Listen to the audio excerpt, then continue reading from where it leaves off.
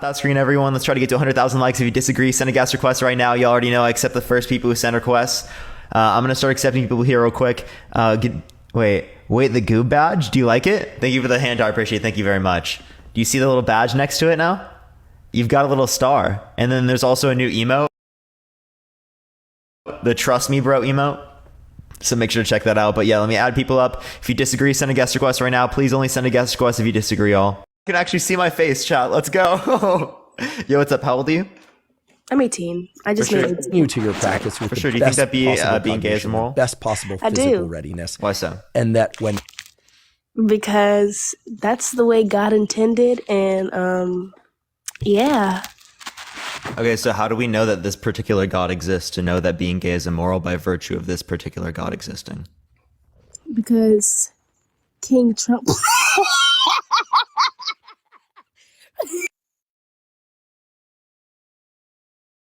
All right, everyone. It doesn't cut out today, so we're good. We're good. Everyone, join in. Tap the screen. Yo, what's up? How old are you? Yo, am I on? How old are you? Bro, I'm not even going. I'm 20. Oh, for sure. Do you think that being gay is immoral?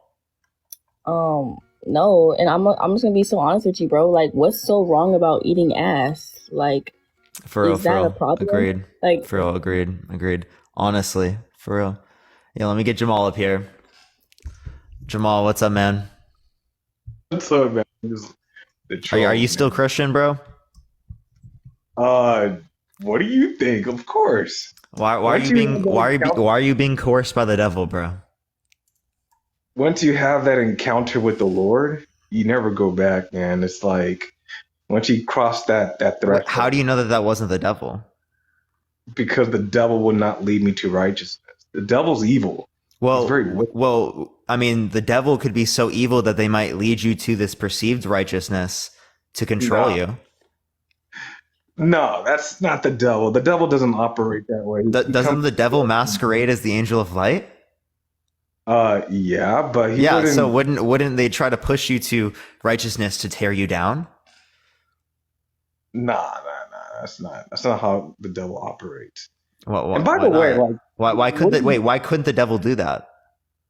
Listen, bro, Parker, Jesus is Lord. The devil is a deceiver. Okay, the devil, he does not like anyone. He wants everyone to go down with him to the lake of fire. And the Bible is very clear that Jesus, God, is good.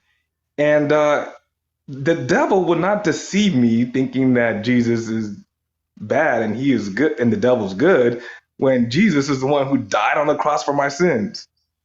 The devil will not do that, right? Well, doesn't the devil engage in sacrifices, right? Like that's like human sacrifices. Wait, why did my webcam freeze? Do you hear me? Uh-oh. What's going on? Do you hear me? I can hear you though. Why is my camera frozen? And also I can't see the chat. Do you hear me though? Yeah. It's like I'm seeing you like 1 frame per second now. What is going on? TikTok. TikTok, fix your app, please. What is going on? I didn't even do anything. It's just random. I can't even click on anything. I think God is messing with your TikTok for talking. No, for real, dude. God's trying to take me down right now, dude. Wild. Chat, do you want the laggy cam today? Let's go, chat. We're going to laggy cam it up, okay? Nah, it better fix itself. Like, here, let me try to swipe out of the app.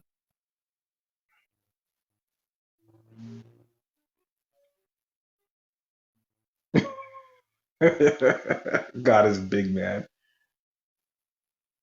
Hey, what happened? I can't even hear him now. Can you guys hear me?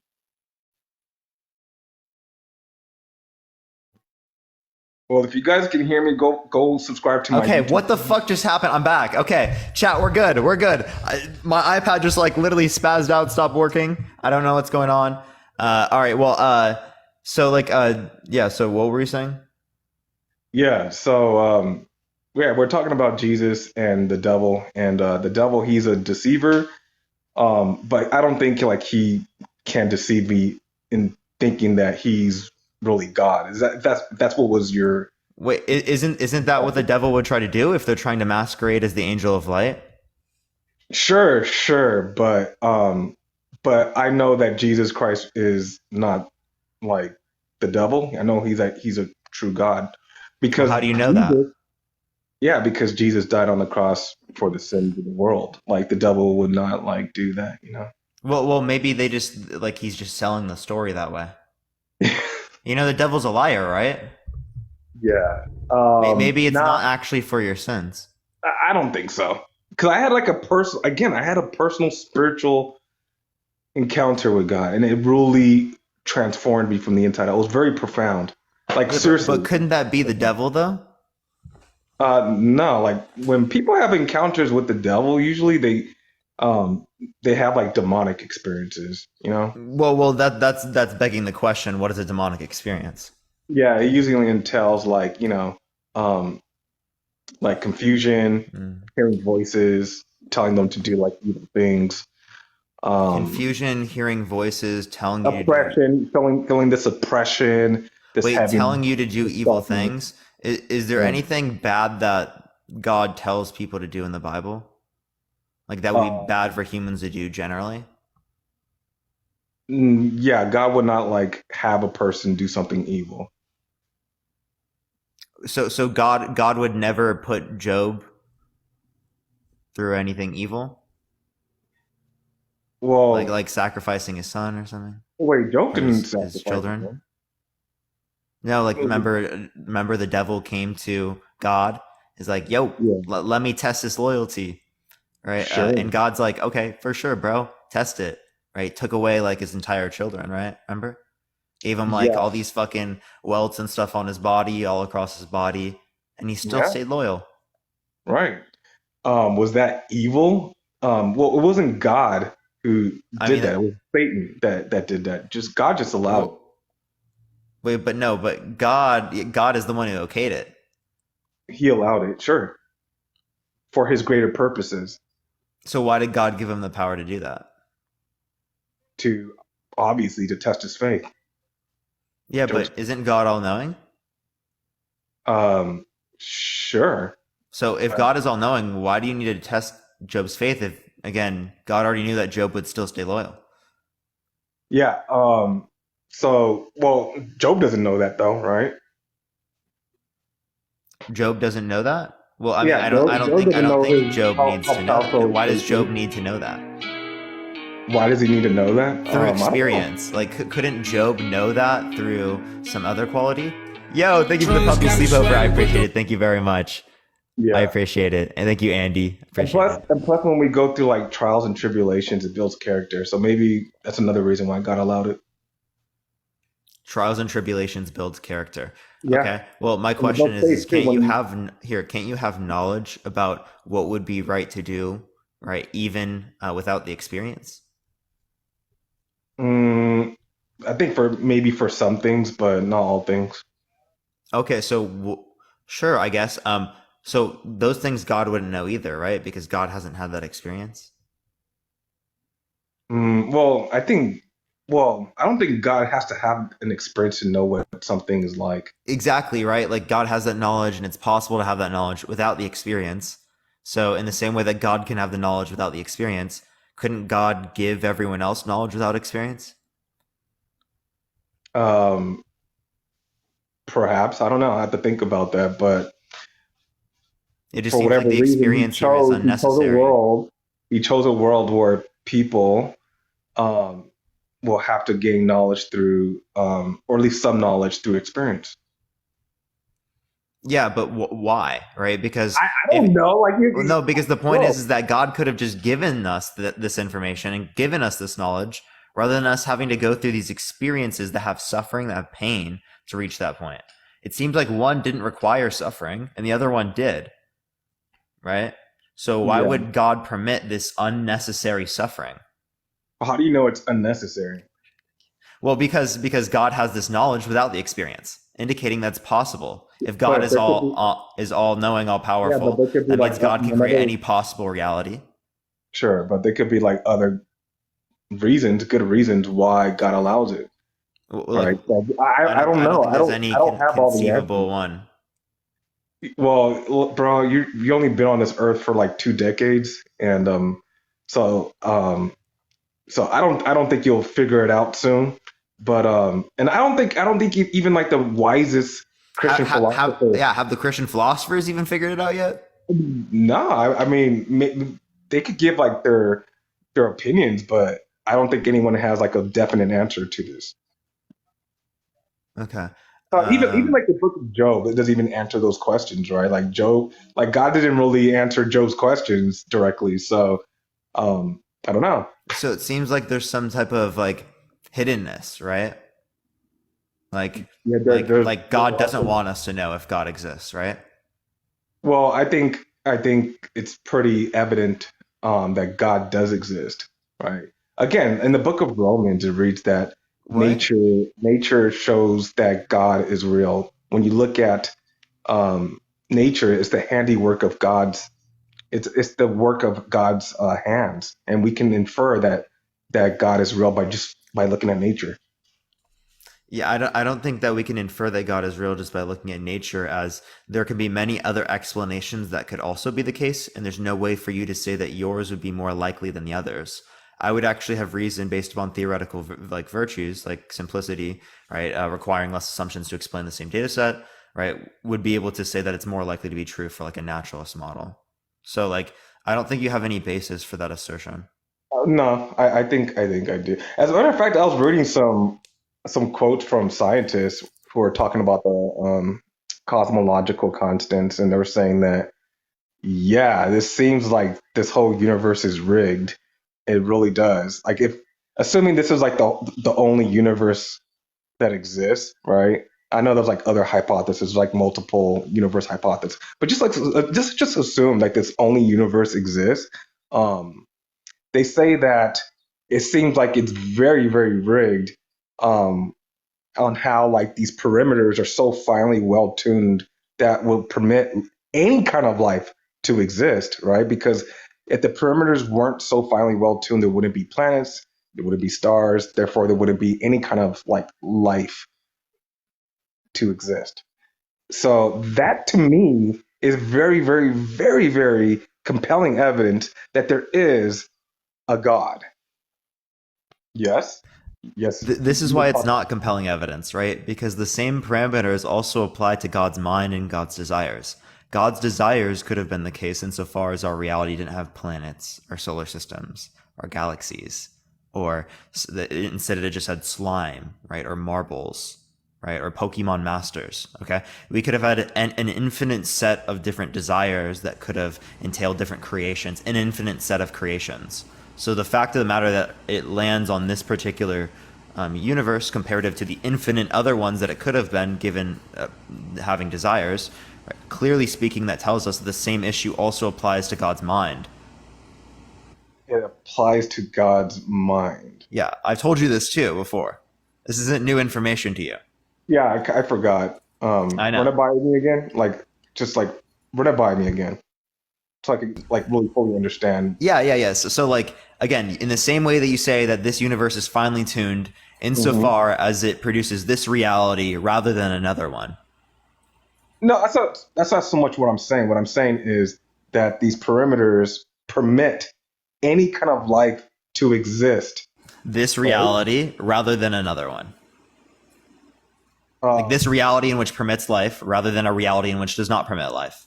I don't know what you mean by like reality. Like, Thank you for I the mean, super. I appreciate it. I'm just talking about a different state of affairs that could have occurred. Like, say I'm eating either Cheerios. oh snap, what Whoa, happened? crap! It's not charged. Hold up 1 second. Dude, I don't know why this is so scuffed right now. Give me 1 second. Yeah, thank you for the hand. I appreciate it, Nikki. Thank you very much. Hold up. Your audio is different now. Of course it is. I'm trying to. Gosh, I might have to restart my live.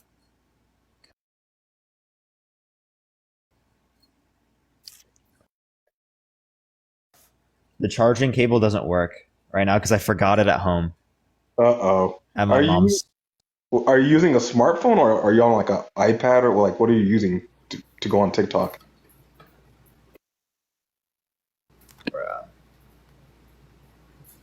TikTok be TikToking.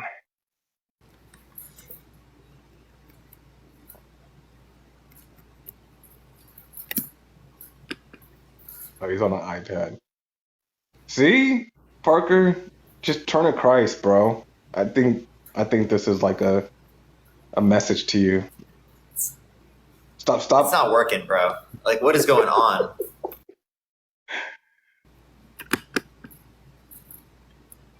Does chat like Jamal? Okay. Who made this poll? What? There is a lot of Christian phobia going on TikTok, though. I've been a victim of Christian phobia many times.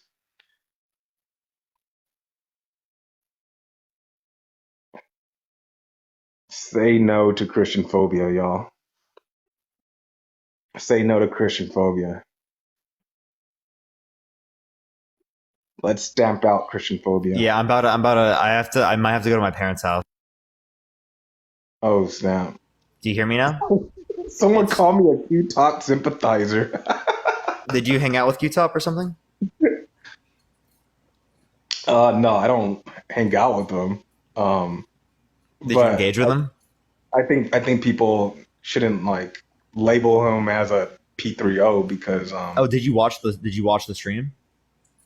I mean I spoke with them on someone else's live, and I think it's just unfair to just label someone so No. He literally so thinks it's horrible. okay for someone his age to engage in Yeah, but intercourse. that doesn't mean he's a P3O. I've seen people Wait, with that's going to be a sympathizer, is that not?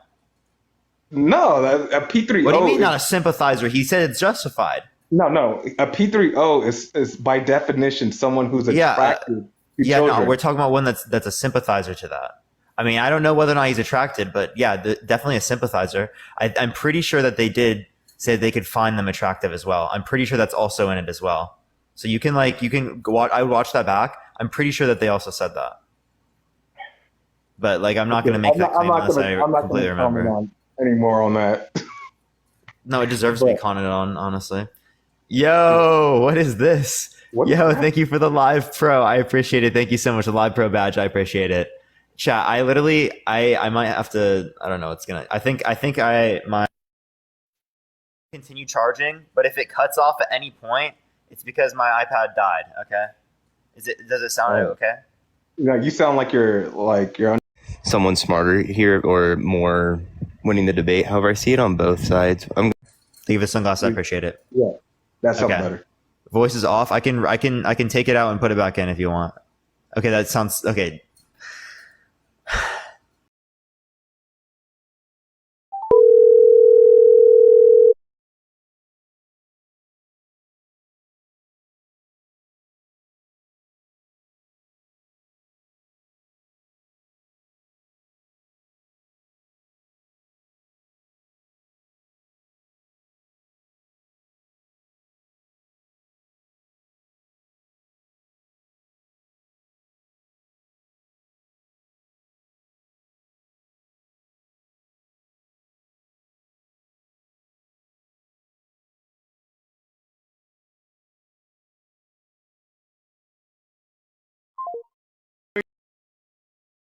Jellyfish, I appreciate it, Storm. Thank you very Bro, much.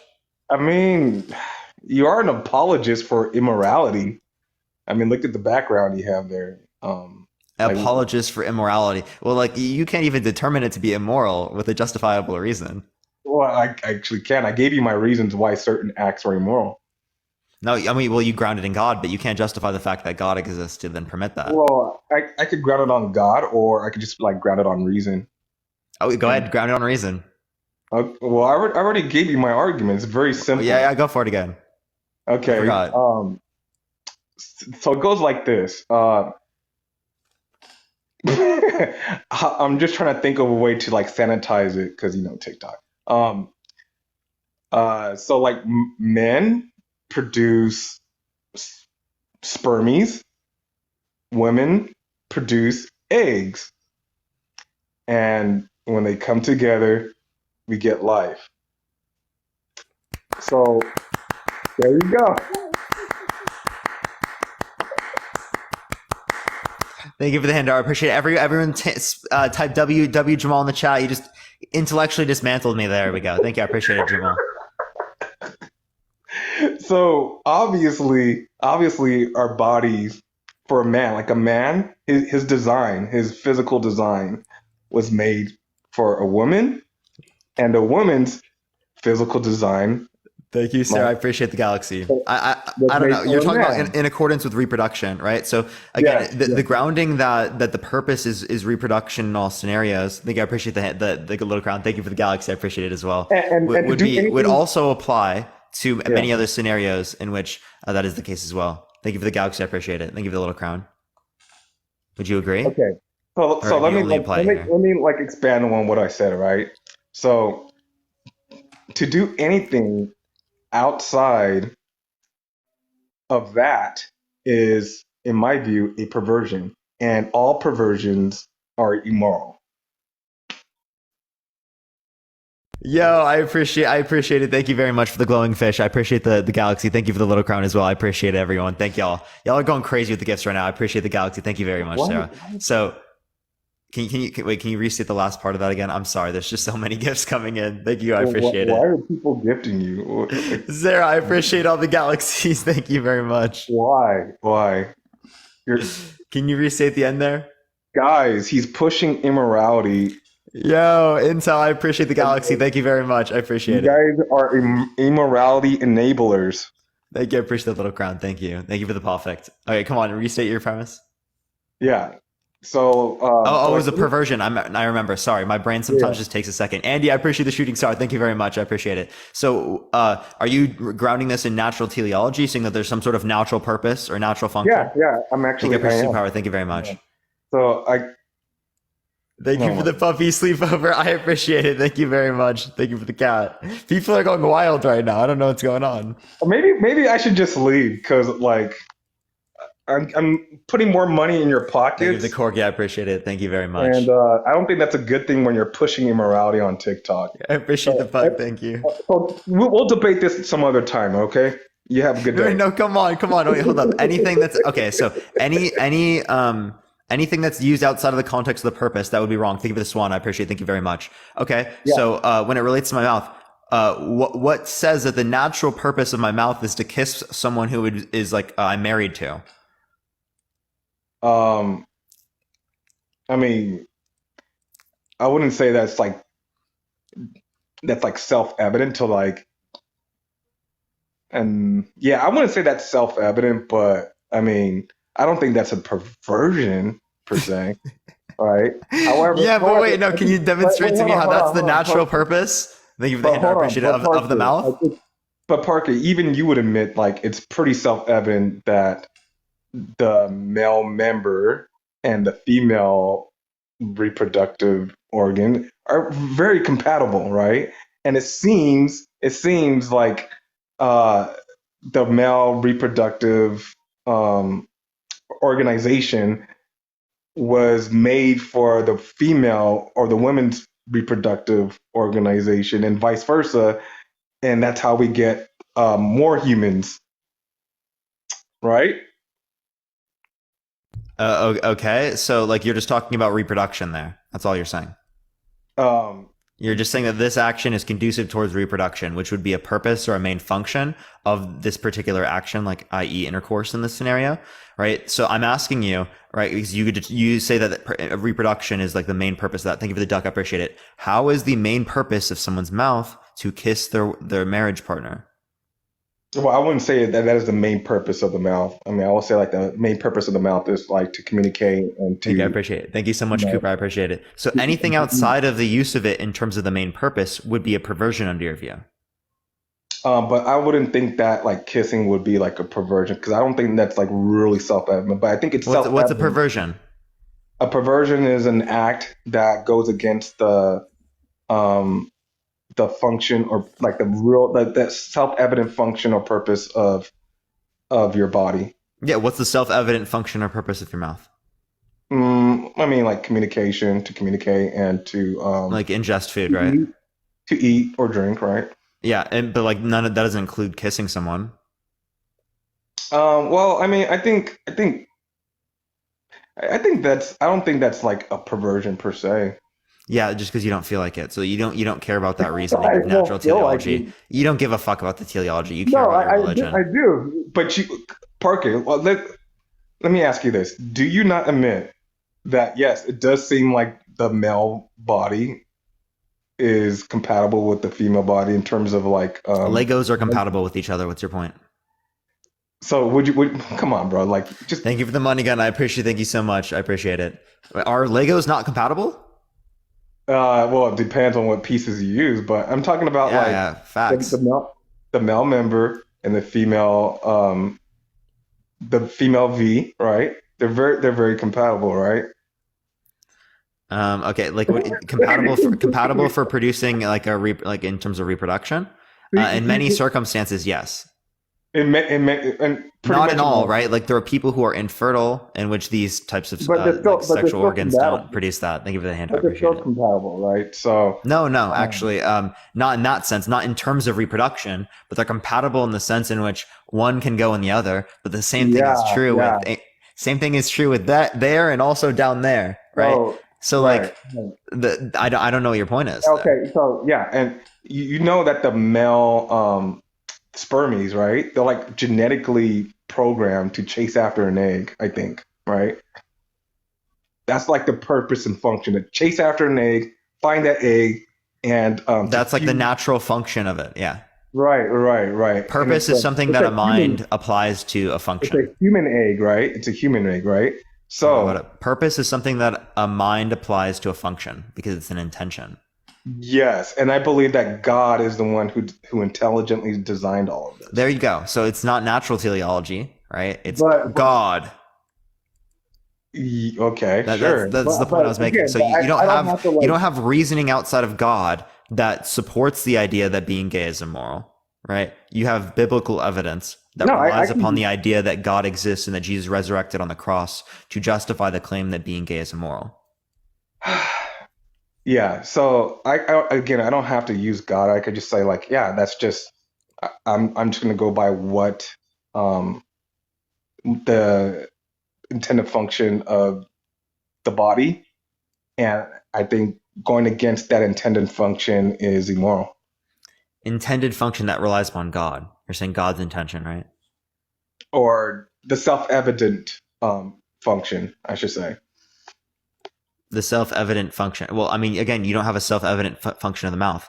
So it's not anything that goes outside of that context. We're not talking about the Lap mouth one. here. We're talking about 10 like, minutes, 8 the seconds. male member and Lap the speed the 5.9 V, miles per hour. right?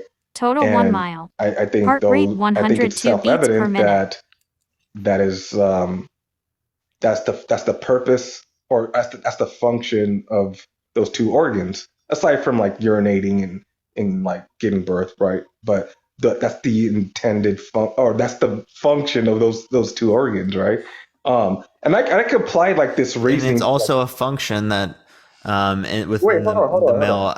Okay. I could apply that same reasoning to like other things that I think that are perversions, right? I think like having relations with an animal is wrong, right? Or that's a corpse, it's non-consensual. Or a corpse. I think that is immoral. That's because it's not conducive towards good sexual virtues and relationships in society. Where do you get good sexual virtues from? Where do you grab that on? I mean, that's going to be the design. Like, I'm serious, right? Like, that is why, right? Because if someone thinks it's okay to non-consentfully engage in intercourse with something that looks like a human, that's conducive towards the acceptance of grape in society. Is that not a clear reason to consider it to be wrong? You just made that up. I mean, is that not a clear reason for it to be wrong? Okay, so would you say like having relations with like a blow up doll? Do you think can you apply that same reason to that? Yes. So wait a minute. So to you, I do think that's wrong. Wait, hold on. I actually literally do think that is wrong when it relates to that. Like when at full body, yeah. What? Yeah. I can't. Wait. Pump your brakes. Let me just for clarification's sake here. You're saying it is immoral for a person to have relations with a blow-up doll? Yeah. And you're an atheist? Yeah. One that looks like a human. Yeah, because that's conducive towards non-consensual relationships. Okay, well, I actually agree with you. Wow. Because it's a full human, right? We're not talking about just like a small sort of thing or something. But yeah. Okay. Well, yeah. Jamal's like based. I'm perplexed. Like, wow, okay. I don't know how to proceed from here. Let me just like process this. Like, I didn't expect that. Give it a second. Don't worry. I didn't expect that from you. Hey y'all, I have Parker, stricter morality than most Christians I've talked to. You know that, right? Like most Christians I've talked to have less strict standards than I do. They're like, I'm not perfect. Jesus is gonna accept me. Like, it's like, yo, Parker, you're pretty base for an atheist. Like that's a thumbs up. I gave you one brownie point for that one. Like seriously, that's good. Well, so look, let me go deeper with this. So like having like let's see, like a vibrator. Do you think that's immoral? I think that's gonna be separated because it's not related to like a human being, right? So we can probably But separate it on well, that sort of basis. well, it kind of is. It's like a part of it stimulates, or it's like a fate or a part of a human being, but not really. It kind of like imitates a part of a human being, if you know what I mean. Yeah, yeah. I'm talking about the whole. You're talking about the host. So Hmm. only having like relations with the blood doll, like the whole doll, is immoral to you. Yeah, yeah. Or even if it was like a half cut or something like that. Yeah.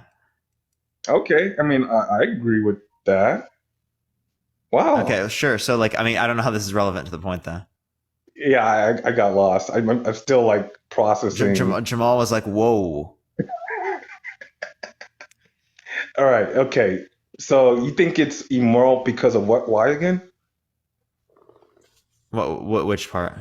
Like having relations with the blood doll. Oh, because it's not conducive towards sexual relations with other humans. It's not, but why does something have to be conducive with having relations with the other humans? Well, because consensual relations are important in society. Consensual, Yeah, but so what if like no one wants to ensuring that have, as well. so what if a person doesn't want to have any kind of relations with a person? Is that wrong? Oh no, yeah, no, even if someone doesn't want to have relations, I'm not talking about on that basis. I'm saying that I care about this thing because society exists. Thank you for the hand, I appreciate it.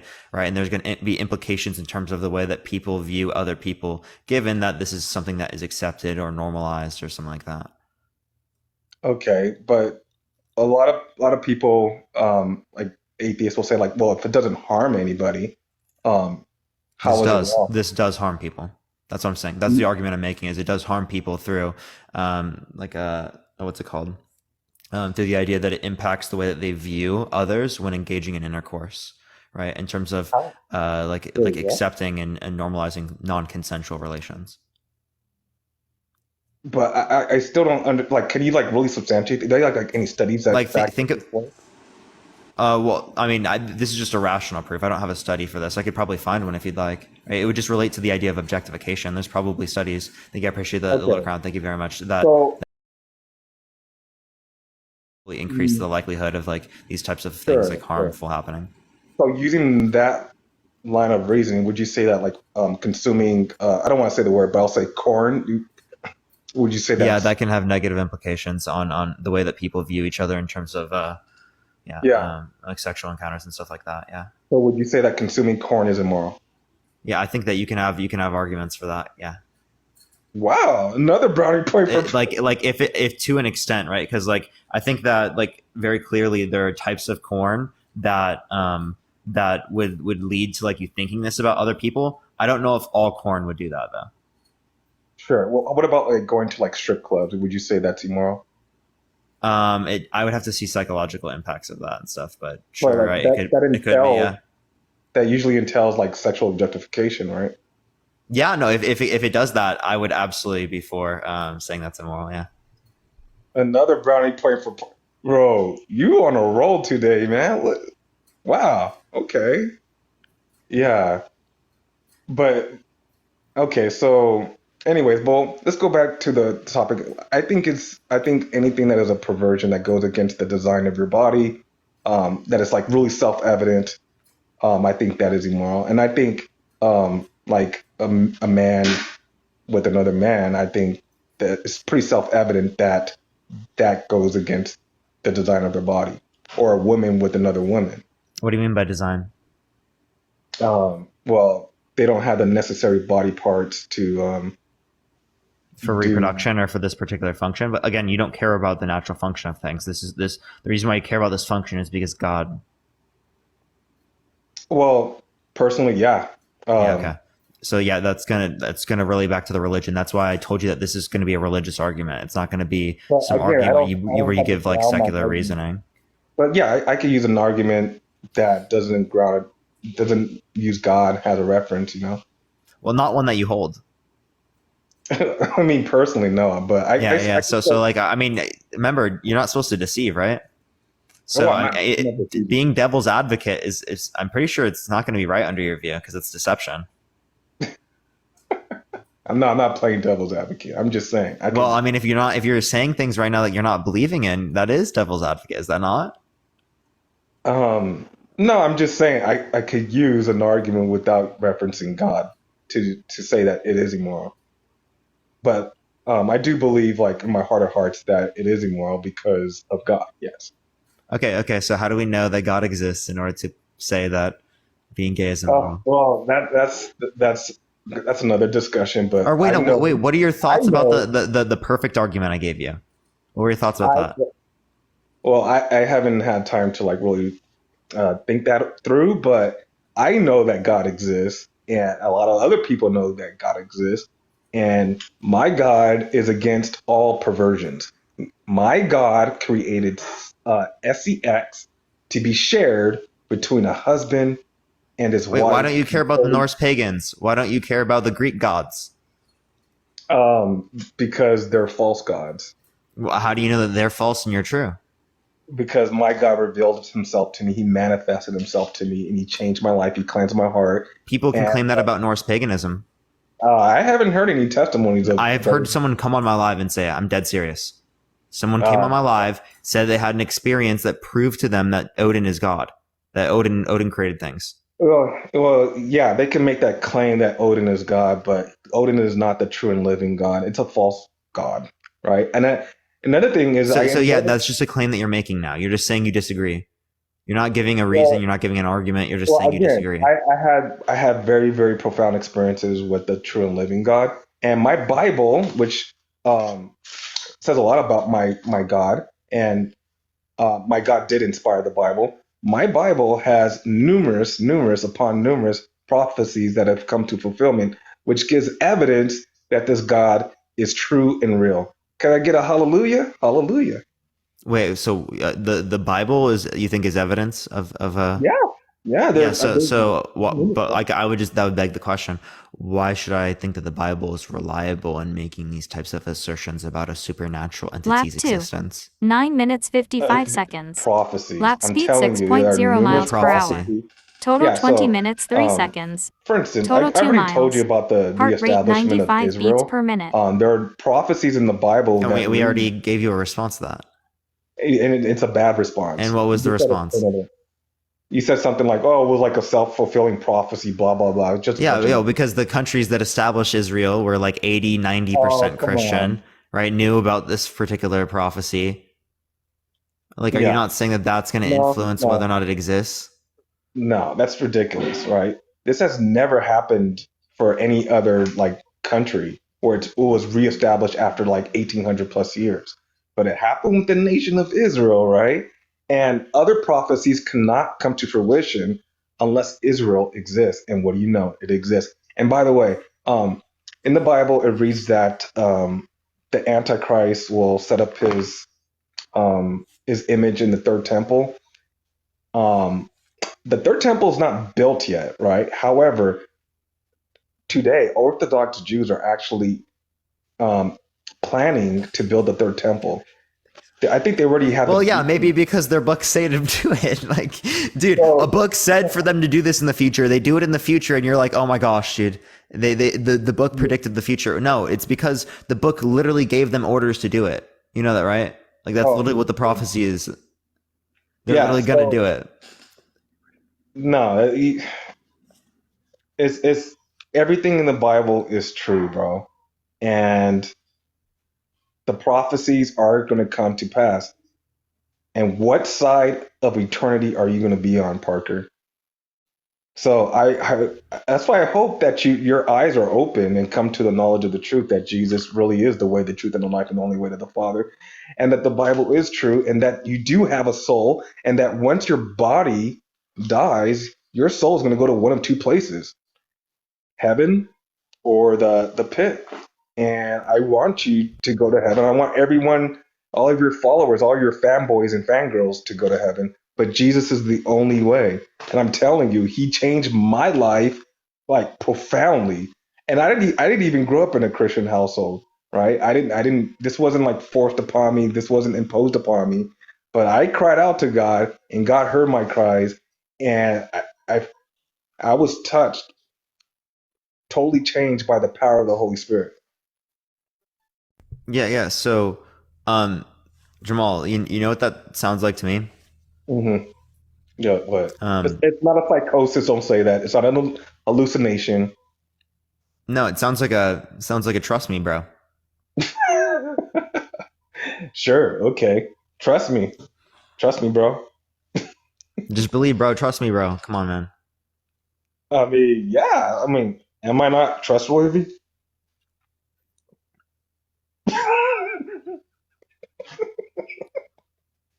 I'm not. I'm not trustworthy. Jamal, am I trustworthy? Are you trustworthy? That's a big question mark. Well, what do you think the answer is for me then? I mean, I think I'm trustworthy. I mean, It's not like he has a bias. It's not like no bias detected. Trust me, bro. Stamp approved. But bro, like there are other people who made similar claims about Jesus, right? I'm pretty sure you heard them tell you, like, yeah, I had an encounter with God. He's real.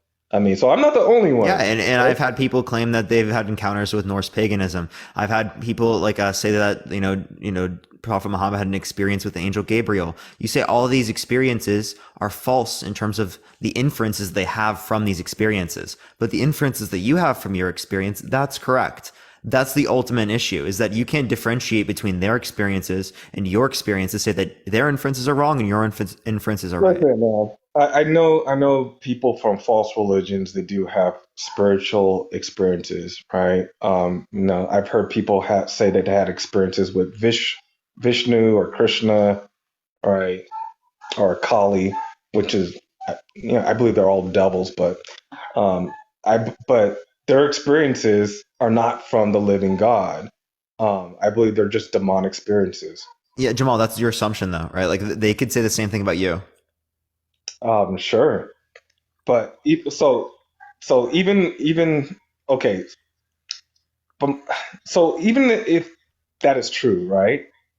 That my experiences were demonic. Um, wouldn't that like make you think like, oh, okay, there is something like more to the soul than physical. Maybe there really is something like spiritual. No. I mean, I wouldn't say that they're demonic. I'm running the same point to you. The point is is that this is like a false idea, right? Or that they have false inferences. So the same thing could be true for other religions, right? Okay, my point is that there's a spiritual realm. Like, so why do you deny that there is a spiritual realm when all these people are saying like, yeah, I had these experiences, these spiritual experiences? Yeah, I mean, well, people make claims about lots of things. That doesn't necessarily mean that they're true, right? We have to judge it based upon whether or not it's reproducible, like whether or not something is empirically verifiable. We have no empirically verifiable notion of people having these types of experiences, right? Yeah. But like I feel like if so many people were able to have these experiences and we were able to test it, there would be an idea that we would be able to have some type of experimental evidence of this happening. Yeah, I think like it sounds like you're saying it's empirically verifiable because it's through our experience. I don't know how you can like empirically verify a spiritual experience because it's inherently like subjective, right? Yeah, so it's empirically unfalsifiable. Sure, but not everything that needs to be like it's not verifiable. Sure, right? But like, is there a rational proof then? Because that would be what's required. Not everything that like exists, right? Requires like verification, right? Wait. So how do I have any reason to believe it if it's empirically unfalsifiable and it's unverifiable either? Well, I don't know. Maybe seek God yourself and have that. So like the entire notion of whether or not I would have evidence to believe in God relies upon whether or not I go through an experience myself. I mean, There's again, no but- other way well, to justify it to someone other than having that experience yourself. I mean, there's like philosophical arguments. There's other arguments for the existence of God. I'm not going to run those by you, but I'm saying Do you that, know them? I mean, I'm pretty sure you heard all of the arguments, like the Kalam Kalam cosmological. doesn't establish God. Not even Um, close. You don't think so? No, not at all. Okay, well, I disagree. Well, why does the Um, cause have to be God? because um, because it makes the most sense as opposed to Why does it make the most sense? as opposed to like a non-conscious like yeah, how can there be cause without like a conscious being? It just doesn't make sense, like logically. No, because there's an interaction of properties. Okay, you're just like saying random stuff at this point. What Like do you mean? That's not random. There's an interaction of properties. Like, what do you mean, right? Like, Okay, so what? How did the first? What how caused that do first- how about this? How do microorganisms interact with each other? They're not conscious. How do they do things? Well, wait. They clearly cause things. Right? Wait, how do you know they're not conscious? Well, we have no evidence to indicate that they're sentient. Would you say Well, that they're sentient? You think we have no microorganisms are sentient? Well, wait a minute. We have no evidence. You think that you're- they have minds? Do you think the plants have minds? I don't know. Like we just don't know. Like we don't even know. We have pretty good reason to indicate that they wouldn't, because they don't have any of the properties necessary to have those types of experiences. But we can't say that with absolute certainty. Like we can't even like verify. Yeah, you can't say that I'm real with absolute certainty. What's your point? Sure. Okay, but you know that scientists have not like given like proof for consciousness. Like we can like weigh it. What you like, mean by proof is certainty? But we have evidence. We have most probable evidence, which No, would we be the don't- standard we that don't we even- go off of. we don't even have like evidence for consciousness, but we know it exists. What do right? you mean? We definitely What kind of do. scientific? Wait. Right, the what- exhibited characteristics that we would associate with the No, idea. no, you could just be like a very sophisticated zombie. You can have like all the physical reactions of a like. Not if you're self-aware. But there could be like no inner life. I don't know what you mean. mean by inner life. Like you could have like no subjective like qualitative experiences. Lap 3. Right? 9 Like, minutes, phil- 52 like seconds. philosophy- You could have no Lap speed experiences. 6.0 So if they miles didn't have per hour. experiences, how would they Total exhibit these 29 minutes, characteristics? 55 Like, seconds. how would I Total be able 3 to exhibit the miles. characteristics that I'm Heart rate exhibiting right now without an 95 beats per experience? minute. Sure. You can just be like a very sophisticated zombie, right? Is that most likely? I don't know if it's most likely, but it is. Like, It's most likely. but it's logically possible, though, right? It's logically Sure, possible. right. But like the point I'm making is that we would say that it's not most probable. So although there's a logically possible explanation that could indicate that, it's not most probable. Okay, so Therefore, I let me- wouldn't accept it. Let me like run this thought experiment with you. So what if you were cloned molecule for molecule, right? So we got two Parkers, right? W, dude. W. So this clone Parker, right? When it like stubs its toe, he like screams in pain, right? And he cries like a baby, right? When he stubs his toe, right? So to like an outside observer, this clone Parker seems like he's feeling pain, right? But what if this clone Parker has no subjective experiences, right? Would you say that is logically possible? That for them not to have experiences and be like programmed or something.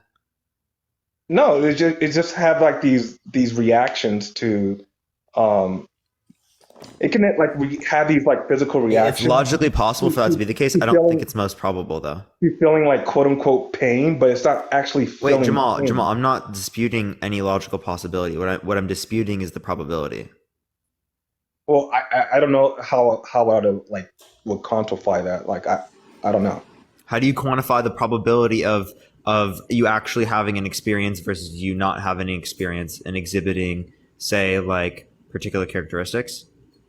Because Well, it would require significantly more assumptions to indicate why they are programmed in that particular way to respond without the experience that you wouldn't have to assume if you just well, say wait that a they minute. have the experience. But so like Parker, like in philosophy of mind, like they bring up these thought experiments, and a lot of philosophers, and I would agree that it is like possible that this cloned person of you can have all like the reactions and characteristics and like everything about you, but does not have these subjective qualitative experiences. And if that is Do the you not case, understand that that explanation requires explanation, right? And well, assumptions well, that would indicate that something outside of this would have caused that. So it's going to require more assumptions than the explanation that they have the experience. That's why it's more probable for the explanation of the experience, right, to be true comparative to the idea that something is just causing it to respond and react this way without having that experience. That's the point. okay, you really just lost me there. But I don't know how I lost you. Can you tell me where you got lost? the part about explanation experience, I don't know. You kind of just lost me there, to tell you the truth. Um, Explanation experience. That's what you got from that? yeah, you kind of lost me there, bro. But You aside have from that, more assumptions with one explanation comparative to the other. So therefore, the one that has less assumptions is going to be more likely actually, to be wait, hold true, on. given that they explain this exact same phenomena. But wait a minute, like this scenario of this zombie, this they call it P zombie, I think in philosophy of mind. It Not only actually, would they have to have those characteristics, but something would have had to have caused it to have those characteristics outside of the context of the experience.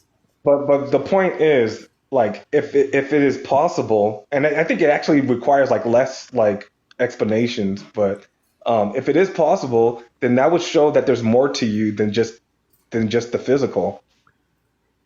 Does that make sense? Because there's an immaterial part of you. You have consciousness, right? That's an immaterial part of you. I don't think that demonstrates that, man. I think that that's a terrible. You're just saying that's logically possible. No one's going to dispute that. We're going to dispute the probability of that being the case. How you'd infer that it would be better than other models, right? My idea here is that if we I'm can not I'm not infer saying that, it's better than other models. I'm saying that um, if that's the case, if that is possible, then and if it is can like actually be reality, then there is something more to you than just the physical. I don't know if I'm explaining it correctly, but talk to Danny. Talk to Danny about what I'm talking about. I think you'll explain it much better. But anyways, did you get this from Danny or something?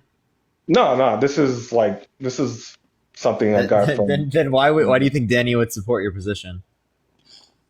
I already talked to him about it, and like I think he agrees um, that it does tend to seem to like indicate that there is something more to us than just the physical.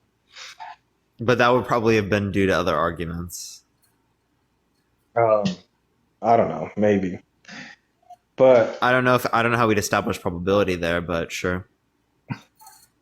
Right. So okay. like, is there anything else you got, Jamal? Yeah. Again, I give you some brownie points for being against having relations with blow up dolls. So thumbs up for Parker on that, guys. Okay, Let's bro. give him a round of applause. Appreciate you coming on, Jamal. All right, man. You have a good day. Okay. Take care. All right, everyone. If you like the content, follow me. If you haven't already, tap that screen, everyone. Let's try to get to 250,000 likes. If you disagree, if you think that being gay is immoral, make sure to send a guest request right now. Y'all know I accept the first people who send requests, but let me go on to the next person, everyone. Only send a guest request if you disagree, y'all. Yo, Maggie, I appreciate the little crown. Thank you very much.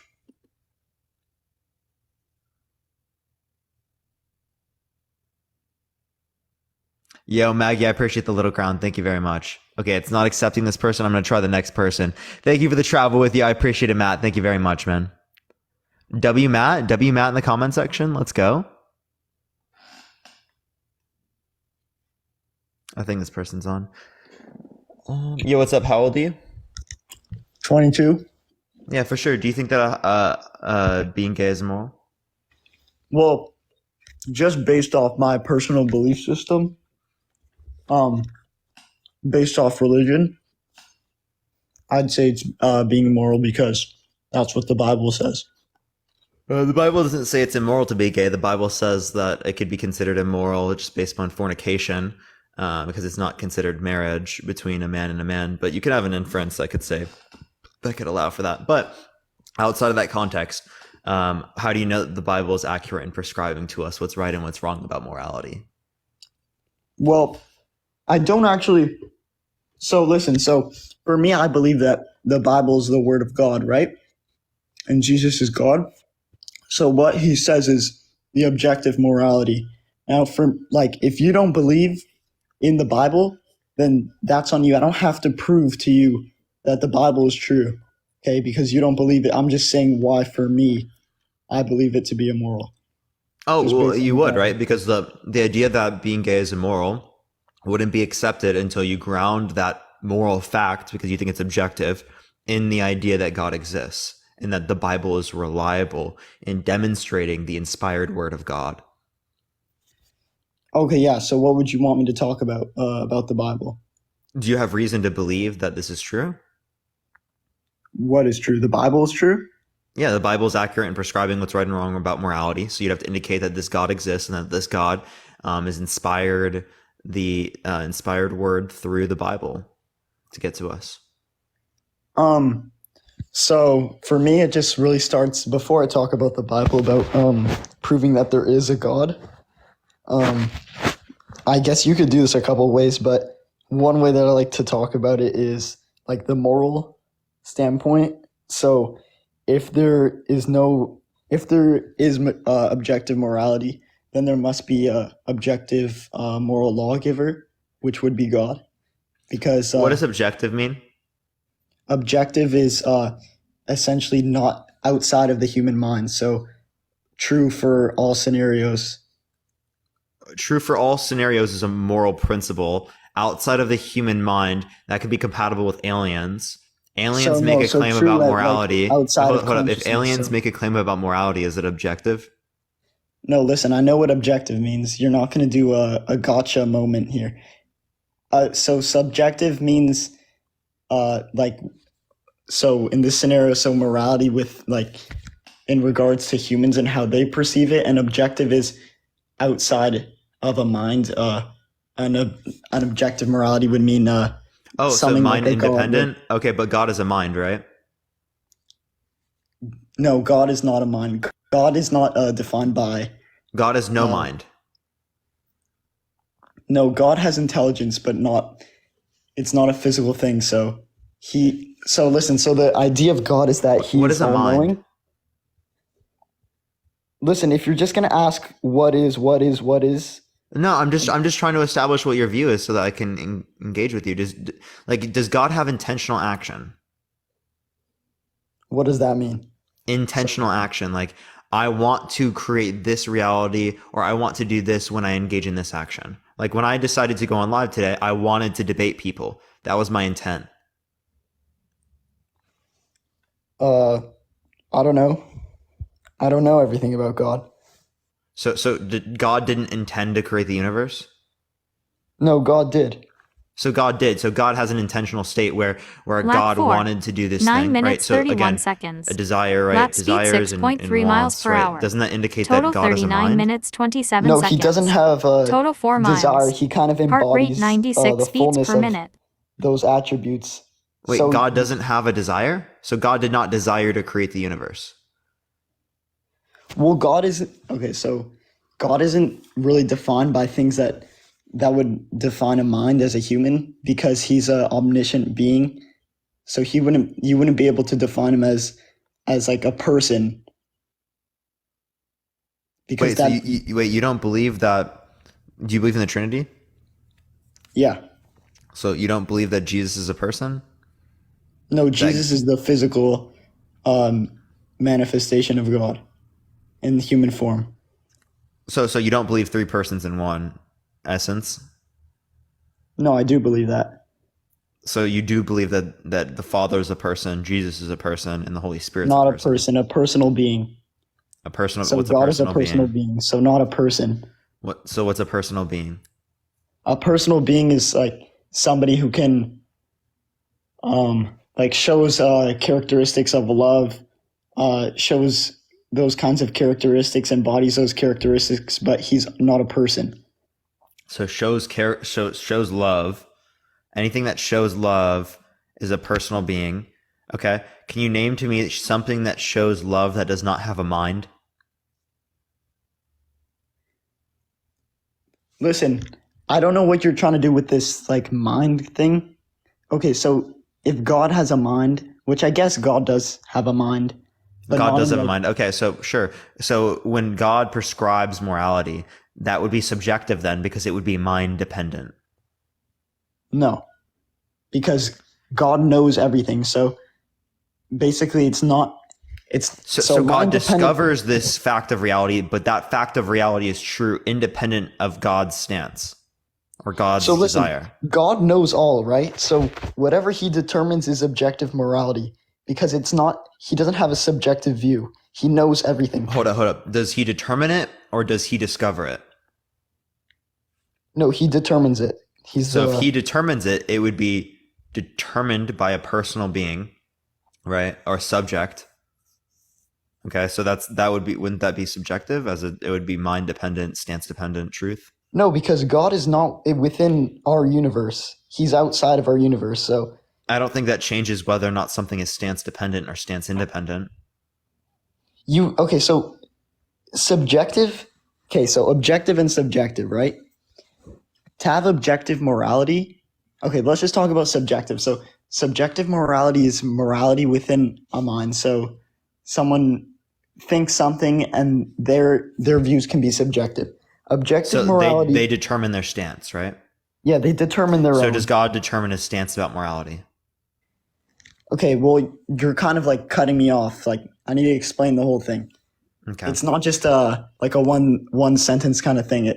So in order for subjective morality to exist, somebody doesn't know the full scenario or somebody is thinking something. They have their own perception. Everybody has their own perception.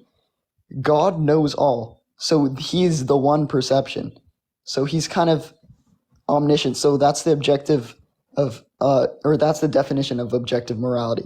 So the truth. So God is the truth because he knows all. Okay, so again, I'm asking if it's determined by God or determined independent of God. No, he created. So created it. determined by God. Yes.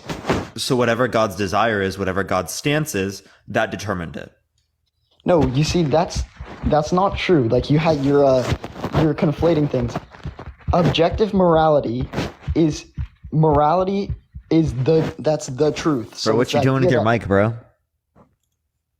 What? No, you're good now. Never mind. So it's the idea that it is the one truth. So the question is not what is objective morality. God's morality is subjective or not. The question is whether objective morality exists. And the idea of objective morality is morality that is the truth. So an idea that there would be one true morality. And the way that there would be one true morality is by God determining morality. Wait, that's compatible with my view of subjective morality, as I'm still saying that morality is true. It's just true dependent upon my stance. Sorry, say that again. Yeah, I'm still saying that there are truths within morality. I'm just saying that those truths are dependent upon my stance. Okay, no. What do you mean now? So listen, for me, I believe in God's objective morality. So there is the truth and falseness. So there's not truths dependent on each person. There is only one truth. But you said that the truth is determined by God. That means it's dependent upon God. Yeah, but God. Okay, so you're not understanding that God is not. So he is the idea of objective morality. Because he knows all, so whatever he would think must be true, because he's omniscient. You can say it must be true, but it's going to be true dependent upon God's stance there. Because whatever his stance is true. Whatever his stance is, because he knows everything is true. There you go. But that's stance-dependent truth. That's compatible with subjective morality. That's what I mean by subjective morality. I mean that morality is true dependent upon a stance. Okay, I kind of don't understand what you just said. Could you just explain it? Yeah, so you just said that morality is true dependent upon God's stance because it's determined by God's stance, right? And I'm saying that morality is true dependent upon a stance. So that would be God's view. I have my view, right? But that would be God's stance. You say God's stance is better than other people's stance. You think God is the bigger stick. Sure, right? But it's still true dependent upon God's stance. Okay, but the idea that he has a stance, that is the objective morality, because anything that he would think is true. So just because it's dependent on his stance doesn't mean it's subjective. I mean, That's actually literally the definition of subjective. Yeah, so subjective just means true dependent upon a stance. so you're telling me that if there was a God and he created a morality and that morality was true and false, then that would be subjective. Wait, true and false? True or true and- false? True or false? That would be subjective then? God's Yeah, if morality it's that he dependent created would be upon their subjective? stance. Yeah. No, it's not true. That is true. What are you talking about? That's just John. I need you to read into metaethics, man. Look up metaethics. Look up the definition of objective morality. Right. Subjective. So God right? can- They generally so listen- refer to stance dependent, stance independent, or mind dependent, or mind independent. That's generally what's referred to. Okay, well, just because you say some words doesn't make it true. If God makes a morality, then it's subjective morality. Well, you That's just said some weird. words that doesn't make it true. Oh yeah, funny. You could Dude, literally that's ask what any you just other- said to any me. other Christian. Wait! You don't like it when it's turned around onto you? That's wild, dude. That's wild. Yeah, but you just listen. You just told me to read up on metaethics. It doesn't actually prove your point. No, I'm telling you, this is the terminology that they use, like within philosophy and metaethics. Okay, but anyways, like I don't understand that metaethics. I mean, maybe I'll read up into it. But if you ask any other Christian, I mean, there's some other guys on TikTok. I saw Q-Top or whatever. It's not really. It's not like a debate. Go to actually before you do that, go to my YouTube channel, click on lives, go to the one that has the most views, go to 1 hour and 45 minutes, and then watch the rest of that live. It's only like 20 minutes or something like that. Watch it. You'll never watch them again, I promise. Okay, but okay, I guess I'll do that. No, I'm actually serious. Do that, right? Do that. Thank you for the hand. I appreciate it. Yeah, but just to me that. So what are you like accomplishing by saying God's morality is subjective? Like, let's just do a thought experiment and say it's true. So what does that mean? Well, what is your? Wait, sorry, say that again. Like we're saying God exists, right? We're talking about whether or not morality is objective. Yeah. So what does that mean? So you can say that God discovers a fact about morality that exists independent of his stance, the same way that I would be able to determine that, say, logic is true, right? But it's not true dependent upon my stance. Like I discovered logic or something like that. Okay, yeah, The but concepts. logic has to be Thank you created so by much, Nani. I somebody. appreciate it. Logic has to be created by somebody. Oh my God. Okay, Truth has to be so so creation implies that there's going to be something prior to it, right, in which it did not exist, and then a point after that in which it does exist. Okay, so Yeah, if just like that's the the universe. case, right, there's going to be a point prior to logic. Okay, so the point prior to logic, can God make himself not exist and then bring himself back into existence? Okay, well, you're talking about existence as in like the realms of this reality when God is not defined by this universe. That's the whole idea. So atheists think that there was a beginning to the universe, and theists believe that God created the universe. So Okay, here so let me ask you this anything question. that's in, Thank you for the hand. I appreciate it. Can God create, but prior to logic existing, can God create this water bottle, right, and make it full of liquid and empty of liquid at the same time? what does that question even mean, bro? What Can does that God make question it even full mean? of liquid and empty of liquid at the same time? Lap No, 5. right? Because that would 10 be minutes, contradictory. 25 seconds. Because one is implying that Lap there is speed liquid, and the other one is 5.7 implying miles that per there's no hour. liquid. Total right? 49 A and minutes, not 52 A. That would be a seconds. contradiction. Total Right? 5 But if you're miles. telling me that Heart rate logic has to be 93 created, beats per you're minute. telling me there's a point in which logic did not exist. Right? Because there's a beginning to creation. No, there's a beginning to time on this earth, but there's no beginning to God. Wait, God there's a does beginning not to all. exist in Oh my time. god! Yeah, I So know, there's I no know, I know. time You when don't think God that there's a didn't beginning at the exist. time, right? But you said that logic was created, right? Anything that Yeah, is by God. created has God a is beginning, logic. right? Under Sorry? your view, right? Anything that is created has a beginning under your view, right? Yeah. Well, not God. Okay. Well, God wasn't created, right? No. God always existed. Okay, so anything that's created has a beginning. You said that logic was created, so there was a point prior to logic existence. Okay. Well, I So think when logic was existed, or it was existed, when logic was created, it was created at the beginning of the universe.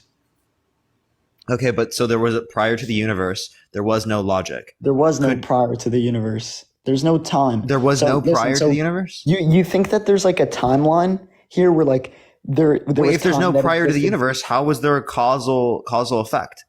Because causal events, right, requires a prior state and then a state after that, a point where it doesn't exist and then a point where it exists. Thank you for the elephant. I appreciate it. That's a change in states that requires time to explain it.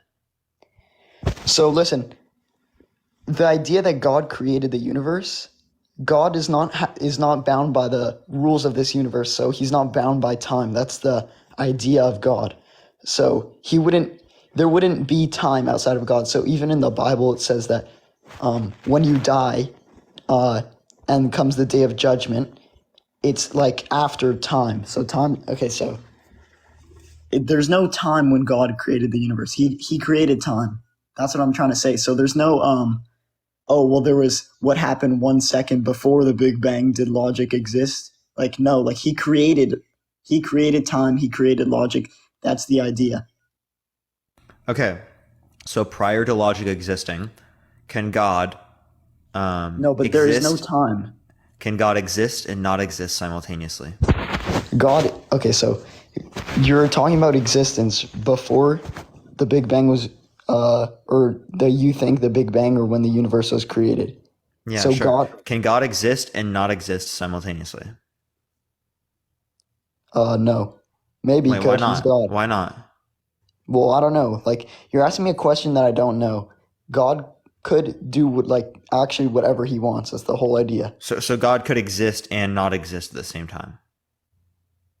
Well, I don't know. Yeah, he probably existed. He probably So only God existed. could God be eternal and have a beginning? Maybe, bro. I'm just saying he's eternal. He's eternal. Wait, so God could have a beginning? No. Well, the idea of God is that Wait, he why doesn't can God not have a beginning? Why can't he not have a beginning? Because that's not the definition of God. God is like an eternal being. Oh, okay. So there would be a contradiction. What's the contradiction? So the contradiction would be that there's a beginning and that there's no beginning. There's a beginning. That would be the universe. contradiction. You're saying that contradiction cannot happen.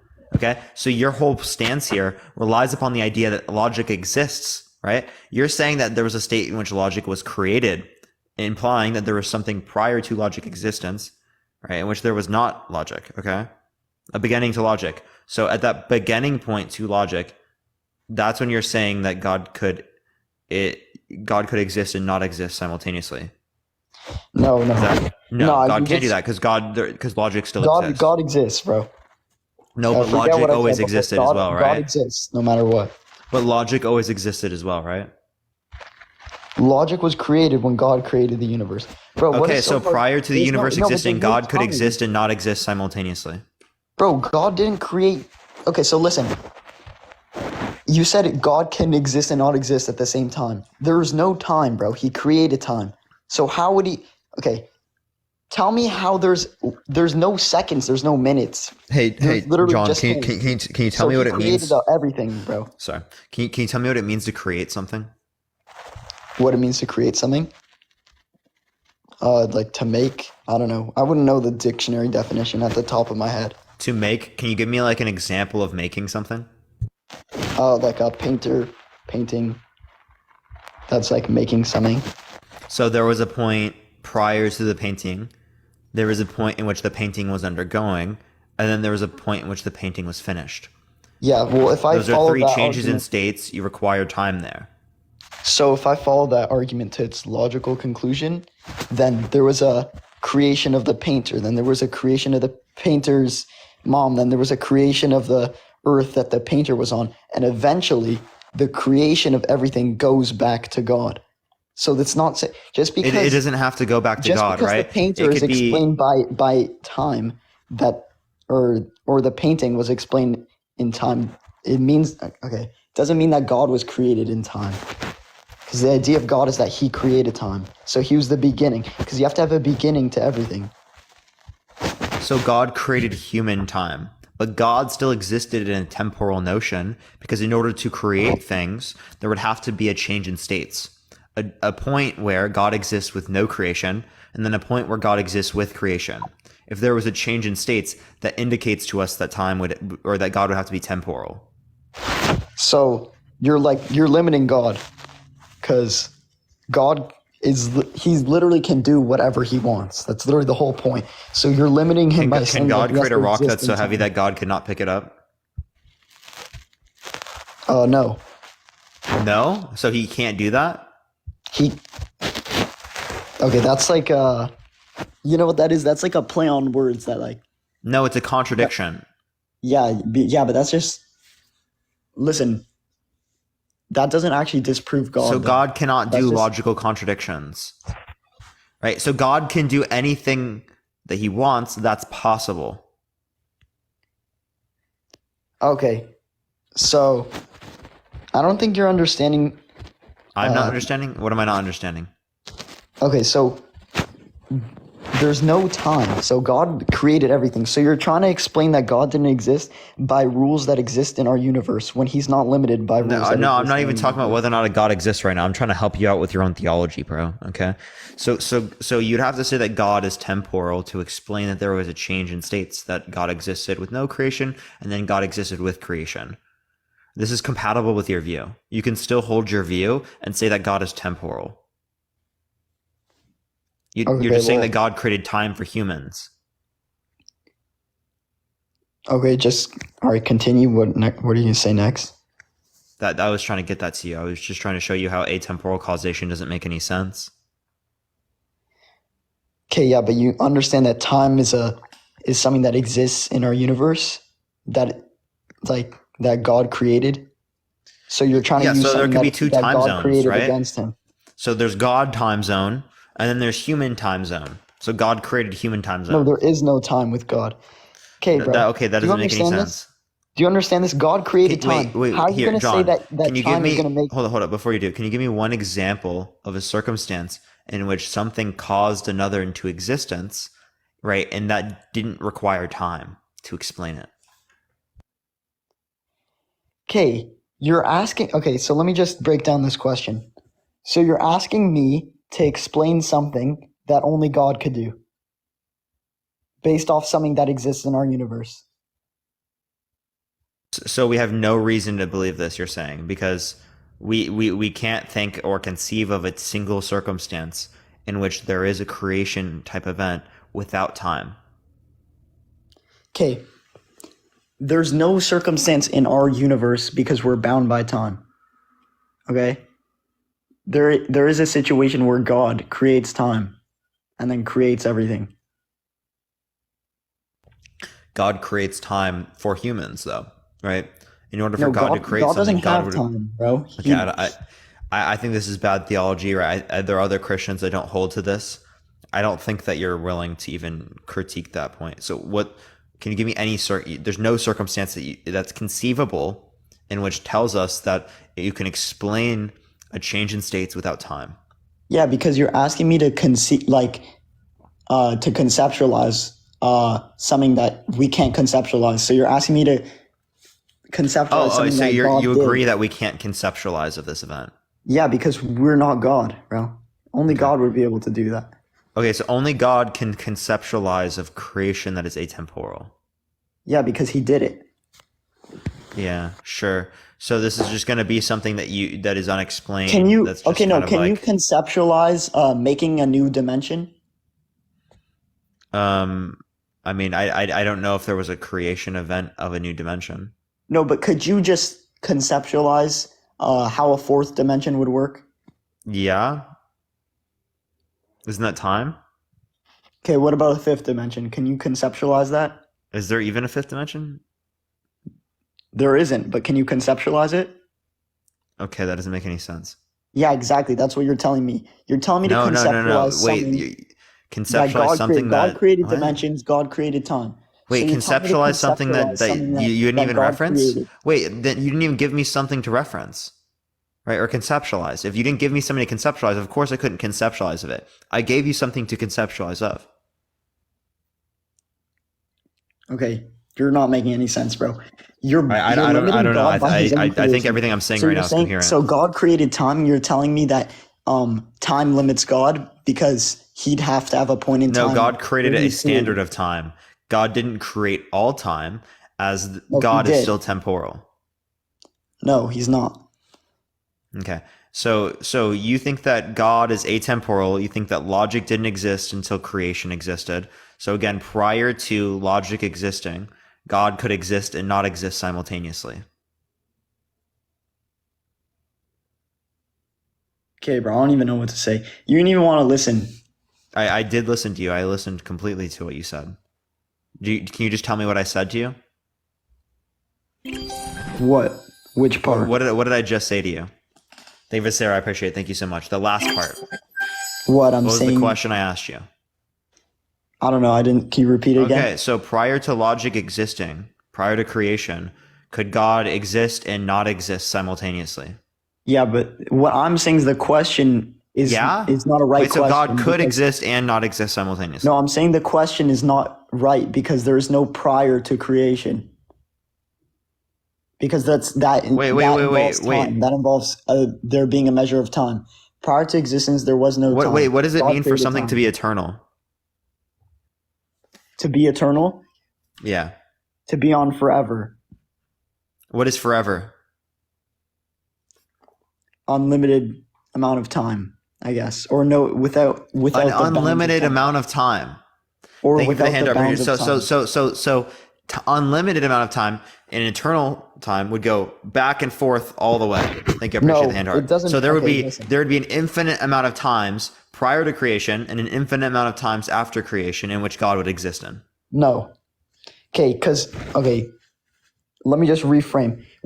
So eternal means like without the bounds of time. I guess what I'm trying to say. So if something was eternal, it means just it means wouldn't outside be of time? confined by time. So God wouldn't be confined by time because he's eternal. You see what I'm saying? Yeah, Because so you he's just not mean limited by outside of time. Yeah.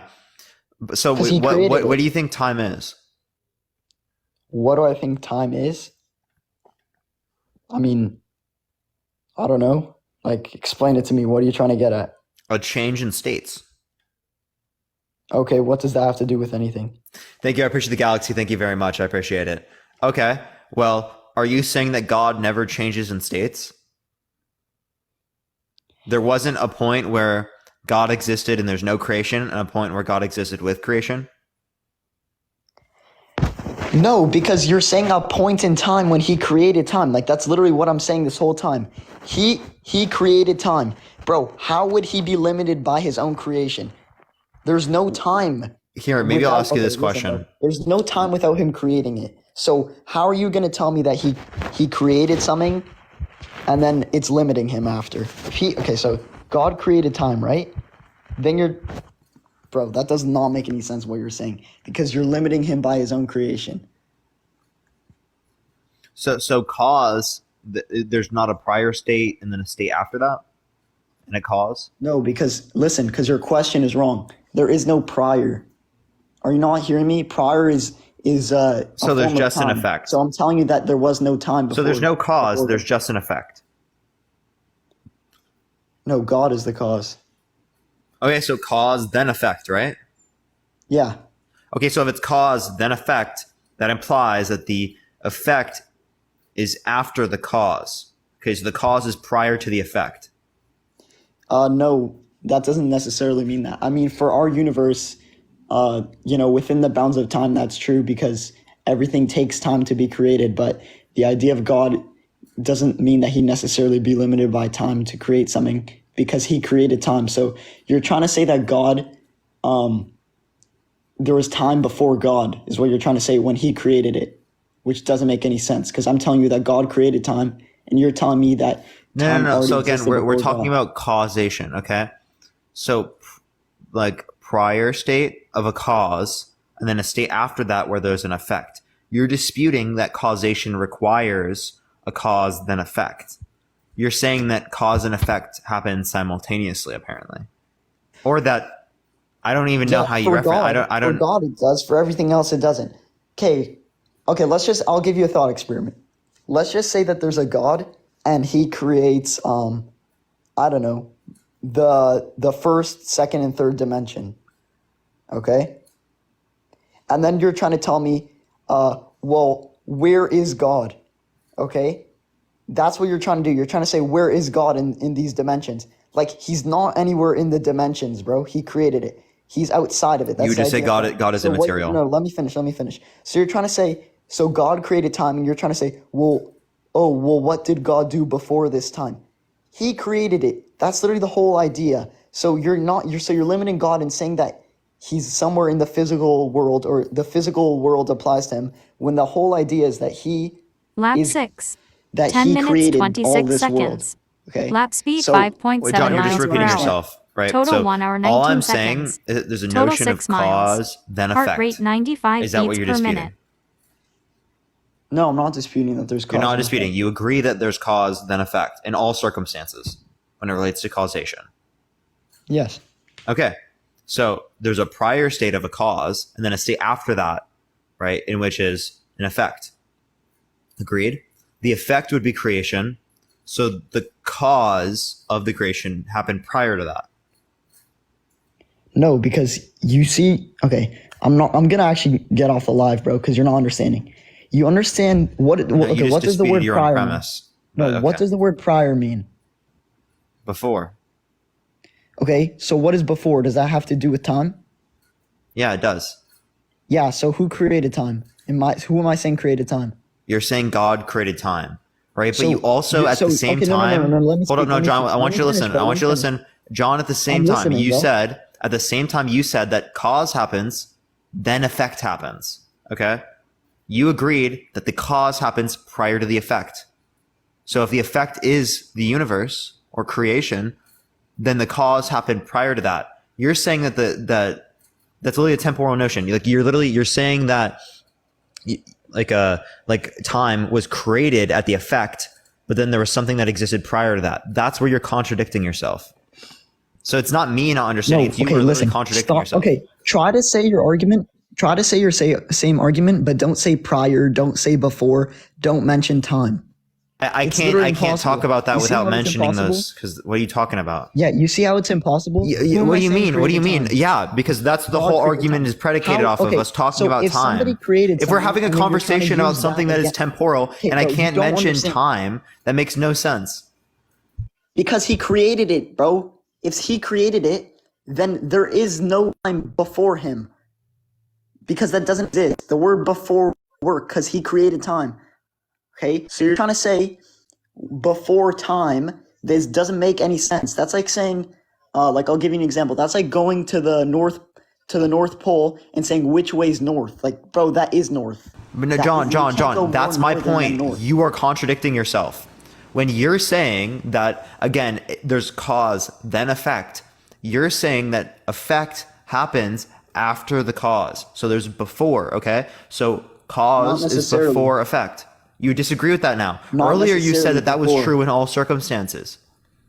In all circumstances except creation, it's true. Dude, so that's you're just special because he pleading. created time. What? You're just special pleading then. What does that even mean, bro? So okay, you're essentially you're going to like a separate standard or exception whenever it doesn't suit the original argument or the original principle. No, because the principle that you're saying that cause and effect was created by God. So my whole point is that he created that. So if you're trying to say that he's limited by his own creation, doesn't make any sense, because the idea of God is that he created everything and he's all knowing and all powerful. So No. The only thing that's relevant, John, is that you're disputing the idea that for like, God. do you not see where the contradiction Sorry, is with yourself? there's a delay. There's a Wi-Fi. So what you're doing is you're disputing the idea that when it relates to God, that with causation there is a cause, then an effect. Okay. In the time that we experience, there is cause and effect. In the universe that God created, there is cause and effect. That's a byproduct of creation. Cause and effect is a byproduct of creation. Okay, so you're just disputing it when it relates to God. So when God creates things, it doesn't happen in terms of there being a cause and then effect. Okay, I'm gonna say this all again, and then I'm gonna get off the live because you're not understanding. Okay, so don't interrupt me. I'm gonna lay it all out right now. So, God, right? God is an all-knowing, all-powerful being. Okay, God is not restricted by time. God is not restricted by space. God is not restricted by anything. So God does not exist in time. God exists in a point where there is no time, there's no space, there's nothing. So when God creates the universe, there's not a point in time that he creates the universe in, because he created time. So time began when God created the universe. Logic began when God created the universe. Everything began at that point. So you're trying to say that there's a time before time doesn't make any sense. It doesn't actually make any sense because time was created there. God does not exist within his own creation. Just like he doesn't exist within a point of space. Just like he doesn't exist. He's not like a lamp. He's not in a place in the universe. Would you agree that he's not in a place in the universe? Then he's not in a place in time. He's not in a place of time. So you're trying to say that time exists before time doesn't actually make any sense. You see what you're saying? No, see, actually, that's what you're saying. And then two, again, there's no logic. So under your view, prior to creation, so there's nothing wrong with that. You're literally saying it's not making sense, predicated off an idea that you don't even believe in, that would apply to God without creation. Oh, you cut out a lot, so I don't know. I don't know when I cut out. What did you not hear? Like the past, couple sentences. Yeah. So you were disputing something. You said it doesn't make sense, right? You're disputing that by using logic, in which you don't even believe a logic applies in a sense in which there is only God. Because So what do you want? You want me to conceptualize how it would work before creation? You want me to conceptualize how logic and how the universe would work? It's impossible because we're bound by the limits of the three dimensions, time, space, all that stuff. So you're trying to make me conceptualize that only an all-knowing being would be able to conceptualize. Okay. So okay, sure, I guess. Is there anything else you want to talk about then, John? No, I mean, I don't listen, I'm just going to say this as a closing thing. Don't kick me because I'm going to leave on my own. Listen, I believe being gay is immoral based purely on the. Oh, he's lagging out anyway. I mean, that's rough, chat. If you disagree, that's fine. You don't believe in God, that's fine. Oh, are you back? Hello? No, he's lagging. I'm going to go on to the next person. Thank you for the sunglasses. I appreciate it. Thank you very much. If you disagree, send a guest request right now. Please only send a guest request if you disagree. If you think that being gay is immoral, tap that screen, everyone. Let's try to get to 250,000 likes. I'm going to go on to the next person now. Again, only send a guest request if you disagree. Nani, thank you so much for the whale diving. I appreciate it, Nani. W Nani in the chat. Let's go, everyone. W Nani in the chat. W Nani in the chat, everyone. Yo, Matt, I appreciate the corgi, bro. Thank you very much. Yo, thank you for the superpower. I appreciate it. Thank you very much. Okay, it's not accepting this person. I'm going to go into the next. Again, only send a guest request if you disagree, if you think that being gay is immoral, everyone. All right. I don't know if it's accepting this person. Let me try the next again. Yo, what's up? How old are you? Hey, it's me, Amos. I'm 19. Thank you for the cap. I appreciate it. Thank you very much. Do you think that being gay is immoral? Yes, it is. Why so? Because I personally believe that it's not normal to be gay. It's not like it wasn't meant that way. Okay, so what do you mean by normal? What do I mean by normal? Is that like the way how we were made, female and male, when like we're supposed to be together, like, and so. Wait, why if are it we is the supposed to other be way- together? No, like in terms of reproduction, you know what I mean, reproducing, and so if it is like, let's say everybody was some kind gay or lesbian, and then like the purpose of life, like that wouldn't balance out. Okay, so it's not the case in all circumstances that a man and a woman engaging in intercourse can lead to reproduction. There are circumstances in which people are infertile. Yo, thank you so much for the jellyfish. I appreciate it. Thank you so much, wasn't me. So in the cases in which someone is infertile, a man engaging in intercourse with a woman, right, and one of them is infertile, is that immoral? No, again, because again, that is like, again, is not considered to be like there's something wrong with the person. Okay, if the person was completely fine, they shouldn't even be they should be able to reproduce, but that is not a normal state of a human. But then again, I don't think the reason why I say being gay is immoral is because it's not the way how it's supposed to be. You know what I mean? Like, that's how I feel personally. Yeah. So you're just saying that you would like for this to not be the case when you say that. That's all you're saying. Yeah, Right. I'm not Is against it gay people. why are you against it? Is it because the intercourse doesn't lead to reproduction? No, I'm not against those people. I'm not saying that it shouldn't exist, but I'm saying it shouldn't have been that way in the first place. Like, there's clearly something wrong, like, with us. There's Because nothing wrong with personally, two people who are in a consenting adult loving gay relationship. No, for me personally, I'm a Christian, right? And so I believe,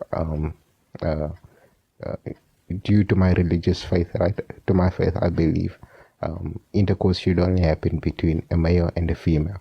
So, if it is not happening that way, it is already immoral. And even if it's not about the religion, if you have to take away faith and all that, I still think being gay is immoral. Yeah, so we can talk about that here in a minute, but ultimately it seems like it's predicated on the idea that you have this particular religious belief, right? So my question would be is, how do we know that the Bible is accurate in describing to us what is right and what is wrong about morality?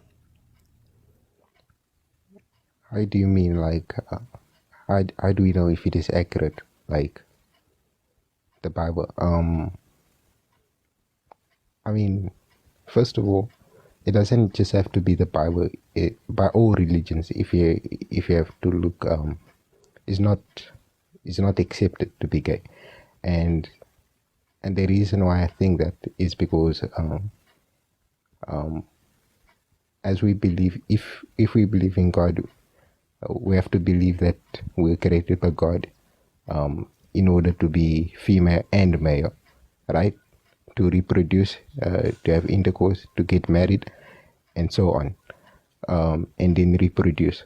But then again, we Lap humans aren't 7. perfect. 10 minutes, And 22 because of that seconds. imperfectness, Lap speed 5.7 miles per hour. Total 1 hour, 10 minutes, 42 Because of seconds. that, Total 6.99 because of miles. that sin, Heart rate or 93 whatever, beats because per we're minute. sinners, it lead to all these kinds of stuff. We're But human again, I'm not beings. saying I'm Sorry. against gay people. I got gay friends, but I'm just saying, like it shouldn't have been that way. Yeah, so were human beings created by God? Yes. Is Personally, God I a believe so. perfect creator? Yeah. If there's a perfect creator, would you expect them to create perfect things? Yes. Yeah. So given that we are not perfect, right? The expectation would be that we don't have a perfect creator. No, because the Bible does explain why we are not perfect. Yeah, and so you're telling me that a perfect creator, right? It's expected to see an imperfect creation? Yeah. Okay. Maybe you might know or read this story about Adam and Eve, right? The sin, right? And so God created us in His perfect image, right? To be like Him. That's why we have all these qualities like love, sympathy, and all that, right? He created us to be perfect, in the Garden of Eve, but then He also gave us free will. Okay, we have the free will to choose, and so we were given the free will, and then, to my understanding, according to the Bible, Satan, which used to be an angel, right? He's the devil. He tried to mislead people from worshiping God to worshiping himself. But then again, you have to like kind of remember that everybody has free will, right? And God is not a dictator. Like he wants you to do certain things. He gave you free will. And now us people, Adam and Eve had a choice either to worship God or not. And God told them certain things not to do. Okay, don't eat the fruit which is in the middle of this Eve. You can eat the rest, right? But then, Hey, like, my question is that, right? Are you saying that given there's a perfect creator, would you expect to see them imperfect? Because again, if it is the case that they are perfect, then they would never be corrupted. In the same way that since Jesus is perfect, he can never be corrupted by the devil. But then again, we are not robots. God created Yeah, well, us I perfect. mean, is God a robot? No. So God can freely be perfect. So that's also the case that God can make us freely perfect when it relates to morality. Yeah, that's what I'm saying. He created us perfect, right? And we still got some of that perfectness. We're just not perfect, okay? Because we can look at the way how humans behave, all these things that humans are. We civilized, okay? Not fully, because there's still crime and there's still suffering and so on.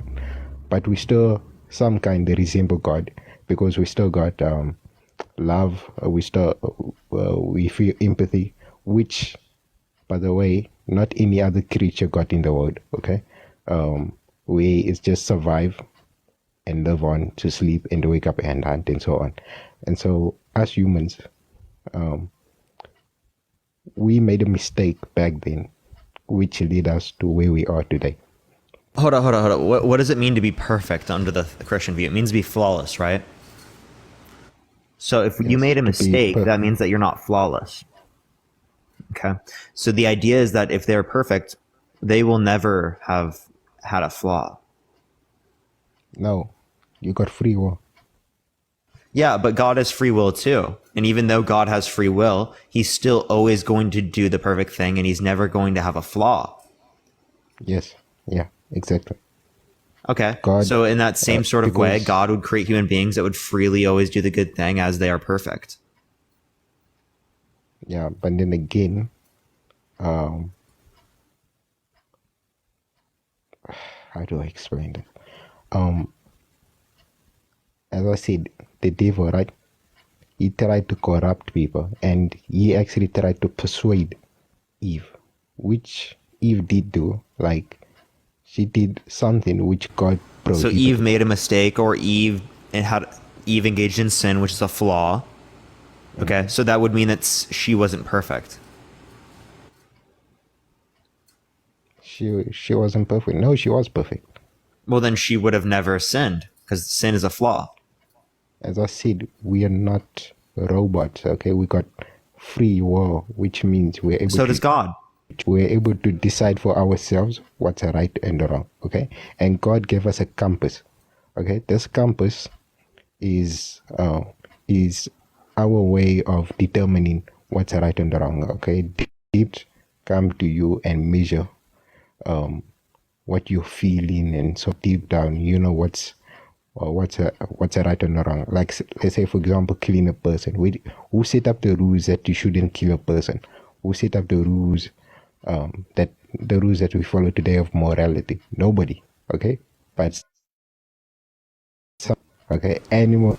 Yo, man. So like, so I that's think what you're I'm not getting my trying to point. So like, again, God has free will. So if God freely is perfect, then humans can freely be perfect. So there's no issue there.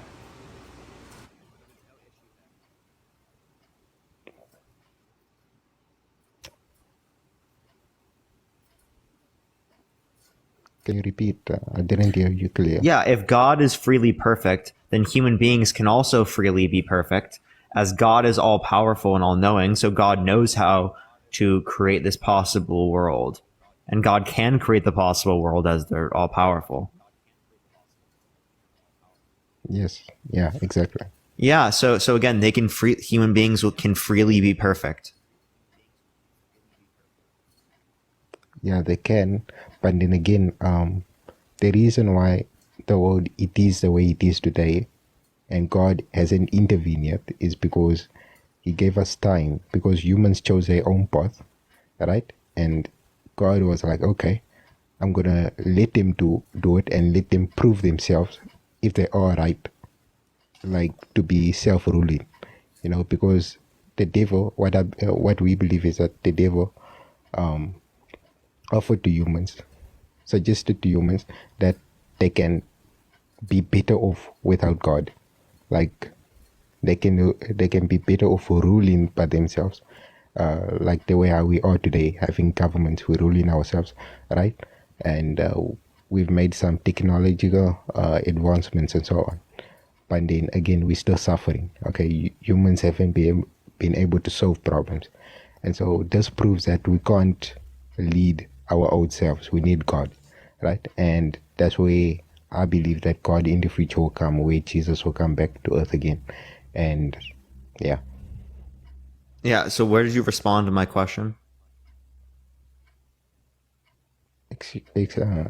Why didn't I respond to the question? No, I said, where did you respond to my question? I didn't pick up on it. What question was that?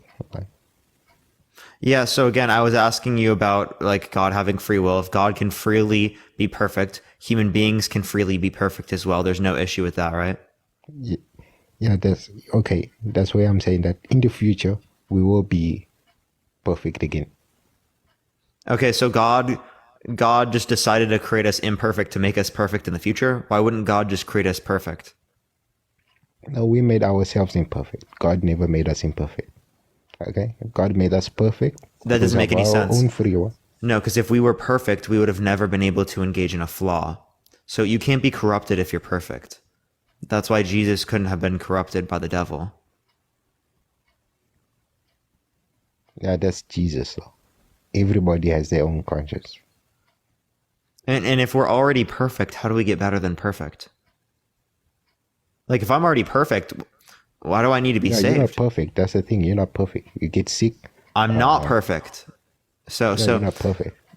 Again, right? The whole idea that I'm imperfect right now, right? That's going to be predicated off of the idea that I could be corrupted, right? And the idea that I could be corrupted is a flaw. Okay, so if I am flawless, I would not have the ability to be corrupted. Can I ask you something? Do you want to live forever? Clearly speaking, I wouldn't. You don't want to live forever. You want to die. I don't want. Oh, live forever. I thought you said live for evil. Do I want to live forever? I don't know what forever means, but sure. Sure. I wanna live for a long period of time, longer than we probably have here on Earth. And I can guarantee you that if you ask everybody, they would also give the same response. And now the question which you have to ask yourself is, why is it that way? Okay? And that's because it's the same reason that I said at the beginning, God created us perfect, right? We were meant to live forever. But because of our own stupid mistakes that we made, we are now imperfect. Okay. So, but like again, if something is perfect, how can it be corrupted? That's a flaw, right? So again, saying that they're perfect is saying that they're flawless. So you can't say that they have a flaw and are flawless simultaneously. That would be a contradiction. Okay, yeah, I see what's your point. Okay, what do you personally believe though? Well, again, we want to relate to this. I can talk about other stuff of what I believe, but I want you to understand the point that given there's a perfect creator, we expect there to be perfect creation. The same way that if there's a perfect free throw shooter, there's going to be a perfect amount of free throws made. Or if there's a perfect goalkeeper, they're going to save every ball from going into the net. Okay. Right? They're never going to have a flaw. They're never going to allow one score. If they did allow one score, well, then they weren't perfect. They weren't flawless. Okay. Okay. So, okay. I would just give a final answer, and then I will go off. To why being gay is immoral, right? In a perfect world, I believe that humans were created two Lap genders, 8. 11 female minutes and 17 male, right? seconds. Lap And speed we were made 5.3 miles per hour. complement Total each other. 1 hour 21 Okay, minutes and so we were 59 made seconds. to Total like 7.99 miles. grow up, Heart rate 80 beats per minute. get together, get married, and have a family, and so on, reproduce again, and the cycle continues, right? That's supposed to be happening indefinitely, and that's the reason why we have female and male. And if you look again, besides humans, there are no gay animals. You don't find gay animals. You don't find lions sleeping with another lion and so on, because again, they are animals. Again, humans, we have free choice, which means there's something wrong with us. Okay, somewhere down the line, long ago, something happened to cause to be where we are right now. And then again, I'm not condemning gay people or whatever. I do got gay friends, but that's just my personal view, and everybody has different views. And I believe that we should all respect to each other, no matter what you believe. Wait, were you saying that there aren't animals that are gay? To my knowledge, yes. So there are hundreds of different species that are gay, that engage in gay intercourse. Bonobos are known for their lesbian sex. There are a bunch of gay rams. About 10% of rams are gay. There are many different species that exhibit like homosexual intercourse, right? That's very clear based upon the evidence. But just because something exists within nature doesn't mean that's right, or doesn't mean that it's wrong. Even if it was the case that they didn't exist in nature, that still doesn't mean that it's wrong. Okay, I see. I mean that means there's something new that I've learned now. I never knew that. Nice to know.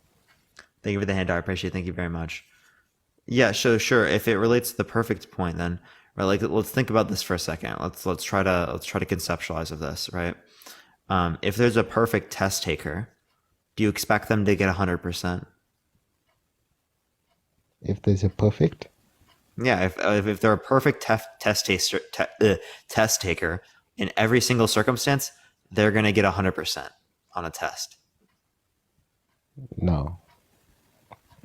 Huh? If they're perfect, then yes, I believe. Yeah, a perfect test taker equals 100% on every test. Yes. Okay, so a perfect creator means that there would be perfect creations, the same way that a perfect test taker would mean that they have perfect test scores. Okay, so where's this going? Perfect input equals perfect output. We don't exist in a perfect output, therefore there was no perfect input. Okay, but then again, I think you kind of have to understand my side, right? I did explain that my view that we were created perfect, but because of our own free will, We Yeah, chose to you mean our not be own perfect. flaws, right? Because again, God, I literally gave you a response to this. I don't know why. Maybe you didn't pick up on my response, right? God has free will. God is perfect. Remember when God created us, right? He gave us Hey, two choices. God is free will and God is perfect, right? Yeah. He Okay, created us so it's perfect, possible for but something he to have gave free us will two and be choices. perfect. So if it's possible for something to have free will and be perfect, it's possible for humans to have free will and be perfect. No, look. Listen. As I said in the beginning, right? When God created us, He created us perfect. But then He clearly gave us two instructions. I mean, He clearly gave us two options, right? He said one thing, which was a sin. He clearly told Adam and Eve that if you eat this fruit, you will die. Okay, you will become a sinner. And he also told them you can eat every other fruit. Hey man, okay? man, And as long as you I do know that, you've told me this already, man. Like I get the story. Trust me, I've heard it a million times. I grew up Christian.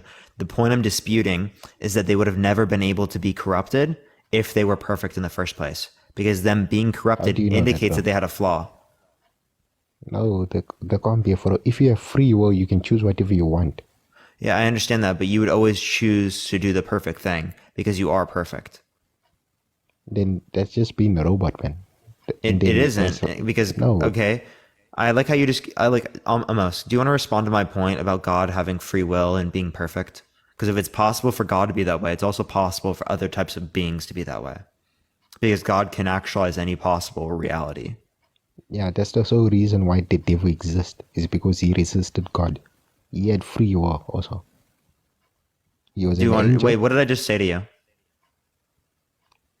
You just see that if God created us perfect, and then it means that, like, if we aren't perfect, it means that He created us imperfect, like, which is, I'm trying to say, it's wrong. It's totally wrong. Okay, something can be freely perfect. Do you agree? Yes. Okay, say that back to me. Something can be freely perfect. Okay, human beings can be freely perfect. On their own or by God, you say? By God giving us those qualities. Okay, yes. Okay. Okay. So if God can give us those qualities, God had the ability to make us perfect, but created us imperfect. So again, the idea would be that there's a perfect creator. We expect to see a perfect creation. We don't see a perfect creation. So we expect there to not be a perfect creator. What do you mean you don't see a perfect creation? But You agree that me and you are not perfect, right? Yes, I'm not perfect, yes. And we were created by God. Exactly, yes. So the world we live in is not perfect, right? But perfect. Or what does that tell us? That tells us that there isn't going to be a perfect creator to this world. I mean, so what is the point of Jesus coming to earth then? I don't believe that Jesus came to earth from a god.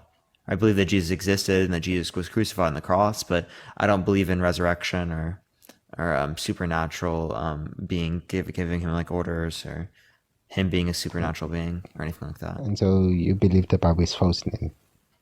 Yo, Owen, I appreciate the travel with you. Thank you very much. I appreciate it. Yeah, when they make claims about Jesus's resurrection, yeah, I'm not going to accept those claims. Okay. I don't have That's good your reason to belief. do so. Okay, that's your belief. Yeah, so that's what I'm trying to say, is that even though God created us perfect, we are imperfect today because of our own actions, not because of God Himself. Okay. And that's where I think we disputing. I kind of see your point that if God created us perfect, and then it kind of means must also be perfect. But then again, we have free will. We can choose if we want to follow God or even Amos, what does it mean to be we got freely that free perfect? choice. Hold on. What does it mean to be freely perfect? It means that you have free will and that you're perfect. So when you're saying that they don't have free will here, you already agreed that they can be freely perfect. But I want you to understand one thing: God doesn't force us to obey Him. That's the beauty of God. He doesn't force us to follow his instructions, okay? Follow. Again, in this scenario, God wouldn't be forcing that Okay, because there's they are atheists out freely there. perfect. Again, in this scenario, God's not forcing it as they are freely perfect.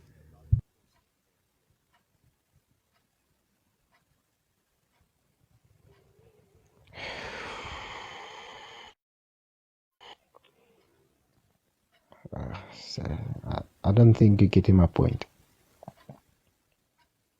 Okay. Is there anything else you want to talk about or add? Yeah, that's it. I think I'll go. Appreciate you coming on, I think man. I've made my point. Yeah, thank you. Peace out, bro. All right, everyone. Only send a guest request if you disagree. Let's tap the screen, everyone. Let's try to get to 500,000 likes. If you disagree, again, send a guest request right now. Again, only send a guest request if you think that being gay is immoral. Debate Moshe. You already have it on my YouTube channel. Again, if you like the content, make sure to follow me. Let me go into the next person, though, everyone.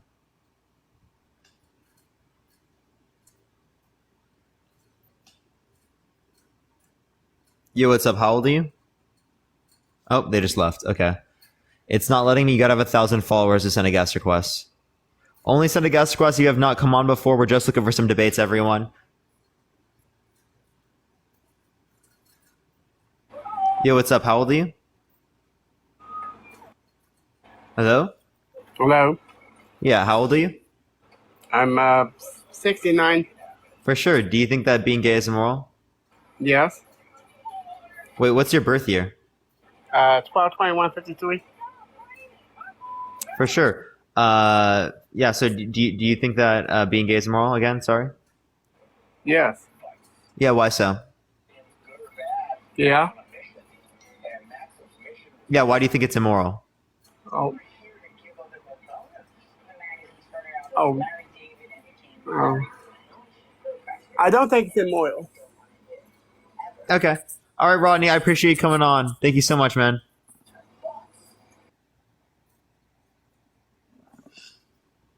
Not the age being 69, chat. Yo, what's up? How old are you? Hello? Hello, Yeah, how old are you? 23. For sure. Do you think that being gay is immoral?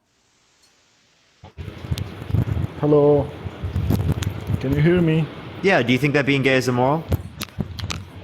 Yeah, it's more immoral Why so?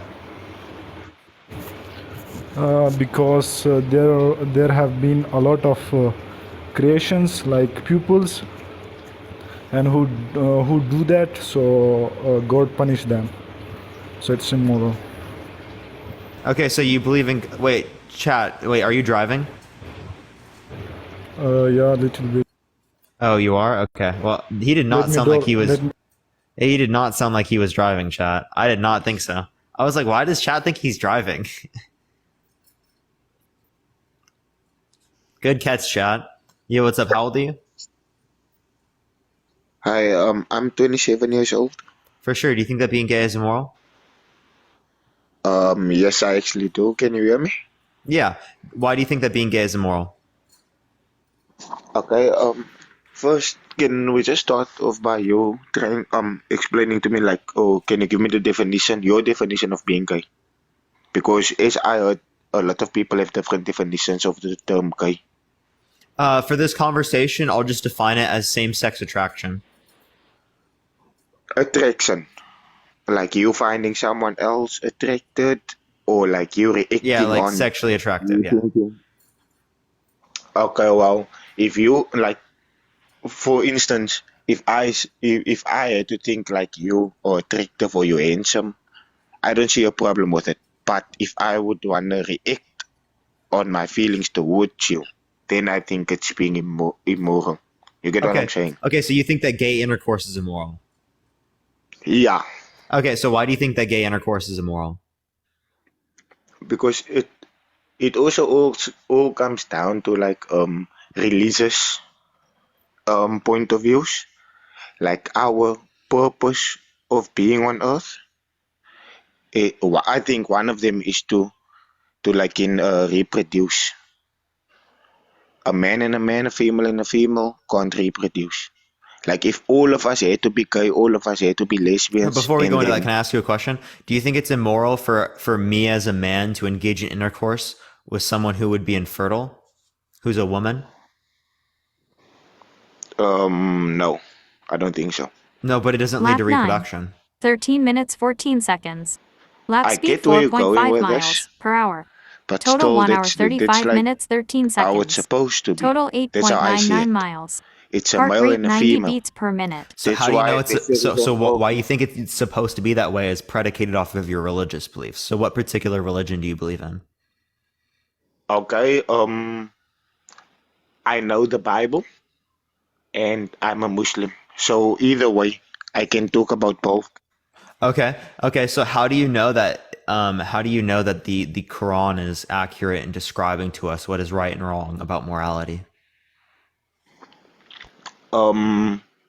Since since the Quran came into existence, never ever could someone point out one single mistake in the Quran. So that's how I know that the Quran is the actual truth. Yeah, so it says that sperm comes from between the backbone and the rib, which is false when it relates to science. Sperm comes from the testes. No, scientists, sorry to cut you off like this, scientists recently confirmed it to be accurate. They only recently found. You can Google it. You can Google it. Yeah. Where did they indicate that sperm actually comes from between the backbone and the rib? You can Google it. Yeah. Can you tell me where? Because I've looked it up before. I didn't see anything. Can you search on Google the explanation of the Quran on that subject we are talking about? Oh, do you want the now, about verse? the sperm? No, not the verse. The explanation of it on Google. See, when I look up search if it's true or not. sperm comes between the backbone and the rib, and it says it's biologically incorrect. Just hang on. I'll give you a Oh, but I don't have an extra phone. Should I just like refresh or something? No. It's fine. Look up the verse quickly and read me the verse, like the exact words. Oh, the verse? You want me to give you the verse? Yeah, let me find it real quick. Give me 1 second. 86.5, Surah 86.5. Oh, okay, but can you read it to me? Oh, yeah. Please. Let me pull it up for you. 1 second. All right, Surah 86.5. All right, here we are. Okay. 86.5. Sorry, I had to click on it so it can come up. Yeah, so he was created of a gushing fluid emanating between the loins and the ribs. Here, let me read 5 before that. So let the man consider of what he was created. He was created of a gushing fluid emanating between the loins and the ribs, or also translated the backbone and the ribs. Between the loins and the ribs, and if we look into it, what like on the human body between the loin and the ribs, what is being found there? Not the testes. Not the testicles. Yeah, you're right, but isn't that where it starts? Or where it's being produced? Because the testicles isn't the only way. No, it's produced from the testes. Just look up Is it where is sperm produced? Probably, yeah, you're probably right. But I know that is not wrong though. Because I've do you watch Dr. Zakir Naik on YouTube, or have you ever seen his channel? Oh yeah, no, I've seen him before. Yeah. So a lot of these claims are things that have never been claimed throughout history by any early scholars when it relates to Islam. Okay, these are all like post hoc rationalizations of science, what the facts are about science today, and applying it to the Quran. Yeah. Yeah. If you look at this, clearly speaking, this is wrong, right? If it's saying that sperm is coming from between the backbone and the rib, that's clearly wrong. Okay.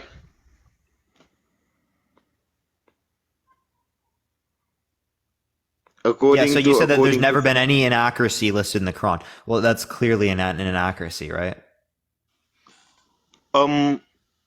Can you let me up again in like a few minutes? I'll just go and search it, and I'll come back to you. But you probably have a lot of people waiting in the Sure, list, right? I'll make sure to look. If I do forget, I do apologize. You can always come on another time, of course. No problem. Appreciate you coming on, man. Cool. Have a good day. Everyone, if you like the content, make sure to follow me. If you haven't already, tap that screen. Let's try to get to 500,000 likes. I'm going to go on to the next person, though, real quick again. If you disagree, send a guest request right now, y'all.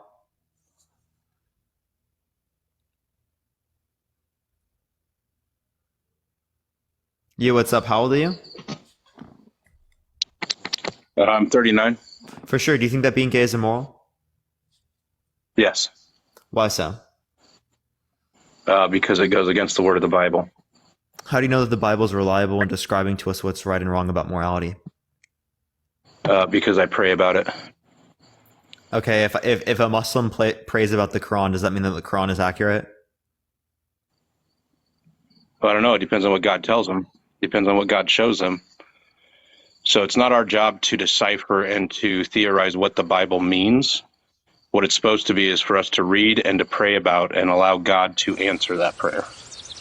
So if we can't interpret the Bible, thank you so much. Thank you so much for the Leon. I appreciate it. Thank you so much, Nani. W Nani in the comment section. I appreciate it. Thank you very much.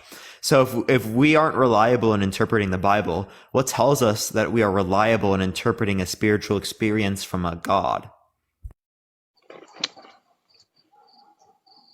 Well, because miraculous things happen for a reason. I've had different areas in my life where I've prayed for certain things and things happen that wouldn't be expected. I don't know if you believe in religion or if you have a religion, and I'm not judging you if you do or don't.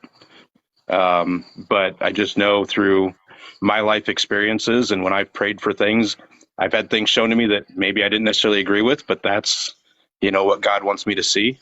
And I've had things that I do agree with that, God brings up and points me in the right direction.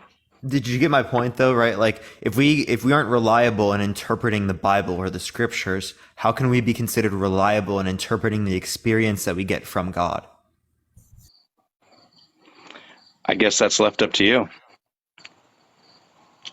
That's the whole point. That's a question for you, right? Because you're saying that this is reliable interpretation when it relates to the experience. So I'm asking for the relevant distinction between these two different types of interpretations that indicates that one is reliable and the other one's not reliable. So the Bible is essentially a history book, right? These are stories that have been written down by people that experienced these things. And we can believe them, we can choose not to believe them, right? But the only way you're going to get the real answers is to sit down and actually pray about it. Now, for someone that doesn't believe in God, that's not going to make any sense, which I completely understand that. It's not my job to point you in that direction. It's not my job to force that belief on you. Your question was just simply why I feel that being gay is immoral. And I feel that it's immoral simply because of what I've read in the Bible and what I know to be my experience and what I know to be my truth from what God has shown me. But these both rely upon your interpretation. So you're telling me that your interpretation is reliable when it relates not only to the Bible, but also to the spiritual experience from God. When God shows me the right way that I've thought about the Bible, then I know I'm correct in it. But when he shows me that I'm wrong in my interpretation, then I have to reread it and look at it another way. But that's ultimately still your interpretation. But that's just an interpretation from your experience now. And I guess we'll never know until we get there, right? Well, I mean, that's going to be an issue under your view, because if you don't know it, right, then why do we believe it? Well, I won't know if it's not true. If I die and there is no God, then I'll never know. But if I die not believing in God and there is one, then I'm going to find out real quick how wrong I was, right? So if I believe that I'm going to be a Pokemon master when I die, I could make the same claim, right? I'm never going to know if it's not true, right? Because if it is the case 100%. That I'm not a Pokemon master, I would never know. So 100%. Why does this tell us anything? Well, I mean, for generations, this is what people believed is the Bible. And a lot of people have gone away from that, right? Like, it's just the way that society is led its way, is that, maybe there isn't a God. Maybe it's all just due to science. But there have been I think the number is 26,000 different things that have to fall right into right place in order for life to exist. And the only way that that can happen is if there was an actual divine being that created it. That's not true, because the same problem also exists for your divine being, right? There is an infinite set of desires that your God could have had, but your God had the perfect desires to bring about this reality where the earth is in the particular standpoint it is, where there are conditions for life, where all of these circumstances are the way they are rather than being another way, right? So the same idea that you apply to the universe also exists with your God. If not, applies to way more circumstances, because there's an infinite set of desires, whereas you can question whether or not there's an infinite set of circumstances under a naturalist view. Thank you. I appreciate the thank you so much. I appreciate the gift. Thank you very much. The Paimon, this is exactly how God designed it. That's why life is the way that it is. For instance, termites eat wood, right? But termites on their own cannot digest the wood. They have to have microbes within their digestive system to digest the cellulose in the wood. So if the microbes can't survive without termites, and termites can't survive without the microbes, which one developed first? Yeah, so likely speaking, it would have had other types of characteristics to rely upon other types of sources for energy and whatnot. And in this circumstance, right, they then have developed a symbiotic relationship and can live that way. Therefore, can accustom themselves to that type of environment or adapt. Okay, but if termites couldn't have survived without them, and the microbes couldn't have survived without the termites, you're making right? a claim that they couldn't have survived. I'm saying that likely speaking, they have the ability to survive other ways. Prior to that point, they just developed or adapted the conditions to survive in this environment. Therefore, right, we clearly see that they're in this environment now. But all these things that have happened to get life to where it is, I just have a hard time believing that any and all of those things happened by chance to have all connected to be where we're at today. Yeah, but it also happened by chance that God had these particular desires. Well, and if God had these particular desires, then the book of God is true. No, but again, right, there was an infinite set of desires that God could have had otherwise. Sure. Right, but God had this particular set of desires. Right, and we're not the first beings that God created. It says that in the Bible as well. He created other beings before creating human. Even then, right, again, infinite set of things God could have done. God picks this particular one over rather than the infinite ones. Therefore, clearly, what that tells us is that the same idea of chance that you're relating to under the naturalist perspective also exists under the theist perspective. Thank you. I appreciate the galaxy. Thank you so much, Snoopy. I appreciate it. And I'm not doubting that when it comes to theories. Yeah, believe me.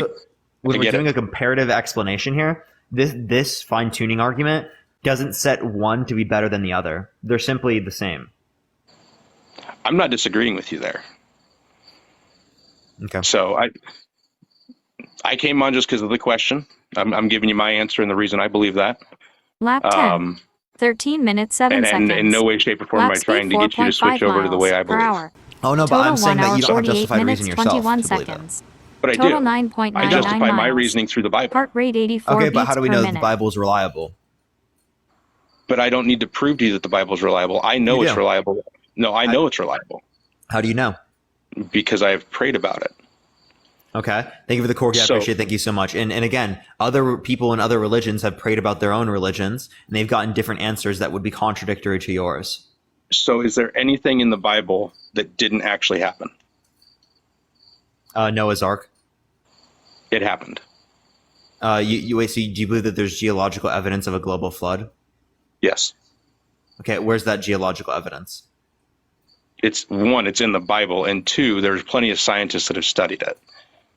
Yeah, and there's literally no evidence if you look at that particular time period. Because there's they haven't evidence found of the local boat? floods within the Middle East and within Africa at the time, but not globally. Okay. So that brings up a whole completely different argument.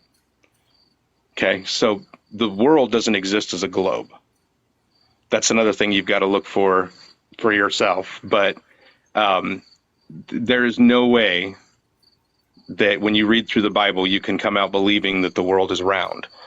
Because when you look at past histories, past civilizations, our civilization is the only one that describes the earth or shows the earth as a globe When you look at all the other ones, they describe it as a flat land with a dome over it. And it even says during creation that God separated the waters above and below and put a firmament in between. Okay. So let's talk about this. Okay. So if we exist on a flat Earth, how come there is the sun being blocked by the horizon? Because of distance.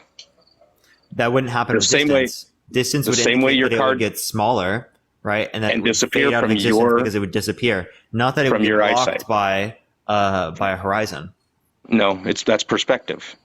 So if you were on a perfectly flat plane and you watch someone's car drive away, they don't drive over a horizon. They get far enough away to where your perspective can no longer see them. Yeah, but they get smaller over time so that you can't see them anymore. The sun because they're getting farther away. The sun doesn't get smaller. If you zoom in on the sun as it's going down the horizon, it stays the same size, right? And then it goes down and gets blocked by the horizon. Okay, so that is absolutely a horizon. That is not just perspective, because if it was perspective, it would get smaller, and if you zoomed in, you'd still be able to see it. Okay. We'd essentially be able to zoom in over the Pacific Ocean and see China, like the high rises. But we can't do that because there's a horizon. No. Anybody that's got that powerful enough of a camera won't do that. What are you talking about? What do you mean, what am I talking about? See, there's a whole lot of bigger picture here than what your one question can have an answer for. Because as soon as I brought in God, now you want to debate God rather than why is gay being immoral. Well, that's right. That's the predicate here. So again, your idea that being gay is immoral relies upon the idea that God exists. Okay? Right. But I'm also questioning your idea that you think that the Earth is flat, right? If you think the Earth is flat, how do you explain seasons?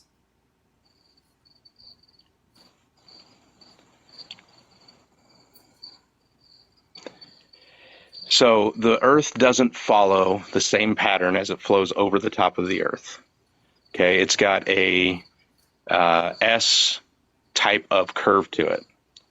Okay, so when you're not getting as much sun in one area, you are going to experience seasons. And what reduces the level of sun? Is it how far away the sun is from you? Or? Correct, but not in the sense of being a globe, in the sense of where it's passing over a different section of the Earth. Okay, so I have a question. The sun is above me, right, in perspective, right?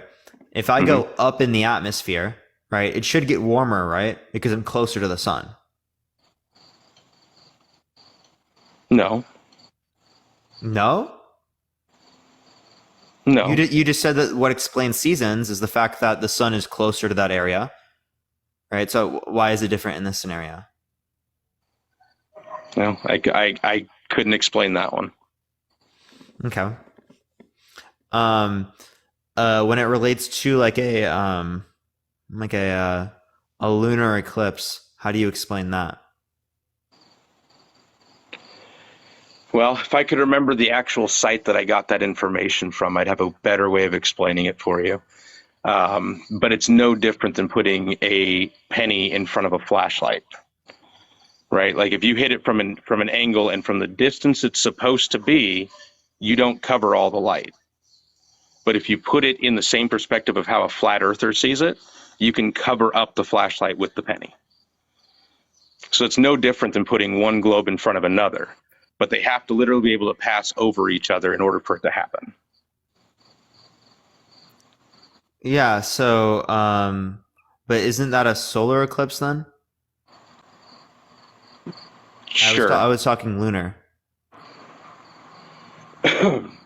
Yes, because they have to, either way, they have to pass over or under one another to cause an eclipse.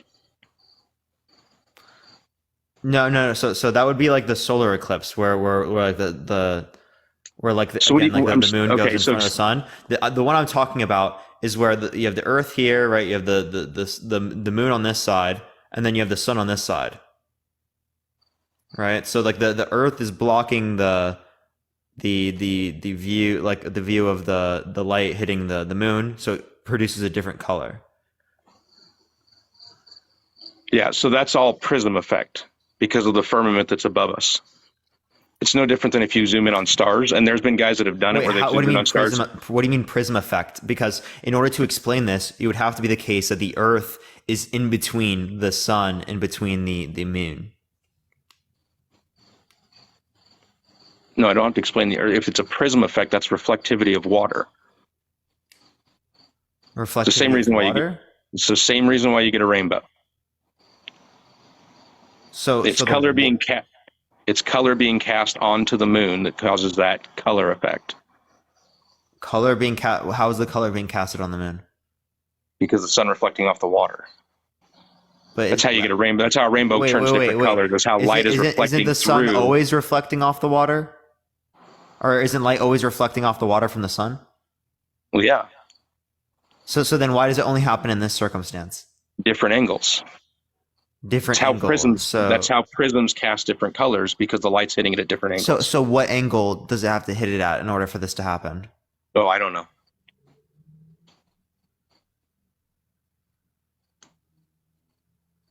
I don't know the exact angle. Do you have any idea? No, but I could certainly do some research for you. Okay, for sure, bro. Yeah, so we can get back to the idea of God. So wait, do you also believe that the Earth is like a few thousand years old? I don't think it's millions and billions of years old. No. Do you think it's like 6,000?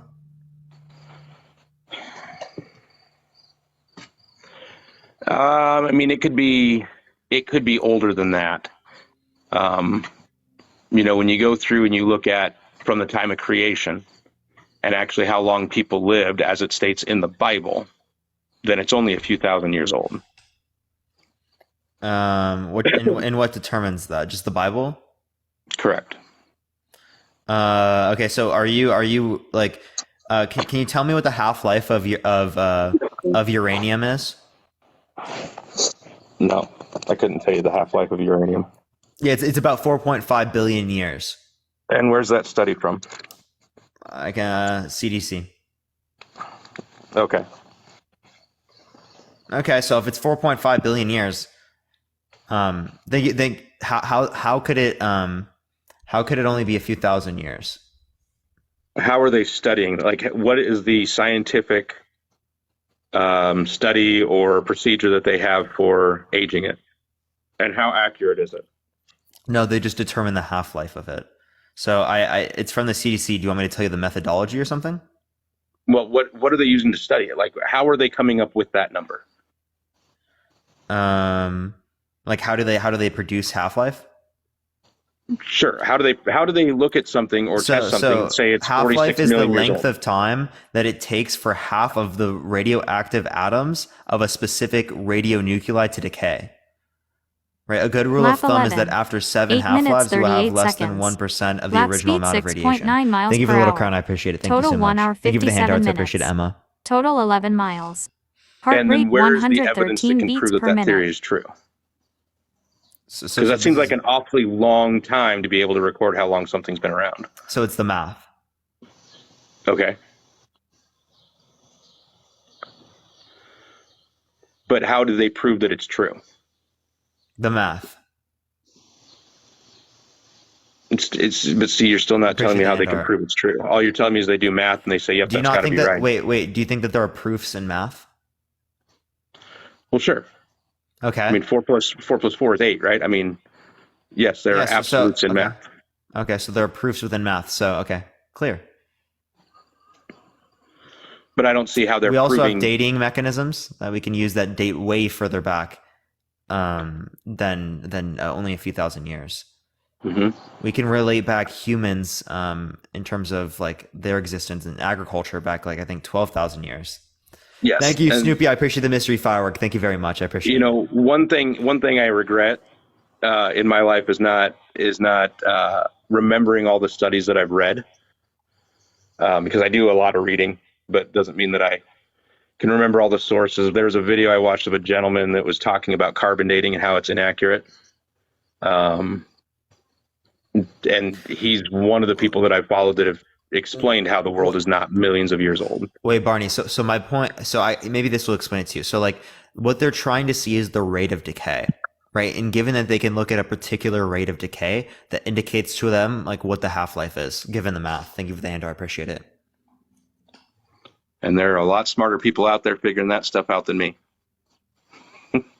Sure. But like, again, the point is that you have pretty good reason to reject that when it relates to those. Even if we don't want to relate to the scientific claims of young earth creationism, we can relate to the reliability of the Bible the same sort of way that I did earlier. It doesn't seem like we have a way to establish the Bible is like accurate at describing these supernatural phenomena. Well, sure. There's no way to prove that a miracle happened, right? Like, because somebody could come and say, well, that's just chance, that's just luck, it just happened. No. So the issue with miracles would be that miracles are the least probable thing to happen, and our standard is what's most likely to be true. So what's least likely to happen it cannot possibly be what's most likely to happen. But to say that miracles are the least likely thing to happen, I guess that would be your perspective on miracles, right? That's pretty much what every person's accepted when it relates to miracles. You don't think that miracles are the least likely thing to occur? Mm-mm. You don't? No, because I think miracles happen daily. Okay, so what are miracles? Let me think of the right word here exactly.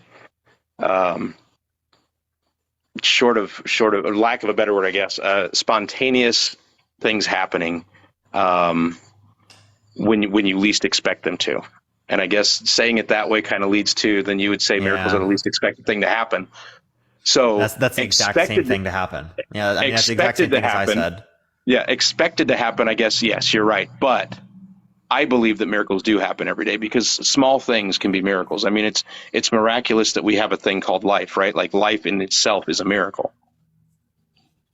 The fact that two people can come together and create life. You could say it's like it's really unlikely or something like that. Sure, right? I don't think that the process of life, I mean, the particular sperm and the particular egg, sure, right? But like the process of there being life is not unlikely.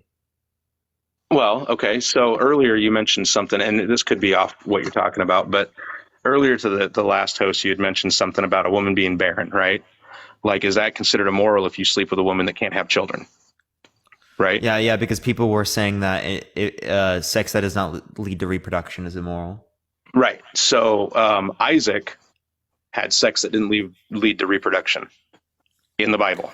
Okay, and this is the story. This is history that was written down. Oh, see, this isn't relevant to your view because your view isn't based upon the reproduction claim. Your view is based upon the Bible. So, like that's why it's not even relevant to you. Well, yeah, that's why I believe in miracles, is because I believe in the Bible. Yeah, I know, but like I'm asking why we believe the Bible. Well, I believe in the Bible because I've prayed about things that I read in the Bible. I've prayed about things that have happened in my life. And for what's been shown to me through other experiences after that leads me to believe it. What's been shown to you?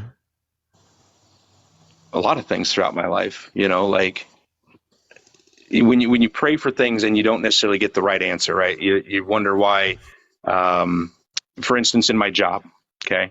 We're going to get a little deep here for a second. I hope that's all right. You good with that? Sure. Okay. So, for instance, in my job, things weren't working out well. I wasn't making good money. It was a decent job. It was decent money, but stress level was really high. There was a lot of changes that happened there, and I would pray to God to help me figure out a way to make this better, right? And I ended up getting let go from that position and moved to a lower position. and there's a lot of different reasons I could sit here and say why it happened. Ultimately, we don't need to go into all that, but for whatever reason, it all changed. But my stress level went way down. Like, I'm still able to perform at work and make enough money to pay the bills, feed the family. I may not be able to do all the extravagant things that I used to do before, but I can still get by and still live and survive, right? And I feel like a much happier person for that. So God didn't grant me better pay to make my life easier. He granted me less stress, right? It wasn't necessarily the answer I was looking for. I was hoping for a better paying position, maybe a better job. And that's not ultimately what I got. I got a demotion, which is something I never thought I would get in the career that I've been in, which I've been doing the same job since 2007, and been promoted into many different levels of my job. But this is ultimately where God's led me. And when he led me there, it also has given me more time at home with my family. So relationships have gotten better at home. I've been able to spend a lot more time with my kids. We've been spending a lot more time in the garden, being more self-sufficient, and doing a lot of things that make me happy. So for me, that's God answering the prayer, but not necessarily in the way that I wanted him to. And the more I find myself going to the Bible and reading these things and praying about things, and the more he presents in my life, leads me to believe that. Yeah, so my point would be that just because thing is associated with that particular event doesn't mean it's caused by that. And actually a way that I like to demonstrate this is by talking about what's called spurious correlations, right? So there are things that are like extraordinarily correlated with each other, but they have nothing to do with each other. Like for example, right? Let's take this circumstance. Here, let me try to get rid of the background real quick so that you can see. Number of people who drowned falling into a pool in films Nicolas Cage appeared in. Okay. Doesn't the correlation seem like striking?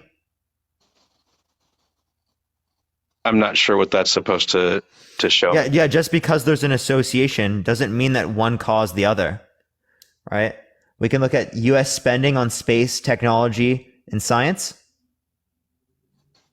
And then you can read the second part. All right. We can look at per capita cheese consumption. And then you can read the second one. Right? We can do this for almost everything, right? There's so many different things that correlate within this exact same idea. I can show you a bunch of them. Crude imports from Norway. You can look this up yourself as well. Just look up spurious correlation, right? It's actually wild. Here, let me do this. Wait, sorry. Mm-hmm. Yeah, so like the idea is that just because something is associated with the other doesn't mean that one causes the other. This is like one of those like super fundamental points to like the field of statistics. No, I mean, you can show me the studies, you can show me all that stuff, but none of that has anything to do with the Bible. Well, no, you were saying that because your life got better after you prayed, that's going to indicate that God caused this, right? And I'm saying that just because these two events are associated with each other, that doesn't mean that one caused the other. Okay, but my life didn't necessarily get better, right? Like, yes, I'm a happier person. I have a lot more free time. There's things that I do that can make me happy, and I have more time for that. My income didn't get any better,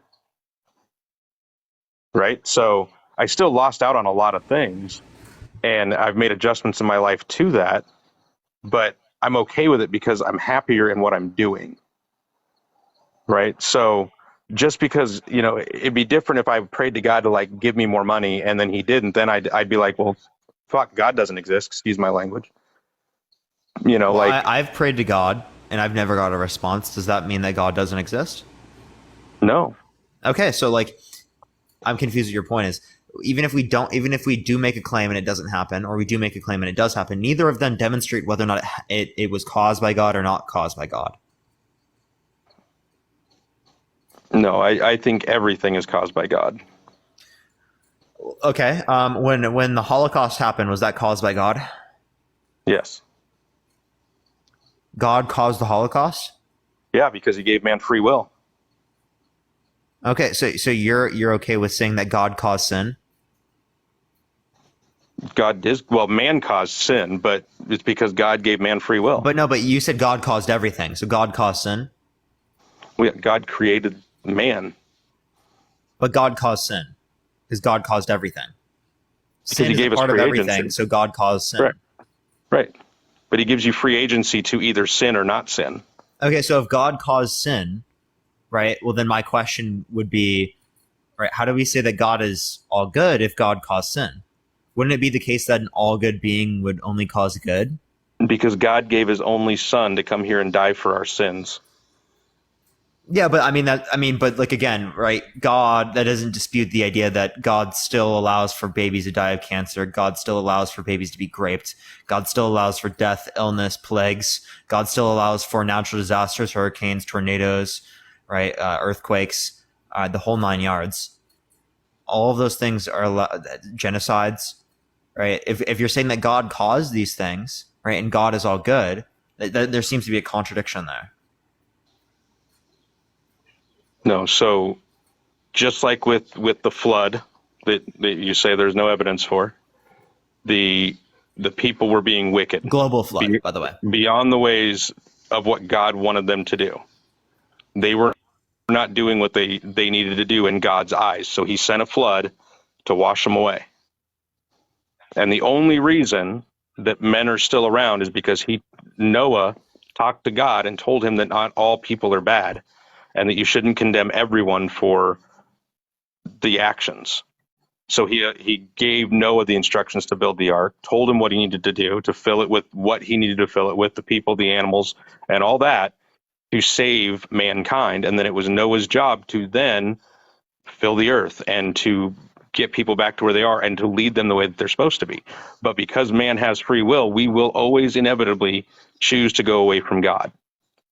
And at some point, we will probably go through a major natural effect in this world that is going to eradicate a lot of us, if not all of us, because of God. The good thing is that now, after Noah, is that we have Jesus Christ who came here and died for our sins to allow us to go back to heaven when we die. Okay, so God caused the flood. Let's say that this is to happen. Also, God caused it, our promise to never do it again, by the way. But God caused the flood. He won't flood us again. Were there infants that existed at the time? Of course there were. Okay. Is there an age of accountability? You know, I would have to wait for my answer from God on that one, because that's a tough one. Okay, so do babies, when they die, go to hell? No. They never turn to Jesus Christ? They're innocent. Okay, so there is an age of accountability. Okay, sure.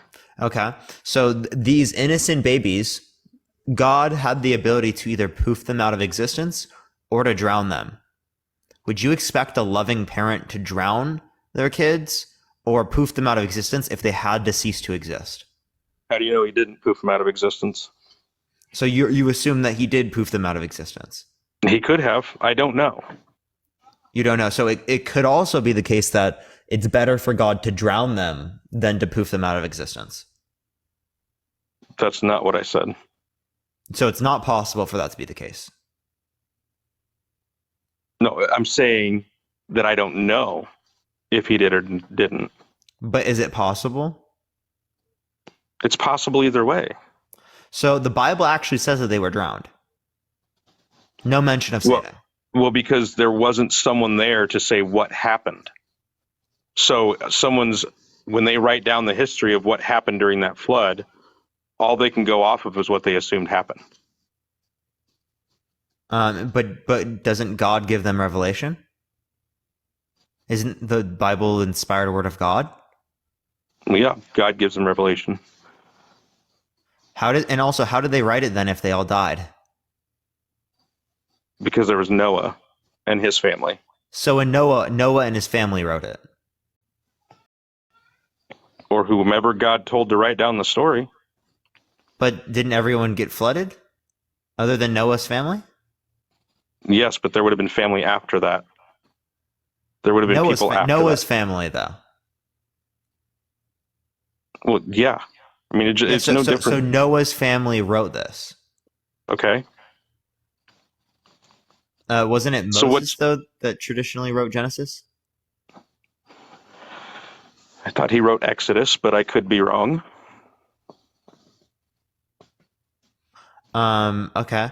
So, like, so it was Noah's family that wrote this. Well, regardless if it was Noah or if it was Moses, God would have given him the revelation to write it. God would have gave him the revelation? Lap 12. Correct. So if he had 7 the revelation, minutes, 53 then why seconds. didn't he mention how Lap the babies speed got saved? 7.5 miles per hour. Total 2 hours, 4 Maybe he minutes, didn't feel it was 53 necessary to tell seconds. him. Total 12 miles. It's Heart not. rate So like, 77 beats per so God minute. is okay with us assuming that he drowned them because that's what he put in the Bible. Sure. Okay. So you're telling me that a loving parent would drown their kids rather than drown their innocent babies rather than poofing the innocent babies out of existence? No, I'm not telling you that. But that's what the Bible says. Yeah, the Bible says, and the core group of people that were living at that time were wicked. And God's actual initial want was to wipe the face of the earth of all human beings and every other being that he had created. He was going to scrap the whole thing and start over. Well, then why didn't God do it? Because of Noah. But I mean, like, God always knew that Noah would have existed. So how could God have intended otherwise if he already knew that Noah was going to be that way? Well, because there's still free will. So Noah may not have been that way.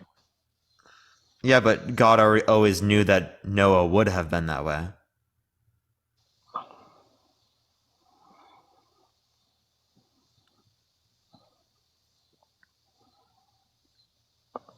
So we can continue to go back around in circles. I don't think there's much more point for it. Okay. Is there anything else you want to talk about then?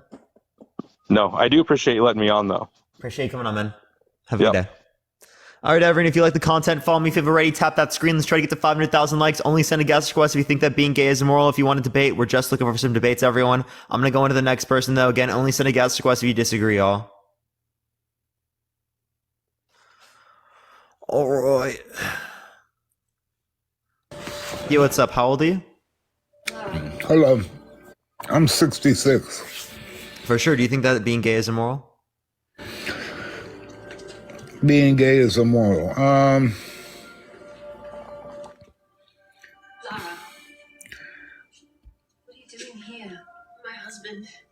No, I don't think so. All right, man. I appreciate you coming on, but I'm looking for people who disagree. Appreciate it. Oh, well, I'm half and half here. You know, I can give you a little bit of argument, I think. So why are you half and half? Well, being gay is against nature. How is it against nature? Because it's not the way nature or anything made a man and woman to be. You got man and woman, then, you know, they create a baby.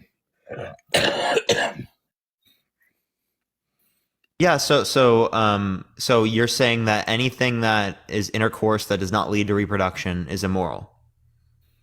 No, I didn't say that. Okay, so are you saying that there's intention behind nature? Yeah, there is an intention behind nature, yeah. That's why it was set up the way it was set up, you know. So are you religious then? Yeah, I've been a Christian all my life. Yeah, I'm trying to keep that out of this conversation. Well, you gotta just put it in. When you say that one thing is intended in the universe, well, that's gonna imply a mind, right? Yeah. So clearly here, right, we're gonna relate back to the religious conversation. So how do we know that this particular God exists to then imply that the universe was created by it, to then say that this moral law is applicable? Okay, well, I can't tell you how God exists. You have to do that. You're the only one that can do that. You can find out yourself by asking. I can't. There ain't nothing I could say to say, you know, well, God exists because of this. There's no proof. There's nothing to back it up. You know, there's the Bible and everything and all the writings, you know. But for me to just tell you, you know, and try to prove it to you, I don't think I could do that. Yeah. So, like, here would be my point: is if you're relying on a spiritual experience, well, do you accept the spiritual, like the inferences from the spiritual experience that, you know, Prophet Muhammad had with the angel Gabriel? I don't really know that much about Muslims. I don't know anything about that story. Here, let me clarify. This particular story is how Prophet Muhammad dictated the Quran. They're claiming that because of this experience that the Quran is the dictated word of God, right? Since that is the case, and the Quran states that Jesus did not crucify on the cross, right? It can only be the case that either one of these religions is true, right? Or both of them would have to be false. So like my point would be, like how do we discount the inferences that Prophet Muhammad would have with this spiritual experience, but not discount the inferences from the spiritual experience that you had, or that anyone would have? Okay, the story that Prophet Muhammad would have. Well, wasn't he? He didn't know how to read or write or anything, or anything like That's that. claimed, he was a good man, and I would dispute that. See, I don't know that much about him. I'm just what I've heard. When the angel came down, he had to write all this down, but he couldn't read or write. So I'm wondering how that happened. Oh, he dictated it to other people to write it down. Oh, okay. And well, I've looked into the Quran and I've went in the rooms. The Quran has a lot of our Bible in it, but the stories are twisted. They're backwards. They're not exactly right, Because I'll go in there and I'll listen. I'll just listen in the comments every once in a while, And they said Jesus didn't die on the cross, but there's so many writings and so many, people that witnessed it and wrote it down and out there, to say he did. And then if you're a Christian and you believe this, it's just what the Holy Spirit tells you. But I can't tell you that, this is something that you would have to do for yourself. I hope you did it already, but Yeah, no, I have done stuff like that. But my point is that, again, how can I say that my inferences from this experience would be reliable, but their inferences would not be reliable? That would have to go with what you asked for or what you wanted in life and what happened to you. You would be able to tell if it was reliable or not. If it was something that helped you in life and you asked for it, it's reliable. If it didn't, there's a thousand. Well, lots of people's lives have been helped by believing in like the Quran, right, and Islam. Oh yeah. So wouldn't that then dictate that Islam is true then? There's a lot of things in there though that I don't want to say they're not true, because I got to respect, that religion that we don't believe, I guess, would say. Yeah, so you have to have some way to dispute that claim, but accept your claims. It sounds like we don't have a process for that, other than just like, it sounds like we just like believe. Yeah, exactly right. It's belief. Okay. And then if you ask for something and it happens, it gets your belief bigger. Like my friend, his daughter was born, and she had a small heart. Okay, and they didn't know what to do. Well, that night, the whole family got together and they prayed. The next day, she had the size of a normal heart for a normal girl that is like a week old or 2 weeks old. Now, that was, you were talking about miracles before, Yeah, so couldn't there be development? Not in one night. I don't know. So in one night, it went from a very small heart to a larger heart in the next day. Right. It was totally healthy. This would be national news. Is there any source that you could show me? No, I don't think so. Just my friend told me, what happened. And I'm like, that's great, Lon, and we're both Christians, so we just accepted it, But I'm sure somebody wrote something down somewhere about that, because that was a miracle. Could it have been a misdiagnosis? I guess so. I guess that's possible. Well, she was having a hard time. She was in an incubator and everything, and her heart wasn't doing really good. So, the family just got together and prayed. And the next morning, she had a healthy heart. Okay, so yeah, I mean, but like we can see circumstances where they aren't healthy and then they can be healthy. Right. Growth is rapid in like an ICU unit. Mm-hmm. So, yeah. Yeah, I mean, I don't know, Even like me, I was just diagnosed as I have arthritis in my spine, in my neck, and it's affecting my balance when I walk. So I prayed about it, and the next day, the Lord had a nurse called me, and she had the same thing, and she told me, she's like, "There's a perfect, really good spine center down in Fort Lauderdale, Florida." So I called them, and I'm basically waiting to go down there. And I took that as my prayer being answered because I know everything's going to work out. Yeah, so like in the same way that you were attributing this to a particular god, there are many people throughout history that have done similar things towards like the Greek gods and other types of gods, animal spirits that they believed in. And then things this type of stuff happened after that, and they attributed it to those types of entities. So what would be the distinction between them attributing it to those types of entities and us attributing it to a supernatural being in this scenario? Not exactly. The Greek gods really did exist. Okay, but they weren't who they were claiming to be.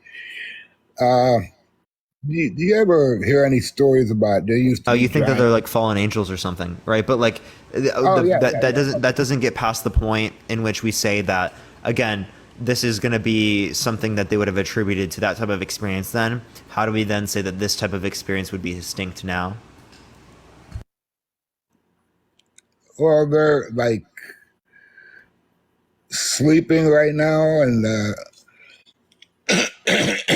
God's going to let them loose when He lets Satan loose on the world. I think it's for 3 years. I think, and you'll see more of the Nephilim coming about. You two were talking about why God destroyed the world.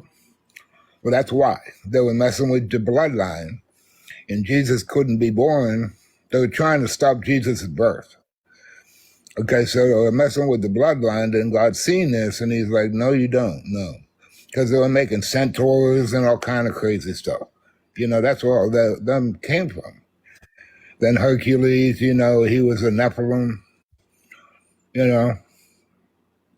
Yeah, but in the same way that those people attributed it to those types of entities, then again, we would attribute in this scenario that this is like some sort of supernatural being as well. So I don't see a distinction in these processes. I think that they are both explained by the fact that humans have some type of superstitious nature, that we're looking to explain things that are necessarily unexplained to us.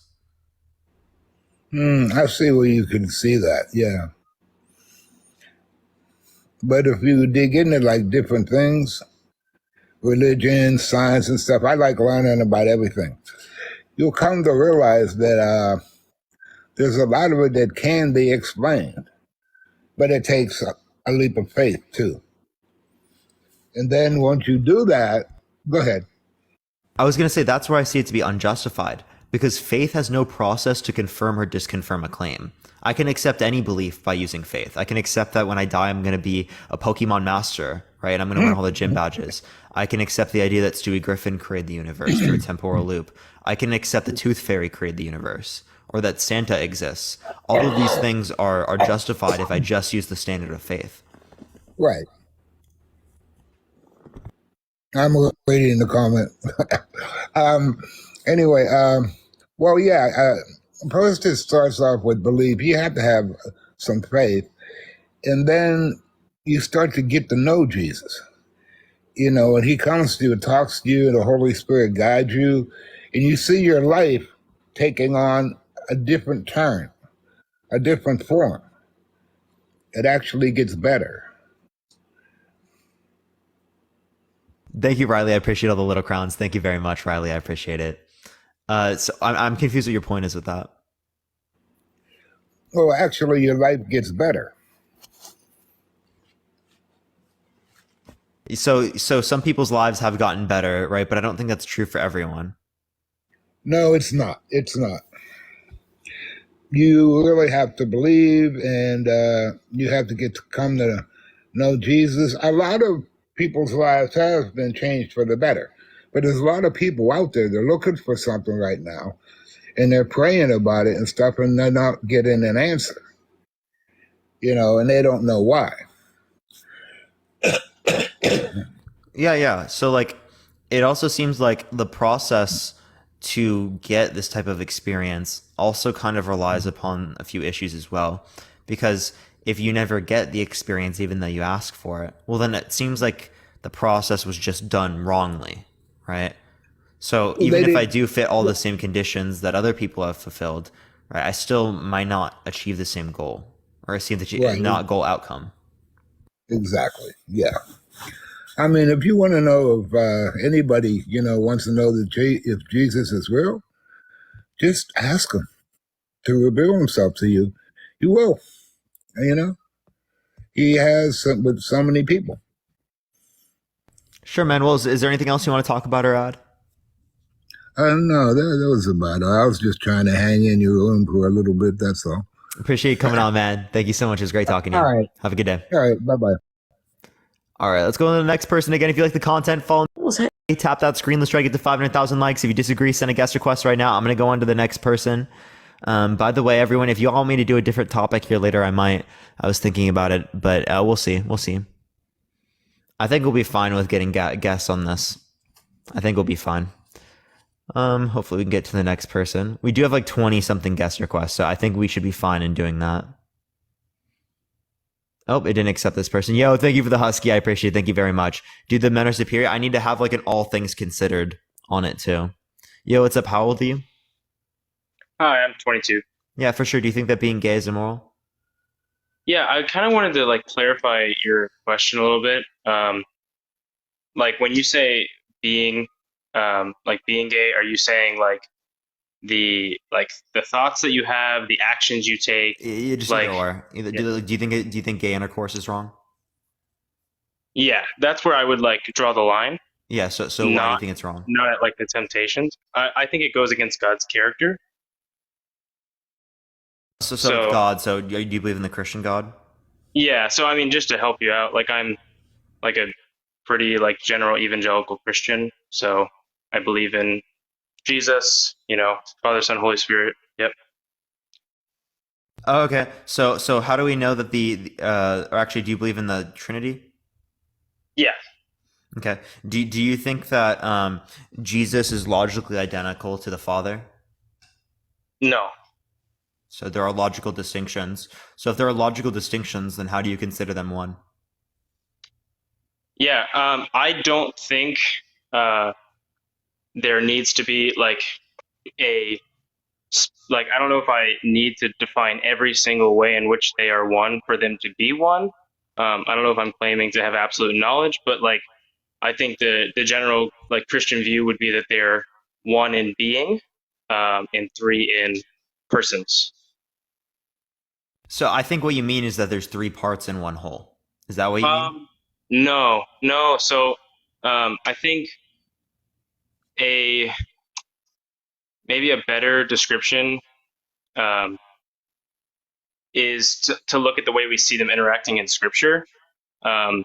Like, for example, when Jesus is praying to the Father in the Garden of Gethsemane, he is not like putting on a show for us. Like, I know like part of this is like, well, how do we know that was actually happening? That kind of stuff. But I'm saying like, at least the Christian view is that when Jesus is praying to the Father, it's not like being written down so that we can look and be like, oh, this is like something being put on as a show. But really, there is like Jesus the Son praying to the Father.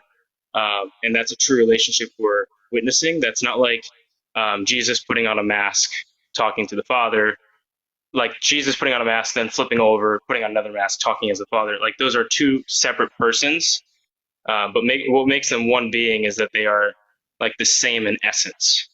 Like they come from the same thing. But you don't need both of them to make one piece. It's not like a 1 + 1 = 2 type thing.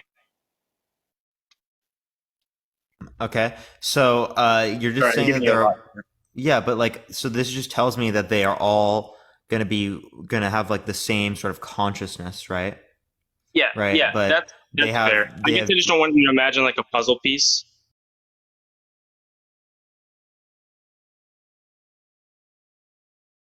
well, no, they have different parts to express themselves in, right? Like, what do you mean by a part? Because you're trying to say that they're all holy God, right? But clearly speaking, they're not, right?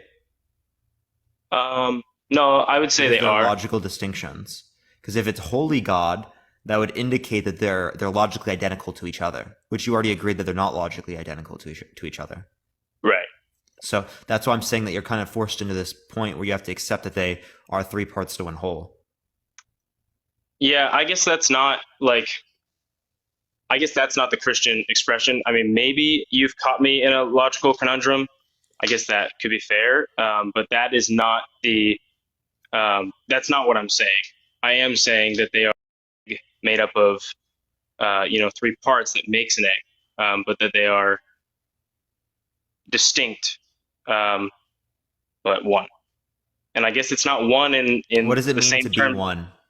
Yeah, that they agree in everything, like in every way they are in unison, in unity, acting together, doing like there's never a conflict. Here, Jacob, or let's think about it this way, right? Yeah. If Jesus is God, the Father is God, and the Holy Spirit is God, right? Yes. And they're all one God, right? Yeah. It would be the case that they would be logically identical, right? Because they're all the same. The same way that if I were to say that, the arm is Parker, right? Or actually no. Look here. Let me say it this way. I don't know how to say it to you. Parker. Yeah, I could just say it this way. The arm is Parker, right? The chest is Parker, and then my face is Parker, right? So those three different things are Parker, right? They all make up one, right? But they are different parts of me, right? You're trying to say that, right? They are all individual persons, right? Yes. They're distinct, right? Yet they are still one. Right? Yeah. That indicates to me that they would be different parts, right? But to you, you're saying they're wholly each other. If they are wholly each other, there would be no logical distinctions. Okay, because if I'm whole, okay, so the whole is all of me, right? All my arms, all my brain, everything like that, right? So you can't say that me as an individual could be distinct from myself. Right. I guess maybe. But you could say that my arm is distinct from my brain. Like two different parts are distinct from each other. But these parts I guess make up maybe the whole. I think maybe using a human to describe it is unhelpful for me. But I think maybe the closest thing is that have you watched Rick and Morty? A little bit. I have not watched the whole thing. Have you seen the Hive Mind episode? Oh yes, yeah. Thank you. I've always been wanting to use this example. It's the perfect example. Yeah. Okay, so they control the entire society through their consciousness. Yeah. So all of those different parts of them, parts of unity, right, are parts, right? They're not whole. Okay. They're not wholly unity. They're partly unity. That's one part of unity. This is another part of unity. If I were to say this is unity and that is unity, whole of unity, well, then there couldn't be distinctions between that. The only thing that you could say that would be wholly unity would be the consciousness. Yeah. I think, okay, so here maybe, okay, I don't play music much, but do you play the piano or anything like that? No, I do not play the piano. Okay. Somebody watching is gonna be like, he's completely wrong about this, but I think I understand the concept enough to explain it. So, like, if you played one key on a piano, it's gonna be a specific note, right? You play another key, it's its own individual note. You play a separate key, it's its own note. Like they make their own noise on their own, but depending on what note you want to play, if you play all three together, when they harmonize, you get something different. But you're not saying that one of the keys is not its own thing or its own piece or part, but it's just that when they are all played together and you hear them in harmony, that is what it is like you do have parts making up a whole, but I guess I don't want to say that the parts are like parts. Yeah. Parts. So so they are parts. That's the point. Yeah. So like in that actually that kind of reduces you down to like a different view that I don't think is necessarily upheld by the by the Bible and stuff. But I mean some people hold to, I think it's a coherent view to say that it's three parts to a whole, I guess. I can relate to other critiques, right? Do you believe that God is perfect? I do. Do you think that human beings are perfect? No. Okay. So God created human beings, right? Correct. Okay. So God is a perfect creator. Does that mean that we would expect for God to create perfect things? I guess I don't want to go too far down like the logic puzzle road with you. I think the answer to your question is yes. But like I guess I would want to say that if I tried to discover God through that kind of logic puzzle, I would probably not believe in it. Like I think trying to do a logic puzzle to discover God would show you how like human we are. I think I kind of would agree where you're going with that. If I just did like if God were to create a perfect being, I'm not perfect. Okay, why did he create me? No, let's think about it this way. This is my argument. So if premise one is that given a perfect creator, we expect a perfect creation, right? Yep. Well, then it's clearly going to be the case to us that if we don't exist in a perfect creation, right, then we don't have a perfect creator. That's where you're going. That's the simplest argument you can provide. Yeah, I just think that isn't like. Yeah, I don't know. What premise do you dispute in that? Premise one, premise two? Which one? Premise two, right? That an imperfect world, I don't think immediately assumes an imperfect creator. No, it doesn't assume an imperfect creator, it just assumes that there's not a perfect creator. Because premise one, you already accepted, was the case that if there is a perfect creator, we expect a perfect creation. Well, I guess I need one more. Like, do perfect things always create perfect things? You could perfectly. That's what premise one is. Well, yeah. So you could perfectly decide to create something imperfect. Like you could intentionally do that. I don't. But what does it mean to be perfect? To be flawless. I mean, that would be up to God. But I mean, yeah, sure. Definitionally, it's flawless. But I would say that Jacob, let's think about it this way, right? Yeah. Someone's a perfect test taker. What do you expect? Oh, I mean, perfect results in their tests, right? Yeah, but what if they don't want something? If they get something else other than perfect, well, then they weren't a perfect test taker. Yeah, but they could choose not to take a perfect test. And then they're not a perfect test taker. Yeah, but they're still perfect. No? Yeah, because they did it on purpose. Yeah, but that would mean that they're not perfect.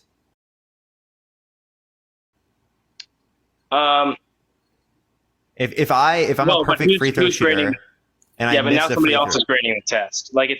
I think that's the difference. In that scenario, the teacher is defining what perfect is. The student is a perfect test taker. They mess up. The teacher's like, okay, you're not perfect anymore. You failed. But if the person's like grading their own test and they're the one, they take the test. They're like, I knew I was going to mess up. That's fine. Now it's not like. I knew that I was going to have a flaw. That's fine. That means you're not flawless. Okay, but it's like, I get what you're saying. I also don't know if test is a perfect example for creation. But yeah, free throw shooters.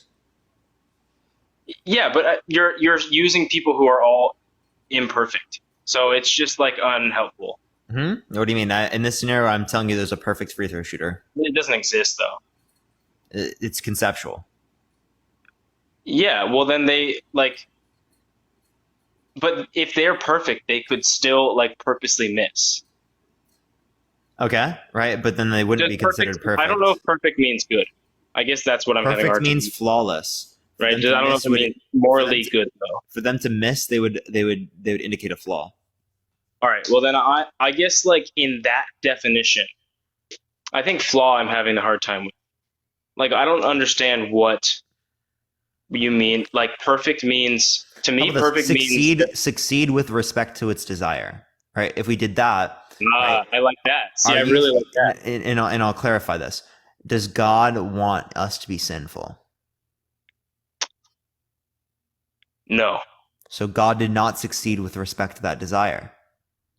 but I think God also wants the actual desire of like sinful would entail that there is some kind of choice involved, and like I know that's the common rebuttal is that free will is the Determinant of sin. that is the rebuttal. Yeah. And my rebuttal to that is that free will doesn't entail that there's sin, as God has free will and God doesn't sin. So God freely always does the good thing. Yeah. So if it's possible for a being to freely do the good thing, and God can actualize any possible world, God can actualize the possible world in which human beings have free will and never do evil. Yeah, I mean, so let me clarify. I feel like free entails that there is a possibility for sin. Because otherwise, you just create perfect circumstances. It's not really free. Like Okay. you create, yeah. So God is perfect, right? Yeah. And God does so freely. Right. So it's possible. No, hold on. God can't. I think I want to say no to that. I don't think God can not be perfect. And I don't know, like we said perfect, we redefined it to being like you said actualizing one's desires. No, succeeding with respect to one's desires. Succeeding, okay. Yeah, I think God isn't freely being perfect. I think that's who he is in character. I don't think it's like, so we are freely perfect. Wait, so you dispute the idea that God is freely perfect? Yeah, I think he is perfect. Is he? So he doesn't have free will? I don't know if that's. I think his will is to be perfect. Yeah, but yeah. So he's freely perfect. No, I don't think God will wake up one day and not be perfect by choice. So again, God is freely perfect, though. Yeah, but I'm not. Okay, but I'm not freely perfect. I understand that you're not, right? But the idea is that if it's possible for an entity to be freely perfect, so God can then God could actualize any reality in which an entity is freely perfect. Yeah, but I don't think he did. Yeah, and that would entail that God chose sin over no sin, right? Because God would have a choice between a reality in which there's free will and sin and a reality in which there's free will and no sin. So if God is all good and God selects the reality in which is most preferred, that's going to tell us that God prefers sin. But sin is something that's against God's preference. So we would get a statement which entails a contradiction. God preferred the reality in which God has a preference against. That would be a contradiction in terms. Yeah, I still don't think. Well, that what you just said is a contradiction, but I don't think that's what I'm saying. I think I am saying that in his like perfect will, God decided that the best way to create a free reality was to have the option to disobey him. And he didn't create sin. He allowed humans to disobey him. And they did. And that's what we call sin. Yeah, so if they're freely perfect, God is allowing them to have the possibility to sin, but they never will sin because I don't think humans were created perfect. There we go. There's the issue. So a perfect creator doesn't entail a perfect creation? But we said based on his desire. I don't think his desire was for humans to be perfect. So God desires imperfection over perfection as a perfect being. Yeah, sure. God created something that was flawed. Is something that's imperfect worse or better than something that is perfect? Now the question is, are you saying like logistically or morally? In relation to God. Does God think that imperfection is worse than perfection? Lower. Maybe lower. I don't know about worse. What does lower mean then? I think just in position of like authority and power and presence and like, yeah, I don't. So I don't God think doesn't think it's worse to be imperfect comparative to being perfect. Right. If you're saying perfect is like ability to like that's what I feel like. I want to just draw a distinction between perfect and good, or like perfect and like like I the way you're using perfect doesn't sound like a moral distinction to me. Perfect would just mean flawless, or right. It would mean that you succeed with respect to your desires. Yeah, right? I don't think humans were created to be able to do that. I think they needed God to do that. Okay, so again, so God made it that way. So the idea is that, again, God could have created us freely perfect. God decided not to create us freely perfect. So that tells us that God prefers us to be imperfect over being perfect. So are you saying that it is better or worse, right, for someone to be perfect comparative to imperfect? It's clearly speaking, it's better, right? It's clear. It's I don't. Yeah, I think you're trying to get me to give an answer that I'm unwilling to give. Like I think that You're unwilling God to give the answer that perfection is better than imperfection. Yeah, I don't think morally. Okay, being morally perfect is better than being immorally, like being, morally imperfect. Yes. Morally okay. imperfect. Yes. We can just use that circumstance. Okay. So being morally perfect is better than being morally imperfect. Clearly speaking, right? God preferring imperfection, morally speaking, over perfection would indicate a contradiction. Yeah, I don't think he did that. I don't think he did a reality in which would be against his preference. No.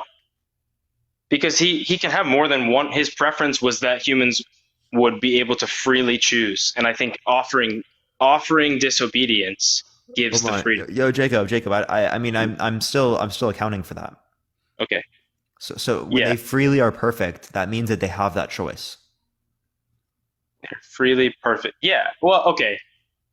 And also I would say their will was not completely, maybe this is a tangent. I don't want to like get off. Also, separately, I don't want to like not talk about the topic.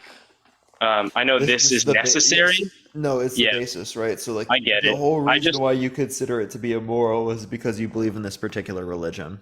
Yeah. You're right. So that's like there's no conversation outside. So you're fine with like hashing this out and not talking about.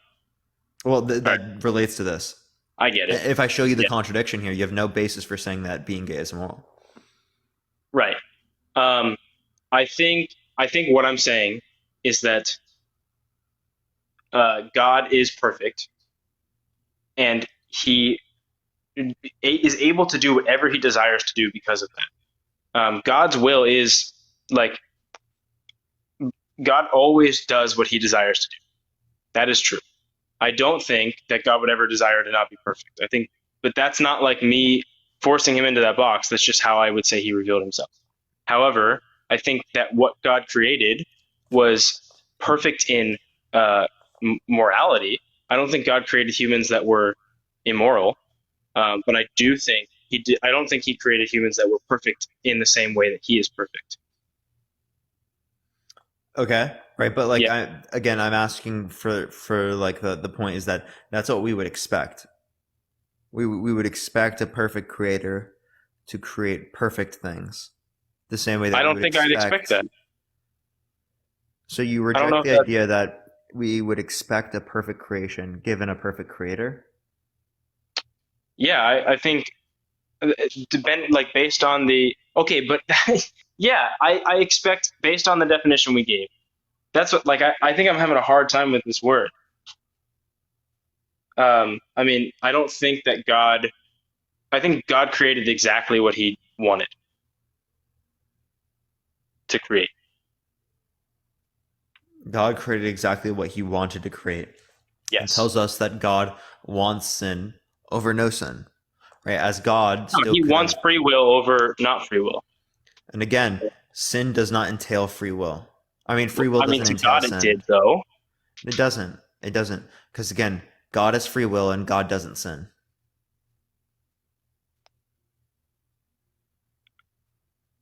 Yeah. Okay. So if God has free will and doesn't sin, that tells us that it's possible for free will to exist without there being sin. So that means that free will doesn't entail sin. Well, no, wait, hold on. I already said no to that. Sorry, I misunderstood what you asked. I already said that God does not like have completely free will. Like he is going to always choose what is good and right. Oh, so God doesn't have free will. So what determines God's action? His character. He is always who he is. That's God. Okay, Yeah. so that's free will. I don't think so. I don't think humans. I don't think. Okay, so what determined God's character? That's a great question. I think that God, being who He is the best logical argument because it needs to stop there. If you keep going, you end up in like a loop. So you require free will. Yeah, you require free will to explain that. I don't think so. Else it would no. You just explained it. If it doesn't start with God, well, then you end up in a loop. That's what I'm saying. You're saying that God's character. Okay, but God's character was not determined outside of the context of God. God determined his character. No, I think God is who he is. Something else determined God's character. No. Or it's unexplained. It always existed. Yes, perfect. Okay, so if it's just unexplained, right, that puts you at no basis for saying that you would require a God to explain the universe. I didn't say that. So you don't think that a God is required to explain the universe? Okay, now we've changed topics. I think that I don't think God exists because he's like the only logical conclusion to the universe. I do think that in order to be able to think or reason, God is necessary. Okay, to think or reason logically. Obviously, anybody can think or reason whenever they want, but I think God is at the basis of that. I think the Christian God is at the basis of that. Yeah, at the basis of the universe? No, sure. Yeah, sure. So you're saying that God is not necessary? No, God is necessary. Okay, if God is necessary, then God is required. Yeah, I just didn't understand your question. You switched quickly, and I didn't know quite what you were asking. Okay. So given that you think that God is necessary, right? You can answer the question I asked prior. Can you ask it again? Yeah. So if God is necessary, then you would say that there's not a circumstance in which God cannot exist, correct? Yeah, sure. Okay.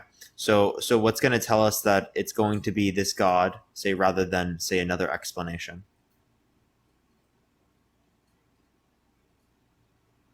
I think that in order for, I do think it is. I guess that's kind of where I want to pivot, is that I don't think that the logical reasoning you're going down is going to I do think logic is very helpful and important, but I don't think it is the way to decide whether God exists or not. I don't know if the A plus B equals C thing is eventually going to get to a point where you can say, okay, God does or does not exist. Okay. That's not logic. A plus B equals C, that doesn't entail anything to do with logic.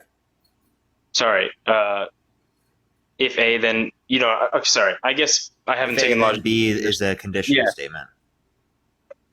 Sure. I guess what I'm saying is that you are the argument you're presenting, I think I could see it going two different ways, but I think that in order for us to know who God is, he would have to reveal himself to us. And I think that is where scripture becomes very important. And you already heard of my issue with that, right? You mean how we can know scripture is true? Whether it's a revelation from God or not? That would be one.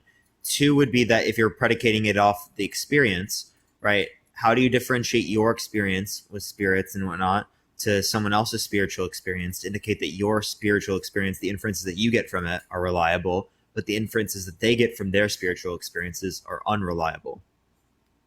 Yeah, I guess I'm not claiming that it's purely a spiritual experience that proves who God is. I don't think the Bible is only, like, sure, if God's real, like, I guess just for a second to clarify, if God is real, like, just imagine, like, for the sake of the argument, he's real really quick.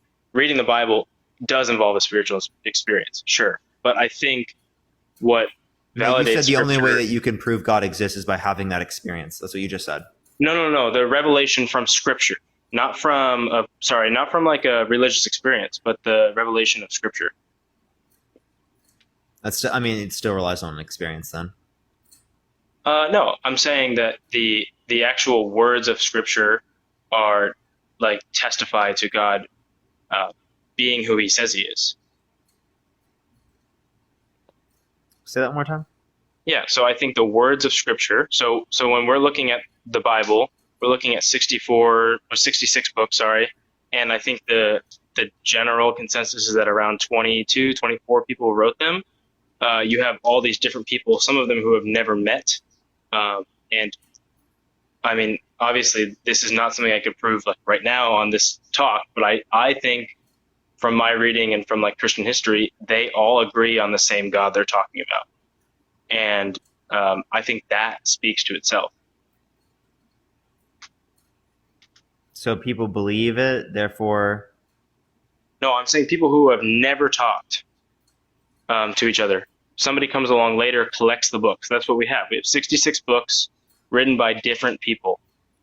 Somebody later on who also probably never met. What about the ones from the Catholic Bible that were taken out? Yeah, those. I don't think that quite gets in the way. Like, most of the stuff in the Apocrypha is not anything like game breaking to the Christian religion. They were mostly taken out because even the Catholic Church doesn't quite know what to say about those books. What do you mean? The Catholic Church has a hard time defining whether those books are inspired scripture or whether they're like half a step below. Like they were inspired, that we ended up with them, but maybe God didn't quite write every single word. They're just like wisdom, but they're not perfect, that kind of thing. The Catholic Church has a hard time with that. So I think the main reason they're not in the mainstream, like evangelical stream, is because they weren't clearly described. How do you consider which ones are reliable books and which ones are not reliable books? Yeah, I think it is looking at like which scriptures verify each other, and that's what the Christian Church did early on. Looking at what do you mean? What scriptures verify each other? Like what ones agree and what ones disagree? No, yeah, which ones would agree? I mean, you probably would start with the Gospels, and you would say from that point on, like what books are like coming together and talking about the same God that the Gospel writers talked about. Okay, but you could say the same thing for but like again, right when it relates to those books, whether or not you accept one book or the other would be up to the interpretation of the individual. As a contradiction between the two verses, right? Either one side could be correct or the other side could be correct. Right, but what you have there would is be nothing that would be implying that one would be better than the other there. Yeah, but what you have is gospel writers who are saying that like, hey, Christ lives, Christ died, Christ rose again, and then they were killed for it. And then people are looking at these writings and saying, okay, who is this Jesus they're talking about? They look back at the Jewish, the Jewish Old Testament, and they're like, wait, hey, this is the Jesus these people were writing about. And it's like, okay, this was predicted way long ago, and now it's happening. I know that like the argument is like, okay, did it really happen? Sure. But that's the belief, is that we're collecting these books together because they're talking about the same God. And that God said he would do something and then did it. And so like that's part of it. I'm not really getting you there, to be honest with you. Okay. Yeah, I think like in general, is there like is there something else you want to relate to particularly?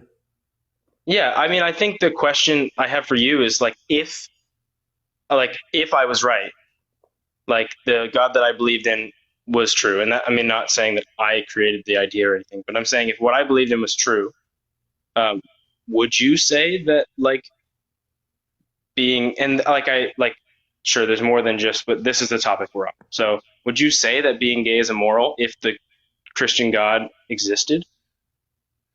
Well, that would be the fact of reality, right? It would be gay intercourse. But Yeah.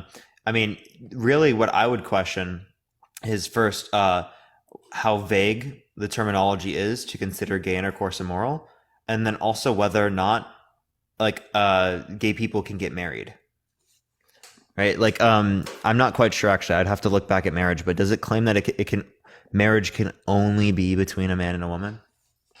Yeah, I mean, so it depends. Like most churches today would draw the distinction of marriage back to the Garden of like to Genesis. Even like more progressive churches who would view Genesis as a like a figurative work would still say that the what it's communicating is that what Adam and Eve had was a marriage, and that is what God intended for all creation, like for all humans, I should say.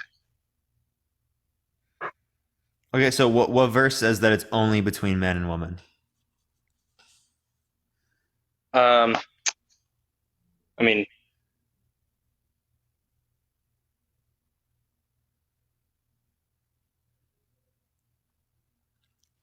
hold on. Did you lose me? I'm still here. Yeah. You're still here. Okay. I wanted to like look. Because wait, if no verses say that it's only between a man and a woman, They then I do. don't see why if you just want to Google like verse about husband and wife, like that's what I would do. I have. Okay. Yeah, and also Genesis 2 is descriptive between a man and a man and a woman. You're saying like it's just because there's a man and a woman in that context, not because it's always a man and a woman? Yeah. Like it's just like one.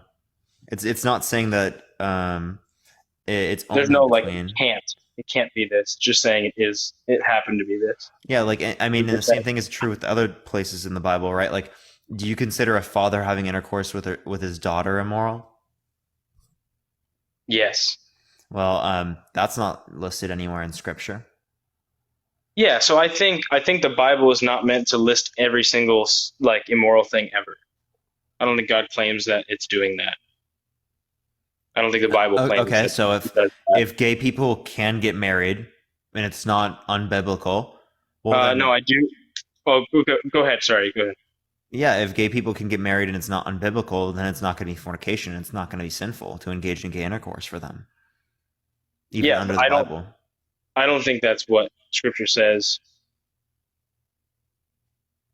Okay, well, if you can give me any scripture that indicates that it's only man and woman, I'd love to look at it.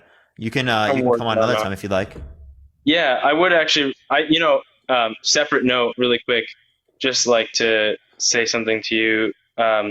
I watch this all the time, and I'm very surprised how long you've had this topic going. And I've never been able to have the 2,000 follower limit to like hop in. Mm-hmm. And I don't know what it was. I clicked join, and it just worked. I don't think I have 2,000 followers, so I don't know when they lifted that.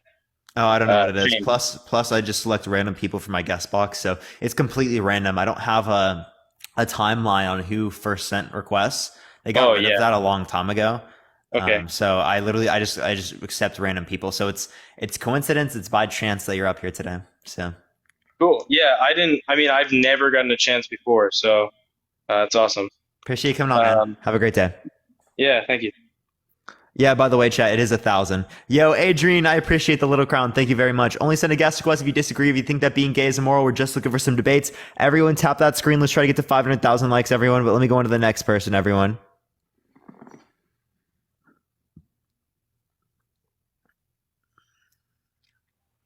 Yo, what's up? How old are you? I'm 34. For sure. Do you think that being gay is immoral? Honestly, yeah. Why so?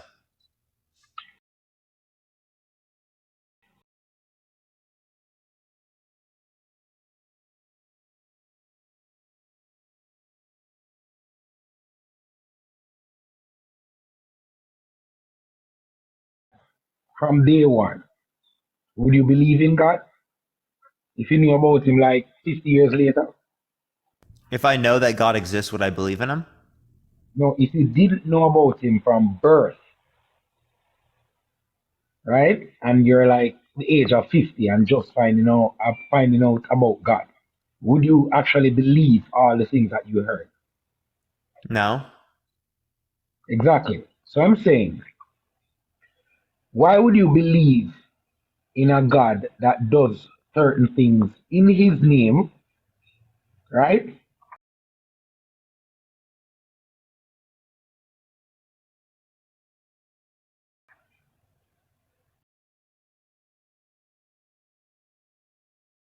I mean, the Bible is so contradicting, it's confusing. So you think the Bible is contradictory. So what religion do you believe in? Do you not believe in one? Honestly, no. I can't No? seem to find a religion to believe in. It's all the same. Oh, sure. So like why do you think that being gay is immoral then if it's not predicated off of religion? Exactly, that's my point. It has nothing to do with religion. Yeah, It's so just what is life. it based on then? It's just life because the way I have been taught. You understand? Because all right, based on what I said before, if you did not know about God at birth, right, growing up, you didn't know about God, and at the age of 50, you just start hearing about this man, you wouldn't believe it. You understand? So I'm saying that the way you are brought up is based on your morals. You understand? Because if I am grown to think and if I am grown and taught that being gay is okay and it's not immoral, it's a part of life, then I wouldn't think that it is immoral. Right? But That's growing actually up, not true. Not true. So like I grew up and like I was Christian when I was growing up. So I was taught that it was a sin to believe in God. I don't currently believe that now. Right? So just because we grew up believing something doesn't mean it's justified to believe that thing. Like if someone taught me growing up that it's okay to kill infants, does that mean it's okay to kill infants that are innocent? no, but what would you feel? Would you feel comfortable doing it? Would I feel what? Would you feel comfortable killing infants? No, I wouldn't feel comfortable given my experiences. Exactly. So you would know it's not right.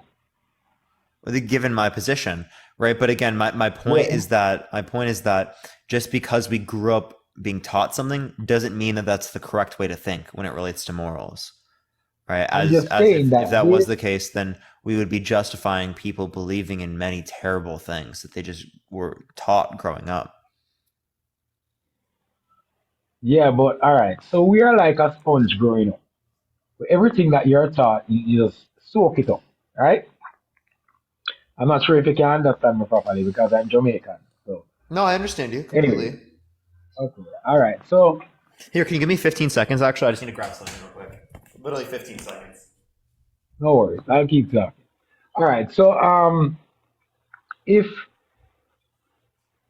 you're growing up, I apologize. Everyone, in the meantime, tap that screen. Everyone's trying to get to 500,000 likes, y'all. But say what you were saying.